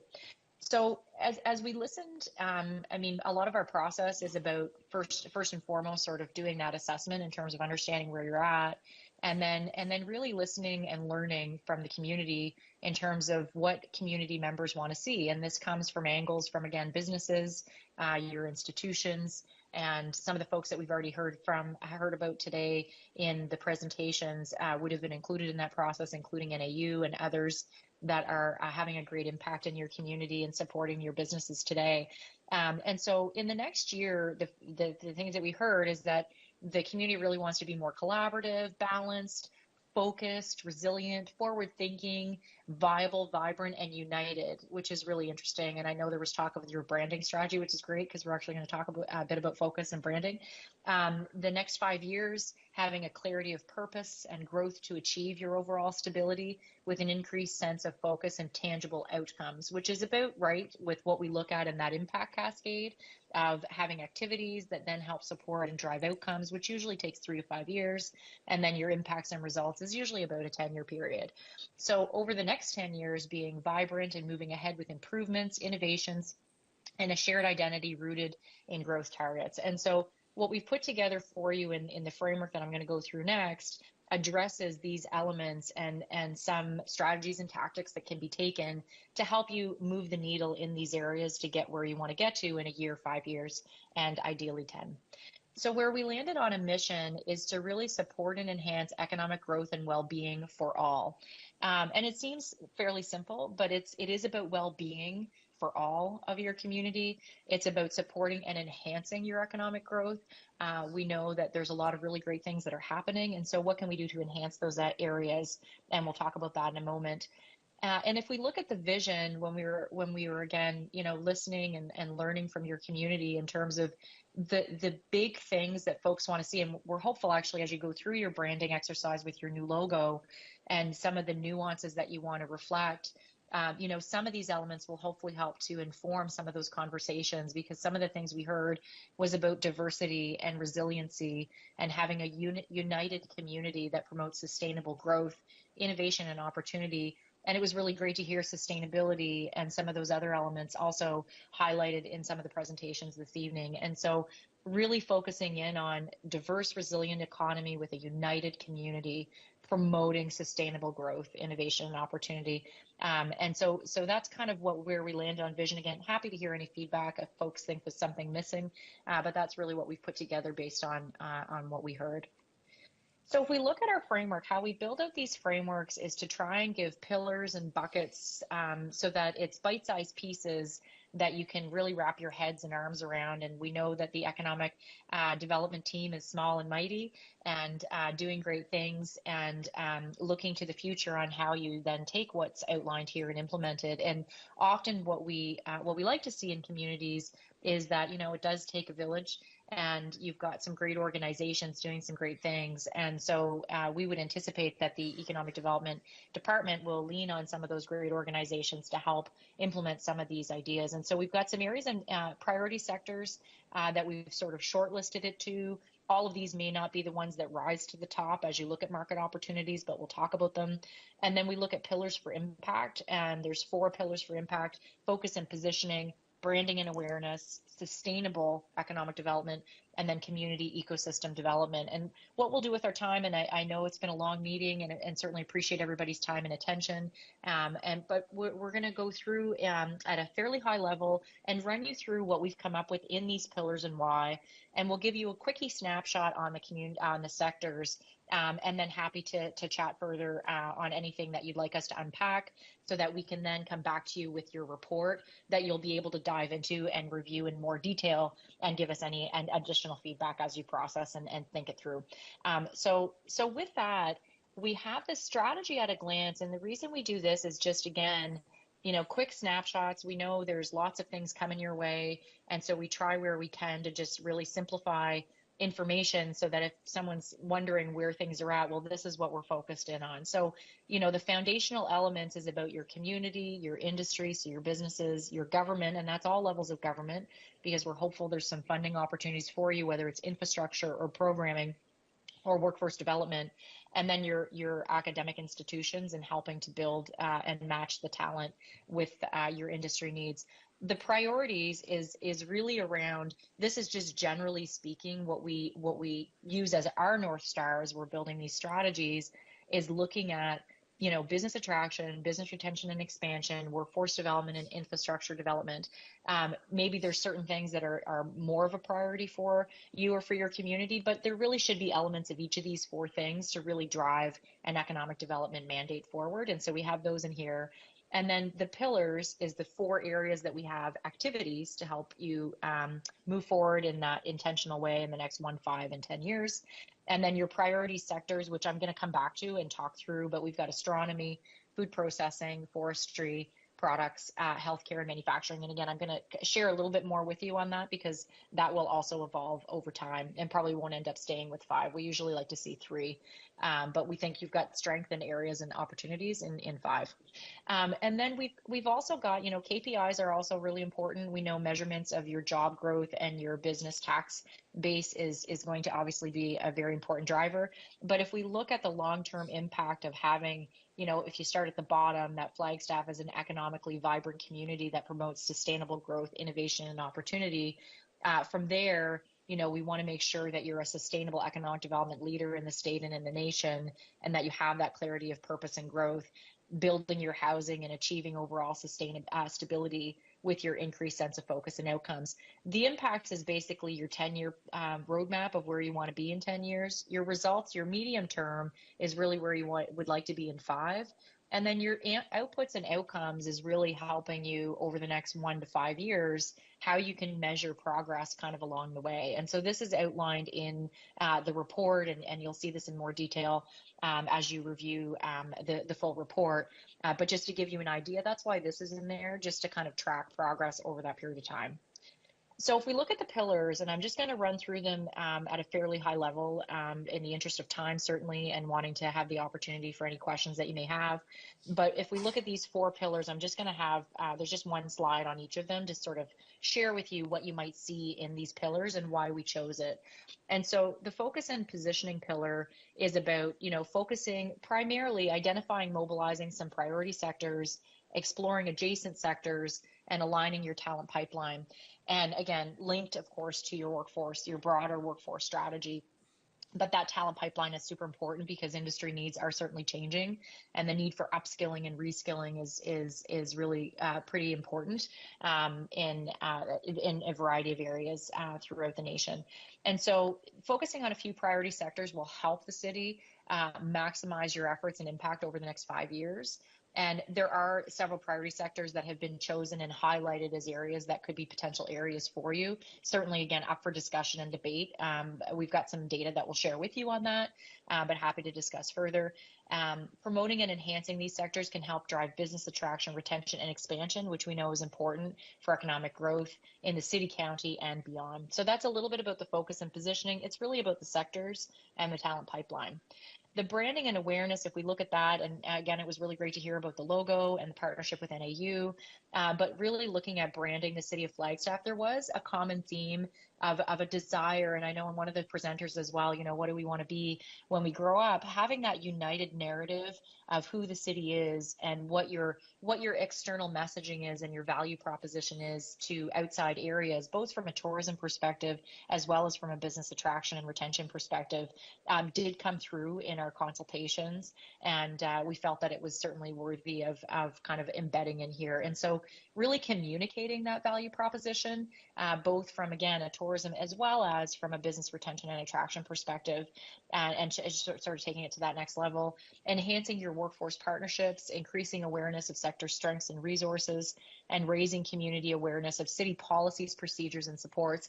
We heard a lot about the policies and procedures, but in further conversations with staff, representatives, and really understanding a little bit more of the way the processes are structured and articulated, we believe it's more of a communication and awareness issue rather than a policy issue, was our conclusion that we came to after we heard from the community, reviewed and validated that, and then sort of did an assessment on it. And so really raising that awareness of the policies in the process and helping businesses understand what the next steps are might be helpful for them in the planning process. And so I think awareness on that would be very helpful.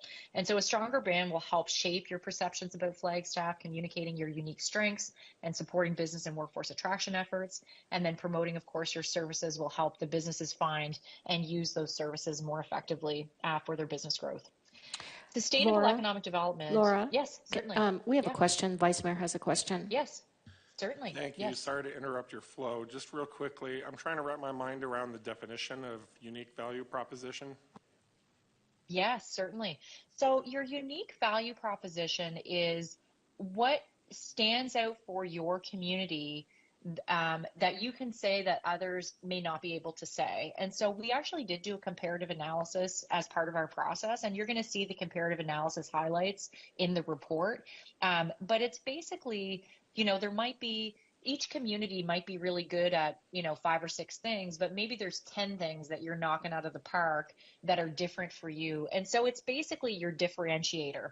What's differentiating you from a community that you're sort of competing against or that you want to aspire to be, that might help you attract a business to come to your community versus going to another community. Is that helpful? Yes, it is. I'm looking forward to finding out what you identified as those factors. Okay, great. Okay, more soon, more to follow. Any other questions? And I apologize because I can't see the chat while I have mine open. I think it's just the angle I have open. But any other questions while we're paused? I don't see any. Continue. Okay, wonderful. Thank you so much. Okay, so sustainable economic development. So we embedded sustainability in economic development because the community sustainability matters. And, we did hear it in the consultations, and we believe this is actually one of your key differentiators, is your ability to balance the need for business growth and progress, and or maintaining a certain decorum, I guess, with that, and not sacrificing the beauty of your community simply for business. And so we do think that it's really important to embed that into the criteria of the types of businesses that you might want to attract. And so in sustainable economic development, we thought that this would help to sort of bring that balance to the conversation of growth and sustainability. And so, defining what sustainable economic development means to Flagstaff, and we've got some sample definitions that you'll see in your report, establishing metrics for sustainable economic development that do support your municipal climate action targets, attracting and expanding businesses that align with your city criteria for sustainable development, identifying opportunities for infrastructure expansion, exploring funding opportunities, and there are some, obviously, and I'm sure many of you are aware, enhancing business supports that promote sustainable economic development. And so, whether that's incentives to help businesses, green what they're doing or be conscious of what they're doing, there's a number of things that we feel would be very helpful in sort of keeping that in mind. And so you are a standout for your natural wonders and your outdoor recreation. There's no doubt about it. To underscore your value proposition and your key differentiator while also promoting economic growth, this is one of the key things that we think could really make you stand out. There's other communities that maybe don't have that look and feel and criteria and boundaries, and that certainly can serve you as an advantage. So this pillar would also be supported by recommendations in your focus and positioning pillar, which relates to green and circular economy convergence with high-tech industries, which I'm going to talk about in a second in sector growth. So that's the sustainable economic development.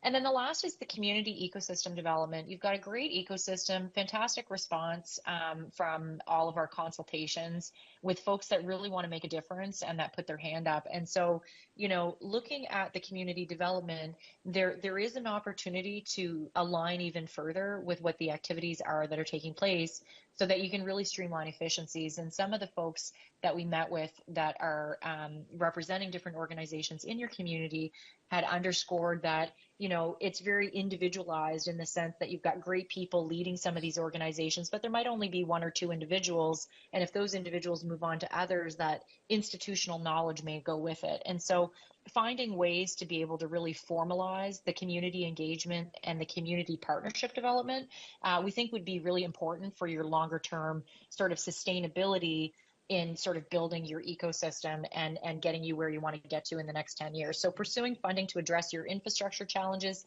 collectively, strengthening your community partnerships, and formalizing relationships with business support organizations are a few of the things that would help move that needle. And so building and maintaining strong relationships, stakeholder relationships, will allow the city to act as a convener for economic development activities, help you to connect people and organizations with resources that they need to succeed, and help you to really nurture a strong network of community support. And the economic development team can respond to broader challenges such as infrastructure needs. And so really leaning in to the groups that exist, and having them help to mobilize some of these activities over time will allow you to take the needle further, for sure. So that's a highlight of the pillars. I'm going to go in next to sectors unless there's any questions at that point. Again, I just want to make sure that we're doing okay and I haven't missed anything. I think you're good to go. Fantastic. Thank you so much. So let's talk about the sectors. And so when we look at sectors, we specialize in sector development, and my background's in real estate and innovation districts and research parks. And so have studied and worked a lot in sectors, studying sectors and opportunities. And so the process that we went through in looking at your community and helping to narrow in what sectors you might be able to have some opportunities in, we study your research at the university and the colleges. We look at your education programming and who's coming out of the different groups and organizations. What's your talent pipeline, basically, because companies that are coming to your community want to know if they can hire the people to do the work that they have to offer. We also look at innovation ecosystem support and then industry clusters with your workforce and business counts that are already there.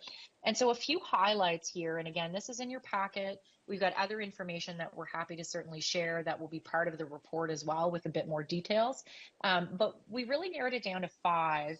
And we took these 5 for a variety of reasons. So it's quite multidimensional. As I mentioned, we look at those 4 elements, but then we also look at things like job postings and we look at trends in, the overall programming and growth. And so these are the 5 that kind of rose to the top. And I know, for example, it's interesting because you have more post-secondary programs in food processing, but probably a niche opportunity more so even in astronomy. And so you can't look at one kind of dimension. You look at astronomy, there's 7 post-secondary programs, 99 job postings in that period, 32 in food processing. Your workforce is a little bit smaller, but there's bigger impact in R&D expenditures, specifically within NAU and sort of others. So astronomy, manufacturing, biomedical healthcare, food processing, and forest products. And I'm going to explain a little bit about how we can imagine and look at those, because food processing is sometimes not terribly popular because it takes a lot of water. If we're thinking about sustainable economic development, will that meet your criteria? And honestly, it will depend on the type. But we would be remiss to not highlight it, that it might be an opportunity if you had the land available, if you were interested in sort of looking at it from a criteria perspective. It would have to be opportunity driven, but I'll explain a little bit further on where we think you might be able to go with this. So another slide that's in your package is this one here that has sort of the snapshot. And this is what we try to study is, where that sector is at today. But if we're thinking about how we build the workforce of the future and the great work that Keane's doing on their workforce strategy, if we know that historically you really have been known and done pretty extraordinary things in astronomy, in agriculture, and logging, in the logging industry, in healthcare and manufacturing. So that would be what we look at as your past performance of things that you've done a really great job in. If we look at the present, you're kind of really, astronomy is still kind of the same. Agriculture is almost morphed into food processing, or I guess you could say value-added food products, maybe even. Logging is kind of morphed into forestry products, and then healthcare into biomedical and healthcare, and then manufacturing is manufacturing. But if we think about the green economy and we really want to have a lens of that sustainable economic development, which again, we think is really part of your core differentiator that you can really hone in on. If you look at specific opportunities around dark skies, craft brewing and local food, forestry restoration and management. So thinking about, how you embed some of those nuances around green economy and circular economy, morphing into life sciences and biosciences, and then sustainable practices for manufacturing. But then the other layer is really embedding that with IT. And we did hear in our consultations, in our conversations about, the need and the desire to really attract some of the tech industry. You've got, California's not very far. They have a mass exodus, yay for you, because there is a lot of folks that are migrating into the state of Arizona from California, and certainly have very similar values and mantras, I think, to what Flagstaff can offer if we're looking at the state of Arizona overall. And so if we look at the tech sector and attracting technology companies that could apply their technologies in some of these areas so that it's really a technology and data play applied to the performance in your past traditionally strong businesses so that you can help those businesses evolve into the future, leveraging data and technology. And so that's kind of what we're getting at when we look at these sectors that we've identified. So it's not necessarily all about food processing. It might be more around either the e-commerce or the data or the analytics or the AI that might go into it, that you might have companies that might be focused in those areas or to apply to those industries because you've strengthened those industries. And so I'm not sure if that's helpful. I'm happy to talk a little bit more about that. And again, there's more detail when you see the report that sort of explains that a little bit and where you might be able to take that as you think it through and start to sort of narrow it down. And with that, I'm happy to open it up to discussion because that was kind of there's next steps that I'm happy to talk about as well. But if there was anything before I get into sort of next steps that folks wanted to hash out or chat through on, the pillars. How are we feeling? Does it make sense to you? Is there anything that's missing or any questions that you might have about our process and some of our findings to date? Again, this is first look. We know we're coming back with a report, but certainly happy to hear any feedback or questions that you might have on where we're at right now and how you're feeling about that. Thank you. Council, questions, comments? Councilmember Matthews. Thank you, Mayor. Laura, you may be getting ready to talk about this, but I just wanted to put it out there now. I like everything that you're saying. It makes a lot of sense, and I'm excited about getting that clarity and stuff. But, and you've mentioned it from the get-go about workforce. We're an island surrounded by forest, and so we can't really draw from the neighboring community like Chandler can to Tempe or whatever. So will you, is that part of your scope of your study, and will you be talking about it tonight? Dave is raising his hand about workforce, and you want to say, Dave? Yeah, I don't want to cut Laura off because she may have had good comments, but I did want to mention that we actually have a workforce development analysis that's happening at the exact same time. You may recall council asked for that and provided some funding outside of our normal allocation. We already had this process moving forward. So believe it or not, Stiletto has been working with our workforce development consultants, Keen, on trying to address some of those questions and making sure that our economic development strategy and our workforce development strategy were well aligned. But we have an entirely different process going forward that is aligned with these folks, and we appreciate their willingness to work with other consultants because we have that as a separate process. It's great to hear. Councilmember House. Thank you. Thank you so much for the information and this great overview of the report that's coming. I'm very excited to be able to dive into and read more of some of what you discovered about our community already and some of the direction that you give us on where we can go. I'm really encouraged by the pillar focuses, particularly of branding and awareness and that community ecosystem development. I do think it's a little challenging, not wrong, just challenging to decouple the conversations about housing affordability from a lot of these conversations.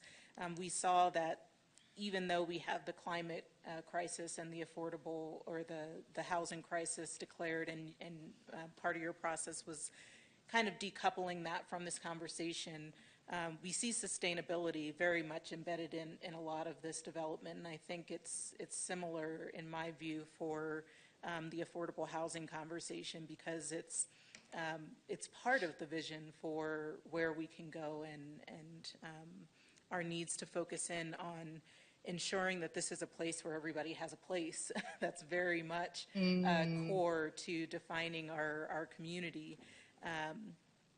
But I'm wondering if you have any thoughts about the challenge of kind of decoupling those other conversations, or where you see that kind of feeding back into the plan that you've developed so far. Yeah, so thanks for the question. Certainly appreciate it, Councillor. As I think if we look at the housing, and you're right, I mean, it's a big issue, right? I mean, if it's one thing if you can have the people and train the people, but where are they going to live? And it's almost like it's a sequencing in terms of, okay, so if we look at what you have as a community in terms of your strengths, your differentiator, and what you can build on, let's look at that first, as one layer. And then if that layers in, as Dave mentioned, with the workforce strategy, what can we do on the workforce strategy side? Then what's the type of housing that's needed to support that workforce development?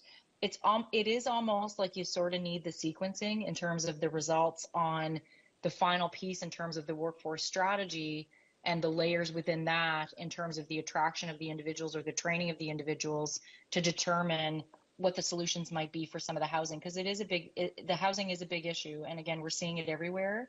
It's not an easy solution. We do, for that reason, I mean, we look at infrastructure in the sense of the foundational priorities that we need to make sure you've got the appropriate infrastructure, and housing, of course, is definitely one of those. And so we can certainly give that some thought, and happy to chat a bit further with Dave and look at the folks at Keene on where they're at as well on finalizing that, the workforce component, just to see if there's anything else we can layer in, because it really was outside the scope on the housing piece, is really outside the scope on the economic development piece, but we do understand that they all go hand in hand. So I don't have an answer for you today. What I can say is it's a takeaway that we can try and see how we weave that in, or what we might be able to suggest as you look at that as a next step. If I could just add, some of the Sure. pieces that, thank you, I appreciate it. Some of the pieces that came up in terms of process enhancements, you may have noticed that as we went through, there were places where it talked about permitting process. We've been working, hand in hand with community development as we've been working through this process. We know they're already working on code changes that will address some affordable housing, some sustainability as well. I think there's an opportunity, and we've spoken with Michelle and some of the other folks about, how do you move that process forward so that housing is easier to build, and then also do some of that for business as well. So I think some of the pieces in there, they're not speaking directly to housing as much, but it is a part of that efficiency of process within city government, efficiency of code, to make sure that housing is built as well as possible within the value structure that our code creates without losing that value structure. And both that's going to be for our commercial processes, but also we're very aware that that there are current efforts already underway to streamline the code and make housing easier to build, also make business easier to go forth. So I hope you don't mind me just adding that along, but I do think there's places within the structure that will benefit both housing and economic development. Because you're right, there is no precise way to decouple it. I just wanted this particular study to focus on its area, but with the knowledge that housing is critical to everything that we're doing. Thanks for the opportunity. Is that helpful? Is that helpful? Yes, very much so. Yeah, Thank you okay. both. Thank you. I have a question, and I'm hoping that you will get to this. When we took the trip down to the Helios Foundation to look at all the data, the school attainment as well as workforce development data that John Saltonstall came on behalf of the city, one thing that really struck me and worried me was that the projections in the economy for Coconino County showed a lot of growth in hospitality, but really nothing in healthcare and some of the other, and these were projections based on past performance. So I'm hoping, and Keene was there too, the consultants were there as well. Are you going to tie this all together and help us understand the steps that we need to take in order to not have that be our reality? Dave, did you want me to, am I okay to answer that? I have some thoughts on that. I will follow your thoughts, but I'm sure you're going to have great ones. Go ahead. Yeah, so great question, and this is, thank you for flagging it. So I guess I just have a question of clarification back to you. on the forecasting, that was forecasted. Is that based on the current landscape today without projected growth in other areas? Like basically where it's at today, they're predicting sort of decline in some of those areas and needs? It was a projection based on past performance. I think the past 5 years. Past performance. Okay, so they were looking at past performance. That's helpful. So what we can do on that, I don't have the data here on that, and again, the workforce piece wasn't actually part of our scope on the workforce strategy, but I presume that Keene would have looked at that, and if they did not, we can have a look at all of our data sets as well to see if there's anything we can extract on that to be able to give you some nuggets on that, because I'm not sure, but appreciate the question and the comment and concern. So I think we just need to dive into that, and we can come back to you with that when we're back again with the report to go through that. So we'll see what we can do. Dave, did you want to add anything? Yeah, I do. I appreciate the opportunity. You know, in some ways, us doing this study is part of our hope and answer to that question. For instance, we know one of the things that we've talked about to a great extent is the fact that in some ways we're positioned at an interesting space as a community right now where it would be many of the pressures that are pushing us in a direction are pushing us more towards a resort type of a community where wealth from outside comes in and creates more of a visitation-oriented space. And I'm not saying anything against visitation. It's an important part of our economy. But if we want to remain a diverse and resilient economy that allows for a lot of different kinds of jobs, the kinds of jobs that maybe don't always, that not everybody wants to be in, but provide for a number of different opportunities for people. And if we want to make sure that we're resistant to any sort of economic shocks that hit specific industries, we need to be doing a lot of what Laura and Adam are talking to us about today. That's part of what we're trying to figure out here is how do we focus on the sectors that are going to build an economy that's not just visitation. I have seen some of those numbers. I think it is a little bit concerning. And to be honest with you, that's why I'm really focused on making sure that even though we have a number of other places that we have to focus energy, we need to continue building, in my opinion, is that we need to continue building the resilience of the economy that we have here, making sure it stays diverse and that there are job opportunities and various sectors that can continue to create the kinds of jobs that our young people want to move into and that attract the kind of talent and creativity that Flagstaff deserves and needs to continue to grow with. I'm not saying that we're trying to grow in an extreme way. I don't think that's right for Flagstaff. We're never going to be trying to compete with some of the peer communities that are really trying for growth to grow as fast as they can. That I don't think is Flagstaff's character. I'm speaking a little outside of the report at this point, so I hope it's okay that I'm editorializing. But I don't think that's what our community session said. It's not that we need to grow as fast as possible, but we do need to have diverse and impactful job growth in places that really fit our community. And there are a number of sectors that these folks have identified that are the places we probably need to be prioritizing our investments in order to make sure that we continue to grow that area. It is somewhat concerning. Some of the pressures on us move us in that direction, but I think we have the ability to push back on those. Thank you. I just had another thought, Mayor, would you mind if I just added one more comment? Because I just had a thought while Dave was talking. Would that be okay? Sure. Just to add something. I just wanted to highlight if the previous information and forecasting was based on past performance, and some of the elements in what we're looking at is based on future diversification, it would likely shift those numbers because then you're dealing with different sectors and target areas, which would actually have an impact in the right direction. I just wanted to flag it because I'm just thinking about it with the conversation and comments, and we'll be happy to take a look at that and provide some thoughts in our next conversation. Thank you. Thank you. Councilmember Harris?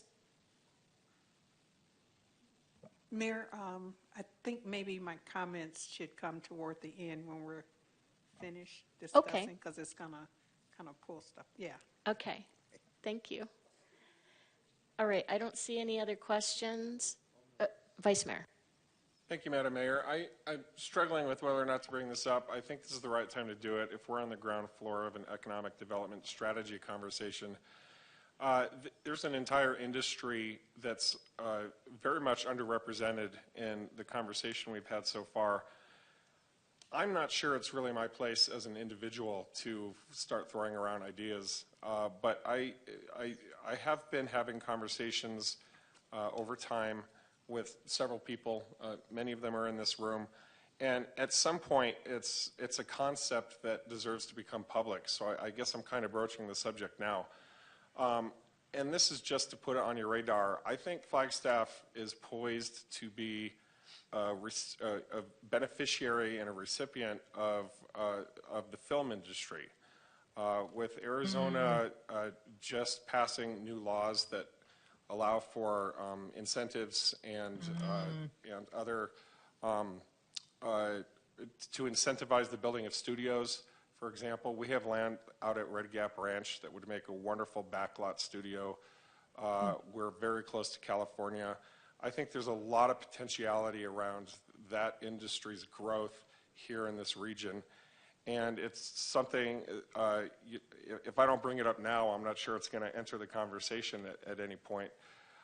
Again, I really don't think it's appropriate to veer things into a specific direction here, but I just wanted to put that on everyone's radar, get you thinking about it. Maybe it'll generate some conversations and get some momentum going. But it's definitely a landscape that we should be exploring, that we could take advantage of. And some of these conversations have involved Coconino Community College. They have a film program, and they're going to be churning out film crews that are able to be utilized here. We are very close to our neighbors, the Navajo Nation and the Hopi Reservation. These are areas and these are places with potential employees that are of great interest to Hollywood right now. So just something to keep in mind. Again, just exploring the edges around what we're already talking about. I'm sure this would fit into manufacturing if it fit anywhere here. And it's not a past or a present thing, so I don't begrudge anybody who doesn't have it as part of the conversation. But in terms of future of our economy, I think there's a lot of potential there.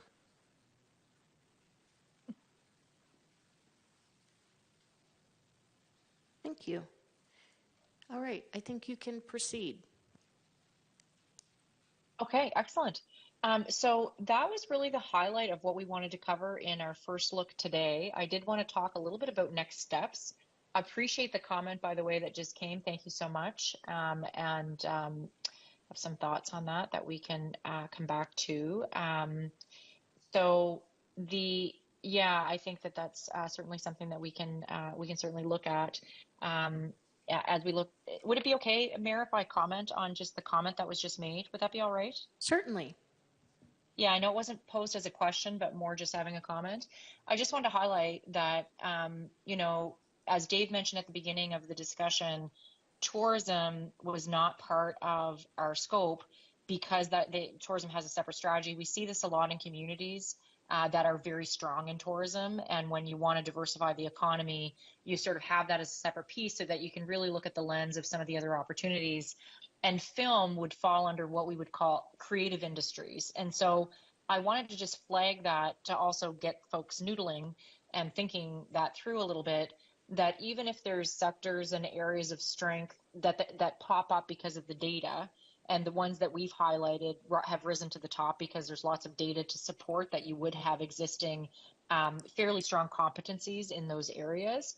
But I think, what's been highlighted is really interesting. We did not hear that in our consultations. And in information that we would have seen, we would not have seen that. But what has been raised is quite logical. And so, again, I'm happy for us to have a look at that on how something like that could be bedded in. And what we've seen in other communities is that there's sort of lead sector growth areas, which usually you want to see 2 to 4. Again, 5 is a lot, but it's just you see what rises to the top.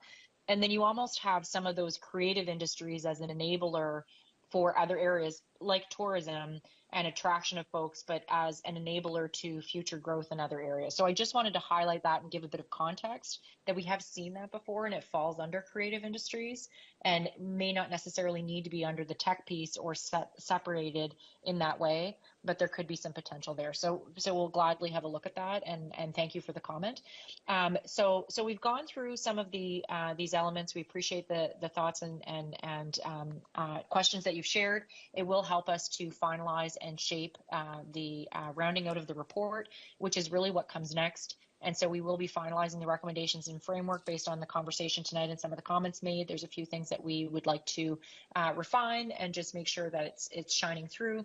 We'll be finalizing the report and then looking for the council presentation, which is a few weeks away. So the report, I think, comes out in a couple of weeks, and then we will look forward to that further conversation. And that's really what we had to share with you this afternoon. I will throw it over to Dave. If there was anything further from your side, Dave, that you wanted to highlight as we wrap up. No, I really appreciate the time and the opportunity. Thank you so much. I know it's been a long night, so I'll not drag it out any longer, but we look forward to taking the comments, putting them back in the document, and we'll be back in front of you in about a month. Thank you. Thank you so much. Councilmember Harris, would you like to make your comments now? Yeah, after days, it's been a long night. I don't know if I want to do this, but but I think I will just kind of jump in there. Just a couple things. I think we can walk and chew gum at the same time. And what I mean by that is that we have to keep the focus on housing. Otherwise, all of this is for naught. If we cannot put people in houses, we can't do workforce development. We can't grow the economy. And I'm not, downing anyone, but I'm just saying that in my opinion, that's critical. That's more important than probably anything else. It's kind of like what comes first, the chicken or the egg? So housing for me comes first because that's what I see. The other thing that I wanted to throw out there is that we've been hearing about early childhood education, and we know that if kids are not at a certain point by a certain age, then they're not going to ever catch up. And so those are things that has to be taken into account and be part of the conversation.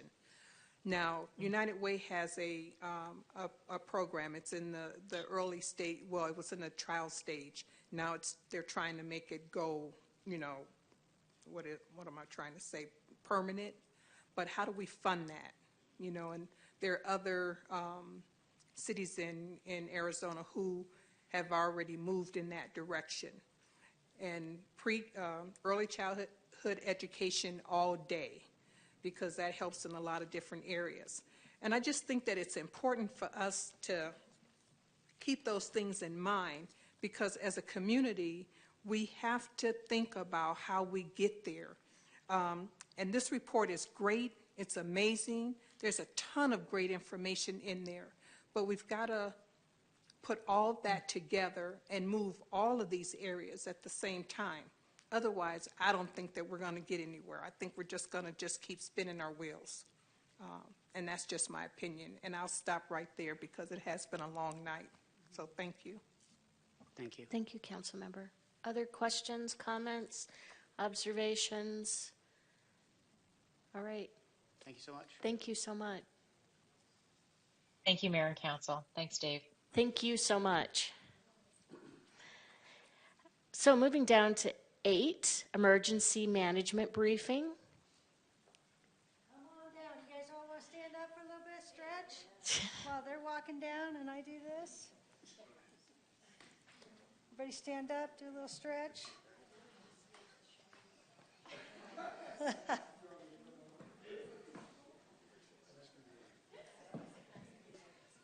Feel good?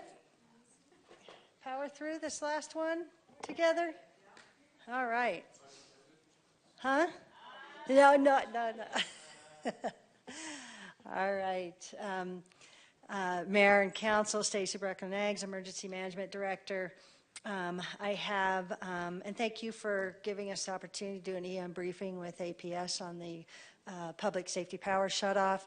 I'm going to turn it over to Janet Dean with APS, and then after Jan, and she'll introduce her team, I'll turn it over to EM to Daniel Kelly, our emergency manager, that has a quick slide, then to Water Services to Brian Hunsinger and Tamara Lawless. And then they'll turn it over to Chief Gaylord here. He'll have a slide to talk real quick about. And then lastly, Sarah Langley with Public Affairs Director. And then we'll have questions at the very end. So with that, I'm going to go ahead and turn it over to Janet. Good evening, Mayor and Council. Thank you for hanging in there. We will try to be as expeditious as we can as we present this information to you, but we think it's really important. It's about that time of the year that we come before you and talk to you a little bit about our fire mitigation program and our commitment to keeping communities safe. And that's why we're here again. We are going to, let's see. So as you all know me, I'm Janet Dean, Public Affairs Manager. I've got a couple of my colleagues that are also going to speak tonight.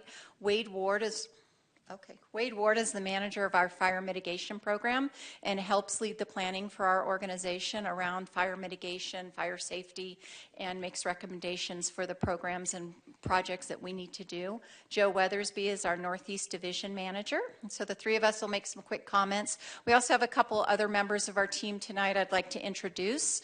Logan Troutman is behind me. Logan, if you can wave. He is our supervisor for operations from our Flagstaff dock, our transmission and distribution operations. And then Ryan Weisner is here with us. He's our account manager who works with the city on technical aspects with your account, so other key members of your APS local team.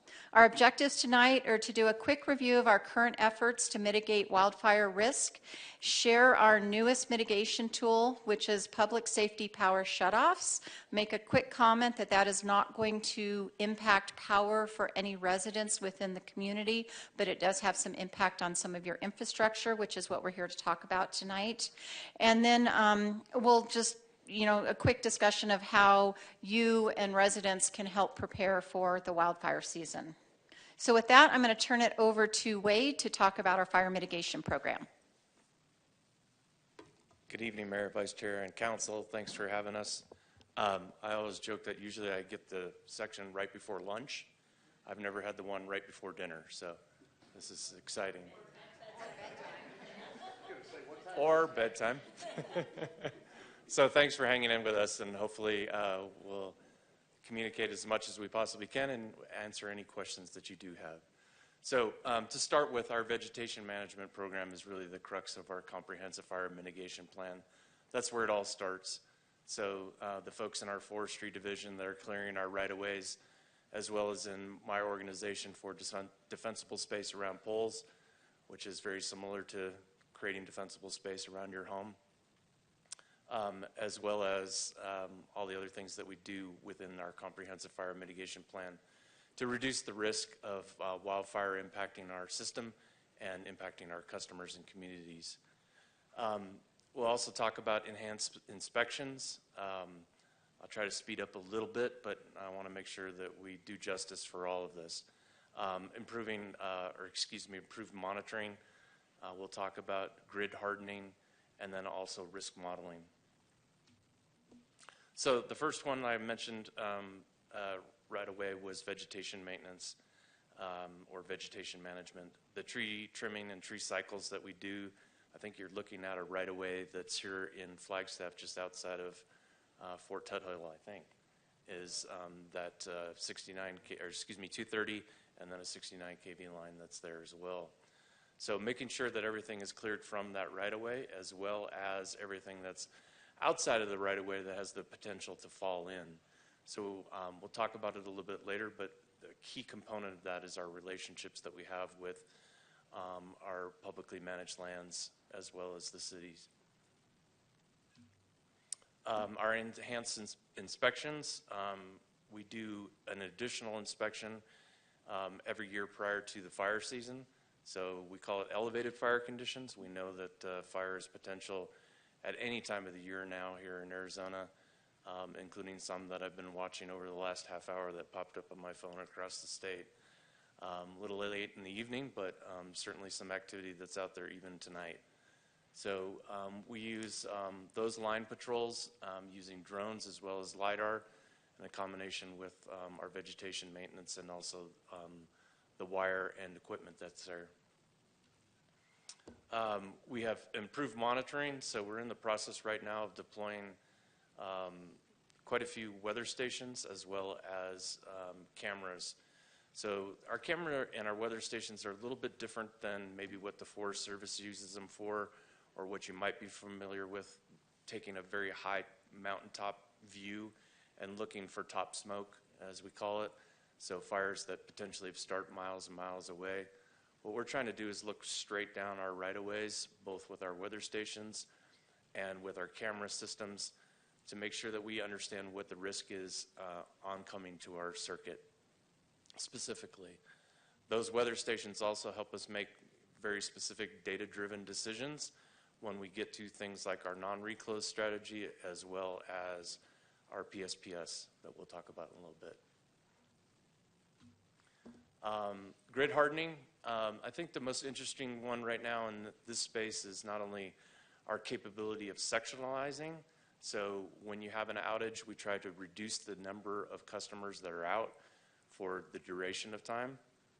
So in our non-reclose strategy, when we're in elevated fire conditions, as well as PSPS, we're trying to harden that system and make it more communicated so that we can reclose on those circuits as quick as possible to reduce the customer impact. As well as one of the other ones is our fire mesh that we've used about a year and a half ago for the first time, and now we're starting to deploy it as part of anything that's being rebuilt and or replaced within a high fire risk area. So this mesh, the easiest way to explain it is it comes both in a wire mesh as well as a fiberglass mesh. And if you remember as a kid lighting those little black things, I don't even know what they were called, and they would expand the snakes. That's what it looks like. So this mesh is coated with that, and what happens when a fire comes close to it and about 200 degrees, it starts to swell up and excludes oxygen and therefore keeps the poles from burning. So these are on our wood poles, obviously, is what the target is there. If you travel from Payson to Pine at all, you'll see that whole circuit from there has been wrapped up to 26 feet high. So it looks a little weird when people look at the poles and wonder what's on there. That's fire mesh. Our advanced modeling system, so we have a program called WFA, Wildfire Analyst. It is from a particular vendor that we use, and WFA allows us to integrate our situational awareness, so it's connected directly to Department of Defense as well as the Irwin system, which is a CAD system that most of the wildland dispatches come through. It allows us to understand where that fire is in relationship to our circuit and better inform us of what the potential is. So it does really, I'm not exaggerating, it does millions of scenarios every 3 hours and gives us an idea of what that fire is doing at any particular time, allows us to pre-plan, get materials staged as well as resources. One of the caveats to it is that it takes into consideration the worst case scenario, so there's no suppression that's calculated into it, so it gives us kind of what the worst case scenario might be. So it allows us to look out 1 hour, 3 hours, 4 hours, 24 hours, 48 hours. I talked about our partnerships. That's one of the things that really allows us to do what we need to do to make things as safe as possible. Our right-of-ways in our transmission corridors in the state of Arizona over the last 25 years have played a role in suppressing over 80 fires. So either anchoring, flanking, or in allowing our resources to, our fire resources to burn off of those right-of-ways to help suppress fires. So it is a significant tool that our resources can use. And the big thing for us is making sure that it's safe for them to go in and do that.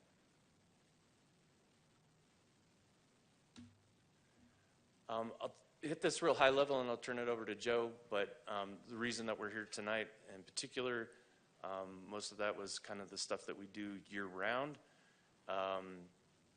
We realize that we have a lot of tools in our toolbox, and one of those potentially for in the future is PSPS, or Public Safety Power Shutdowns. So in the worst case scenarios, we realize that in some cases where the extreme winds and extremely low RHs are in place, that we would have to move to the point where we would have to de-energize power to make it safe. I'll say just really quickly, those are extremely rare cases. Our meteorologists and our data analysts have been working for over a year and a half to figure out whether this tool should be in our toolbox and when we would use it. It is in extreme conditions. On rare occasions, even when we look back at the 200 worst weather days in Arizona history, and then look at it based on the 13 circuits that we've chosen based on those events, it's extremely rare. And we hope that we don't have to use it, but in those circumstances where it's a forecastable event that are showing us those extreme conditions, that we would use that tool if necessary. So I'll pause there before I turn it over to Joe. Any questions specifically for me? Council, questions, comments? I imagine those conditions, we're looking at more than just one of them at a time. One in like multiple geographic areas, or? Well, just dry conditions are pretty par for the course. Yes. Around here. But dry conditions coupled with high winds could give us pause, for example. Yeah, so it is extremely rare that the two of them come together to extreme conditions. So we're not talking about 35 or 45 mile an hour winds. You're talking RHs that are in single digits and wind peaks that are above 66 miles an hour, which Coconino District has seen one of those in the last 5 years, to give you an example. Thank you, Mayor. So I'm thinking when you would do shutoffs, it's because if you don't, the power lines might start a fire. So what would be the mechanism of that? Like a branch would blow over and be connecting two voltages, so you get current through the branch, and then it started on fire. Is that kind of the idea? Yeah, so it comes from a lot of different places, but you're right, you're one. Foreign interference, so something blowing from out of the right-of-way into the right-of-way and making contact with the wire.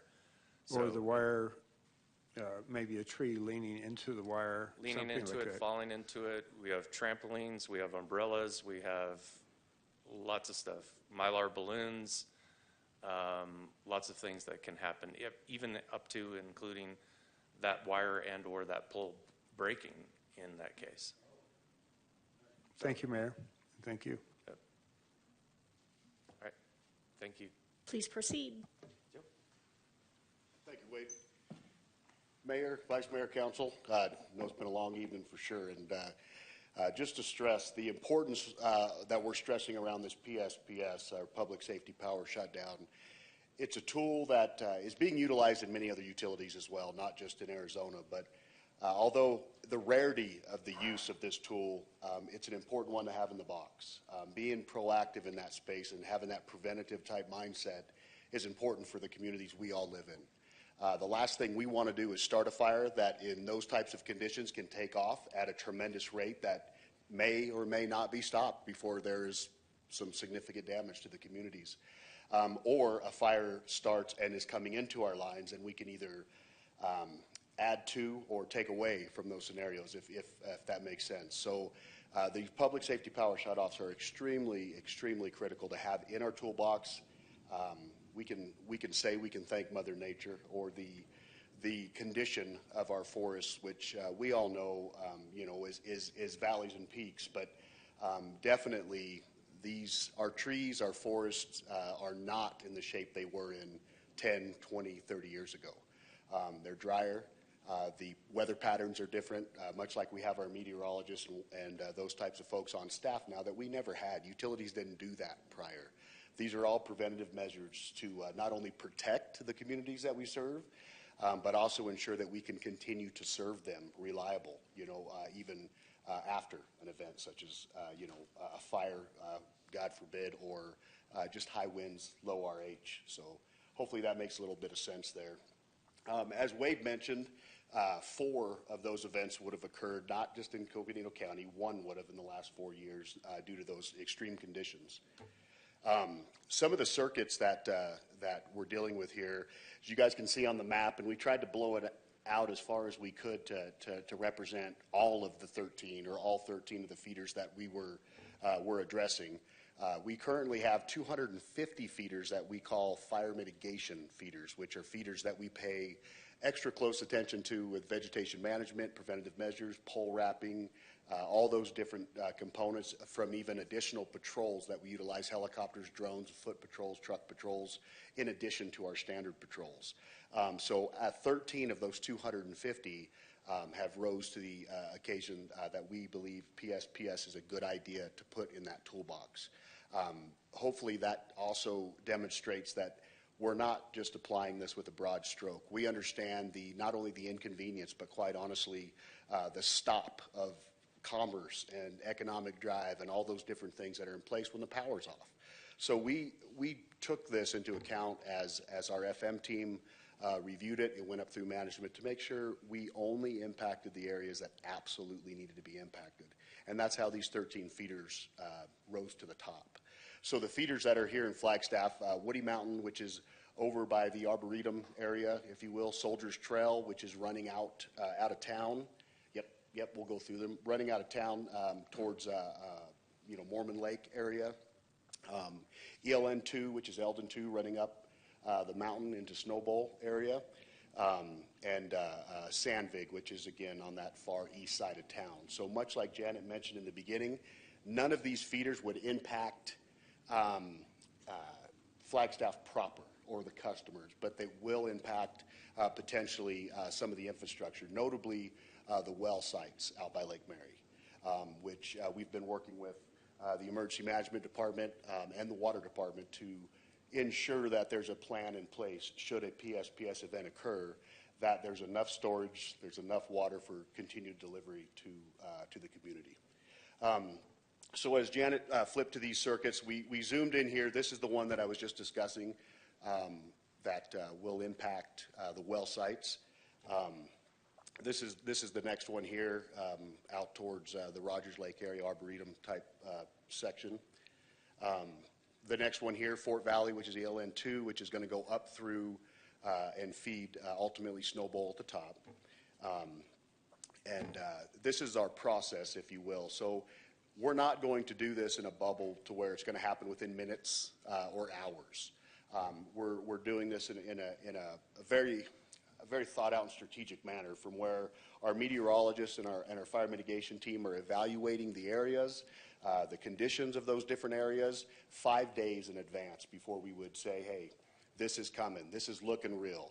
And we'll continue to update our partners, cities, emergency managers, so we can communicate to the customers as well, right up until day 0, if you will, to where a PSPS could occur. So it's going to be something that we will notify as far out in advance as we can, and then continue to notify all the way up until the actual shutoff, if you will, or the diverting from the shutoff for whatever reason that may be.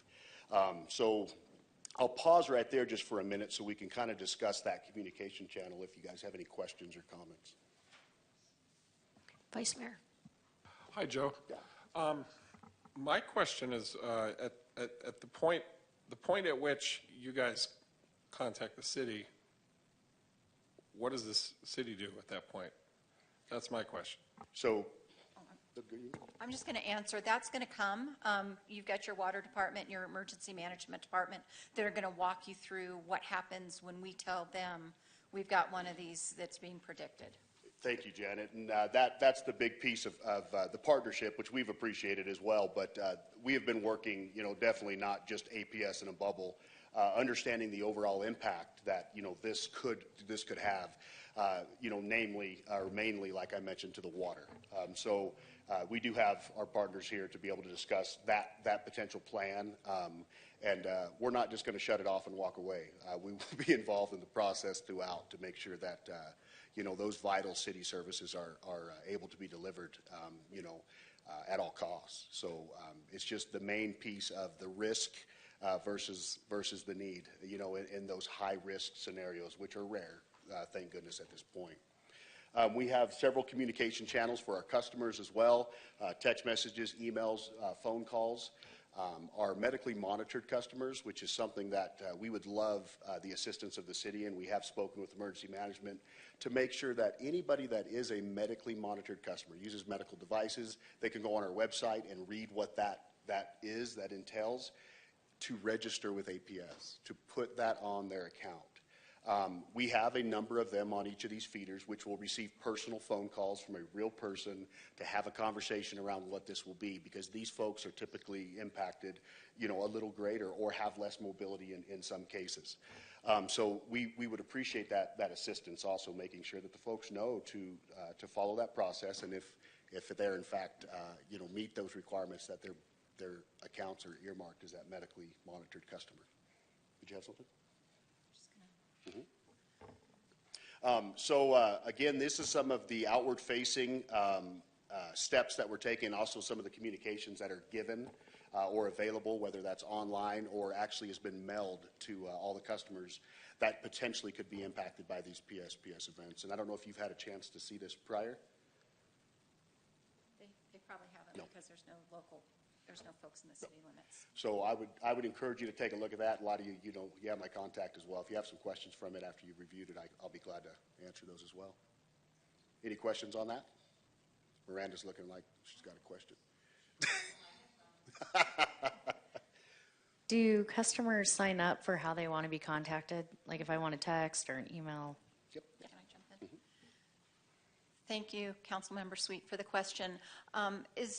Joe, we're showing you some of our communication efforts. Our focus right now has been on helping our customers be prepared and making sure that we've got the information in our system so we can talk to them about this. So we're really doing a big preparedness push right now, and part of that is making sure that we have their cell phones if they like text, their emails if they like emails. We're asking our customers to tell us how they want us to communicate with them. And then we're working really closely with the county emergency managers in the 3 counties that are impacted to share their message, so that we're sharing each other's messaging around being prepared. And, we need that so that we can help our customers. Absolutely. And you indicated that the circuit or one of the circuits that's close isn't within the city limits, so Flagstaff residents didn't receive this mailer. Would you still like Flagstaff residents to sign up through you? We would always like... Yeah, absolutely. That correct information is important. Yeah, we want as much information from our customers so that we can be in contact with them when we need to. So yes, that's a message for all of our customers, and it's especially important for our PSPS customers. So. Absolutely. Thank you, Janet. We've kind of talked through this where she was just at, which is great. But again, it is important that we have the right information. We can contact these customers by the method that they're most comfortable with, or they'll receive that message. But we got to have the right contact info, and that's essentially what this slide's dictating. So whether or not they're impacted by a public safety power shutoff at the moment, their accurate and correct contact information is vital, even for outages or any of those types of responses.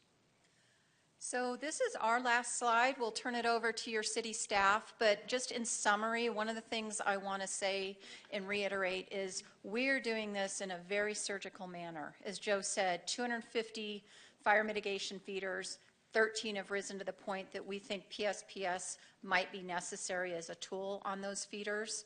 but we're being surgical. We've taken that historic look back over the last 5 years, found 4 instances where the conditions would have had us call a PSPS over the last 4 years. And then we looked at how long did we think that might last on average. And it was on one of the slides, but I just want to call out that what our modeling and our analysis showed was an average of 20 hours. Some of these could be longer, some could be shorter. You've heard about days-long events like this in other states. We don't anticipate that in this state. We don't have the Santa Ana winds. Our weather patterns are a little different. But that 20 hours is the event, and then the time we think it's going to take to patrol the line when the event ends, because these are events that, as Wade said, could break a pole, could bring line down. So we're not just going to, re-energize without going out and making sure it's safe to do so. So just to add to that piece, the patrol plans that go along with that, we have narrowed them down to 2-hour patrols on all of these feeders, which is utilizing a significant amount of resources that we wouldn't, traditionally use for a patrol.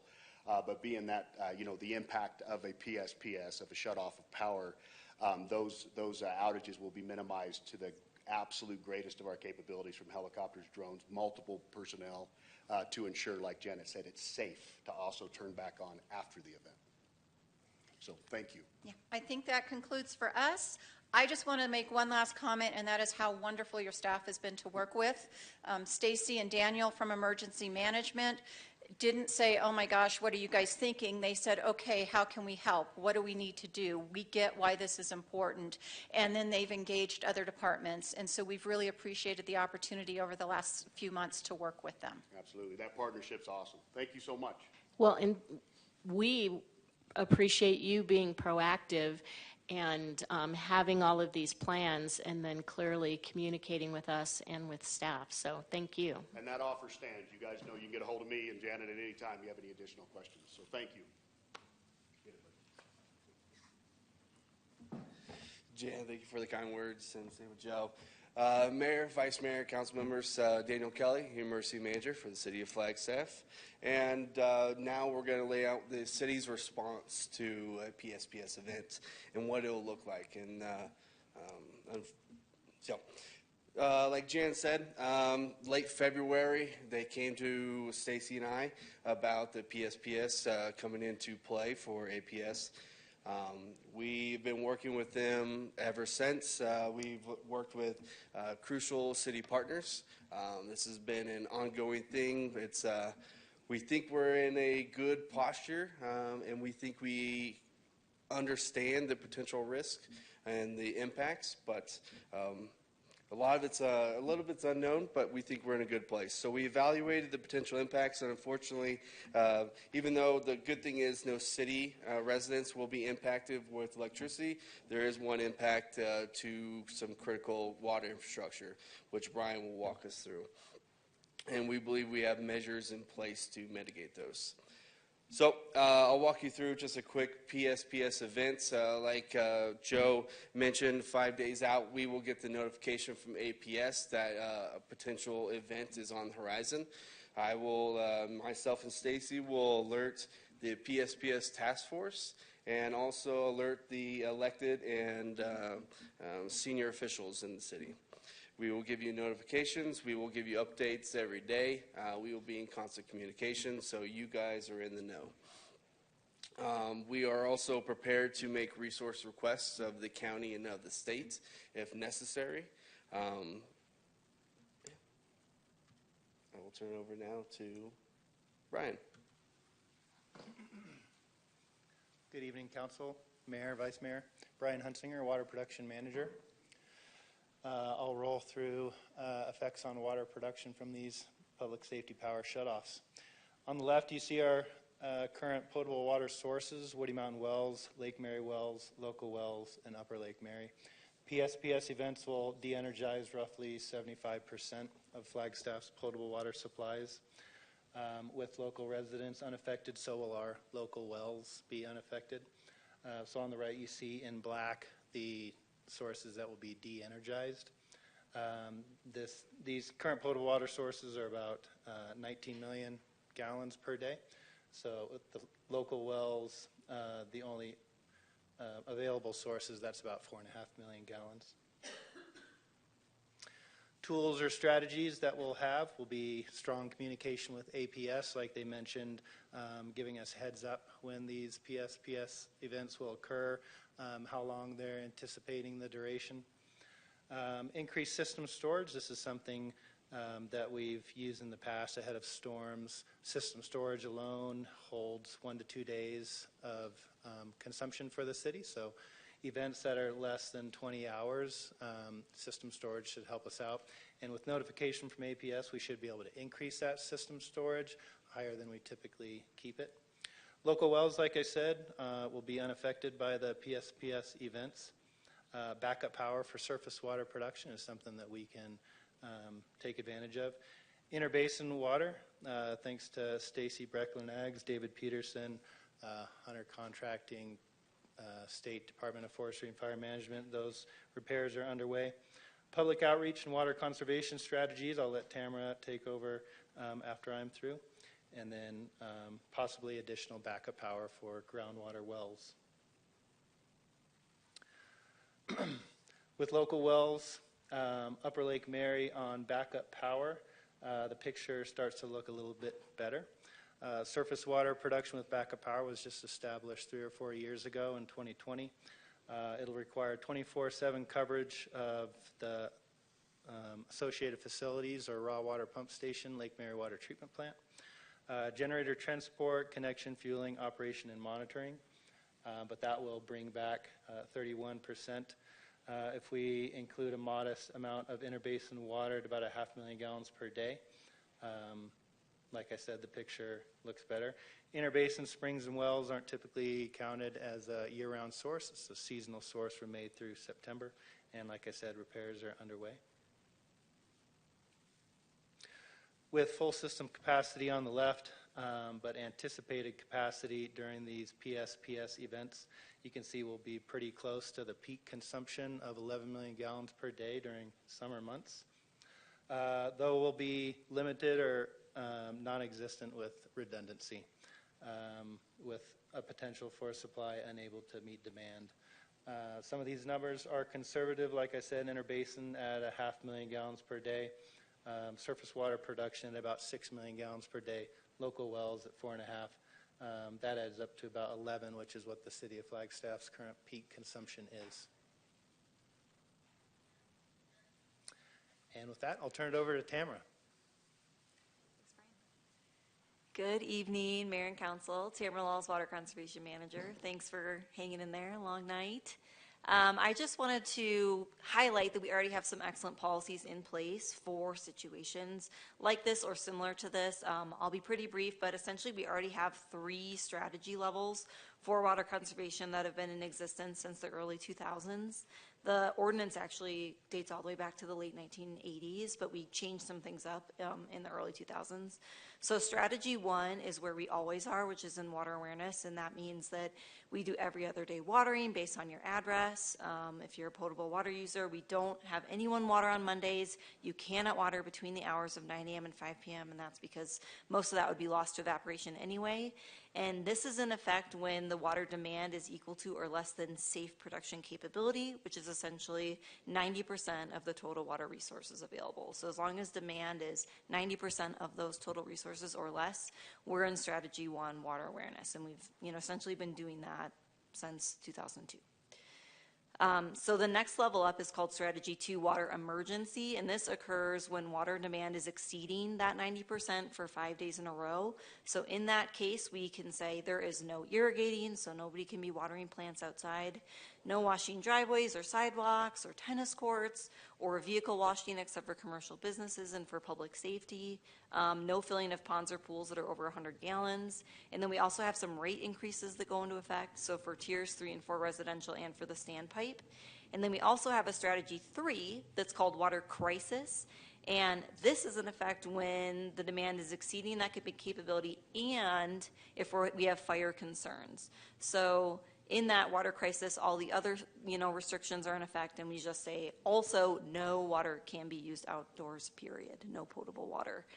And in our discussions we were saying it probably makes sense because in this, PSPS situation, we're already looking at fire concerns. We would probably elevate to that level 3 instead of going to level 2 because we, have this fire concern, and we might not use the word water crisis. If we're going to say like we're going up to level 3, we might say we're elevating to level 3 just because we don't want to incite a panic, right? We don't want people to think, oh, and now everybody needs to fill their bathtub at the same moment. And so in this case, we also will keep an updated contact list of our like kind of top 5 irrigators, because then we're talking about millions of gallons to make sure that they're in compliance. So, we'll be talking to parks and talking to NAU and talking to FUSD and saying, here's the key people that we need to say, hey, we're going to strategy 3. You guys are the big users. Let's make sure you're in compliance, and then we can kind of get the word out to the general public too on having elevated to that strategy. But I feel confident that our customers are pretty aware about water conservation, and because we've been doing level 1 for so long, that I think people will be amenable to having to elevate to these situations in the situation that we're in an extended PSPS event. You saw that, Brian kind of showed that the demand and the supply are going to be kind of at that same level, that it's probably not going to need to elevate to these, but if we're talking at multiple days of a PSPS event, we're kind of prepared for it. Thank you. And now we're handing it over to fire. Good evening, Mayor and Council. Just a quick overview of the fire protection impacts during these types of shutdowns. And so for us, with the planning threshold that were being discussed and the duration that APS anticipates that we might experience this, we think that fire flow for fire hydrants, and also, very important to us also, is built-in fire protection, particularly in our higher risk multifamily and high density, high-rise buildings. It's important to us that the built-in fire protection fire flows are in place, as well as manual firefighting. Under these assumptions, assuming that the water system and distribution remains functional, and assuming that there isn't during this time some type of a spike in demand that takes the available fire flows down, we feel very confident that we're going to be in good shape. From a redundancy or a backup standpoint, we can generate hauled water supplies for the residential single-family smaller risk. But beyond that, if we find ourselves where we're not able to meet that minimum daily demand, and then the available water in the system isn't there, we have concerns. And just another perspective to bring up, if fire conditions are such that APS is thinking about something as drastic as this, history has told us that we're going to be working a fire somewhere close by, whether it's generated through their right-of-way or some other fire cause. These fire conditions, and we've seen some examples of that in the last couple of years. We have starts, and we've been working a lot under these extreme conditions. So that means there's not a lot of extra resources around. So just want to be real clear. Okay. Thank you. And Sarah's going to finish. Thanks, Chief. All right, so last slide for the evening. Around the public messaging that we'll be sharing with the community.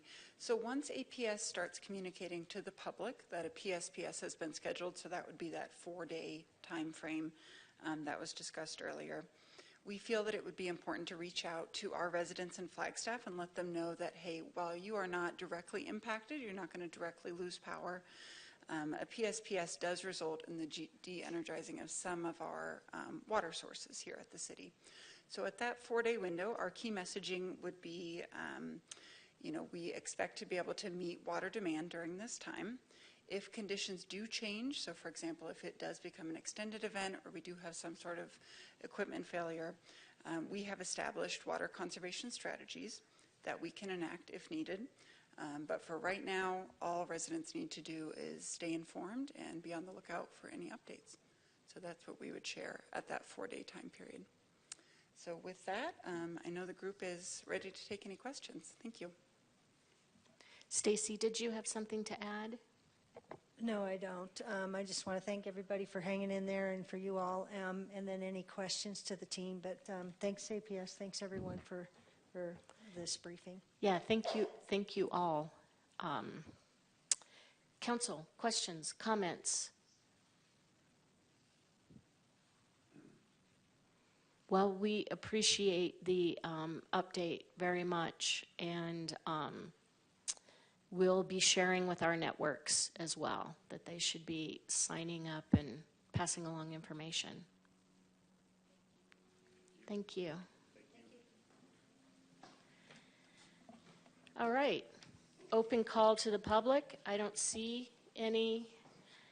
All right. Informational items, 2 from Mayor, Council, and City Manager, and future agenda item requests. Councilmember House. Nothing for me. Thank you. Good night. Councilmember Sweet. Good night. Councilmember McCarthy. Good night. But before I shut up, I did go to Earth Day, and that was done very well by the Sustainability Department. A lot of interesting booths. And then I had a meeting with sustainability staff where they kind of brought me up to speed on some of the things that they're doing. Thank you, Mayor. Thank you. Vice Mayor? I won't say goodnight because I don't want to assume everyone's done, but I'm getting ready to go. Councilmember Harris? Good night. Councilmember Matthews? I don't have anything tonight, thank you. Okay, I'll make this quick. I was able to have dinner with the CEO of the Aspen Institute and some other folks in Phoenix. The Arizona Community Foundation invited me, and I was very excited to learn that their new strategic plan has 3 focus areas: education, housing, and environment. I thought that was right on. Bless you. I spent all day yesterday on a hiring committee for the new executive director of the Arizona Commission on the Arts, and we will be having follow-up interviews with those who are moving forward in the process. I also had a meeting with the Animal Welfare Coalition of Northern Arizona to talk about creating a spay-neuter facility, low-cost spay-neuter facility in Flagstaff. And one statistic that came out was that 50% of the intakes at High Country Humane are puppies.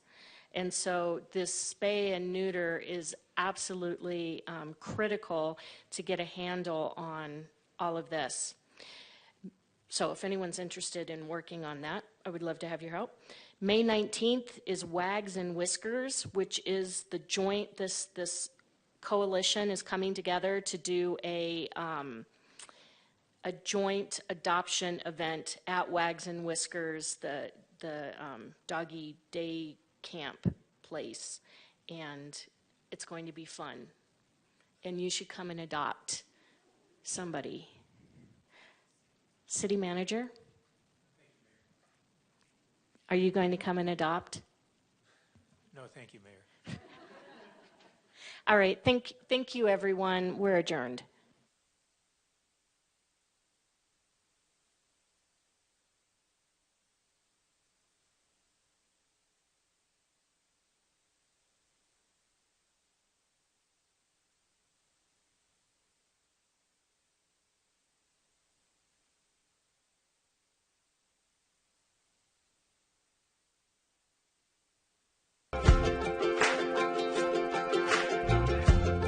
Flagstaff welcomes nearly 5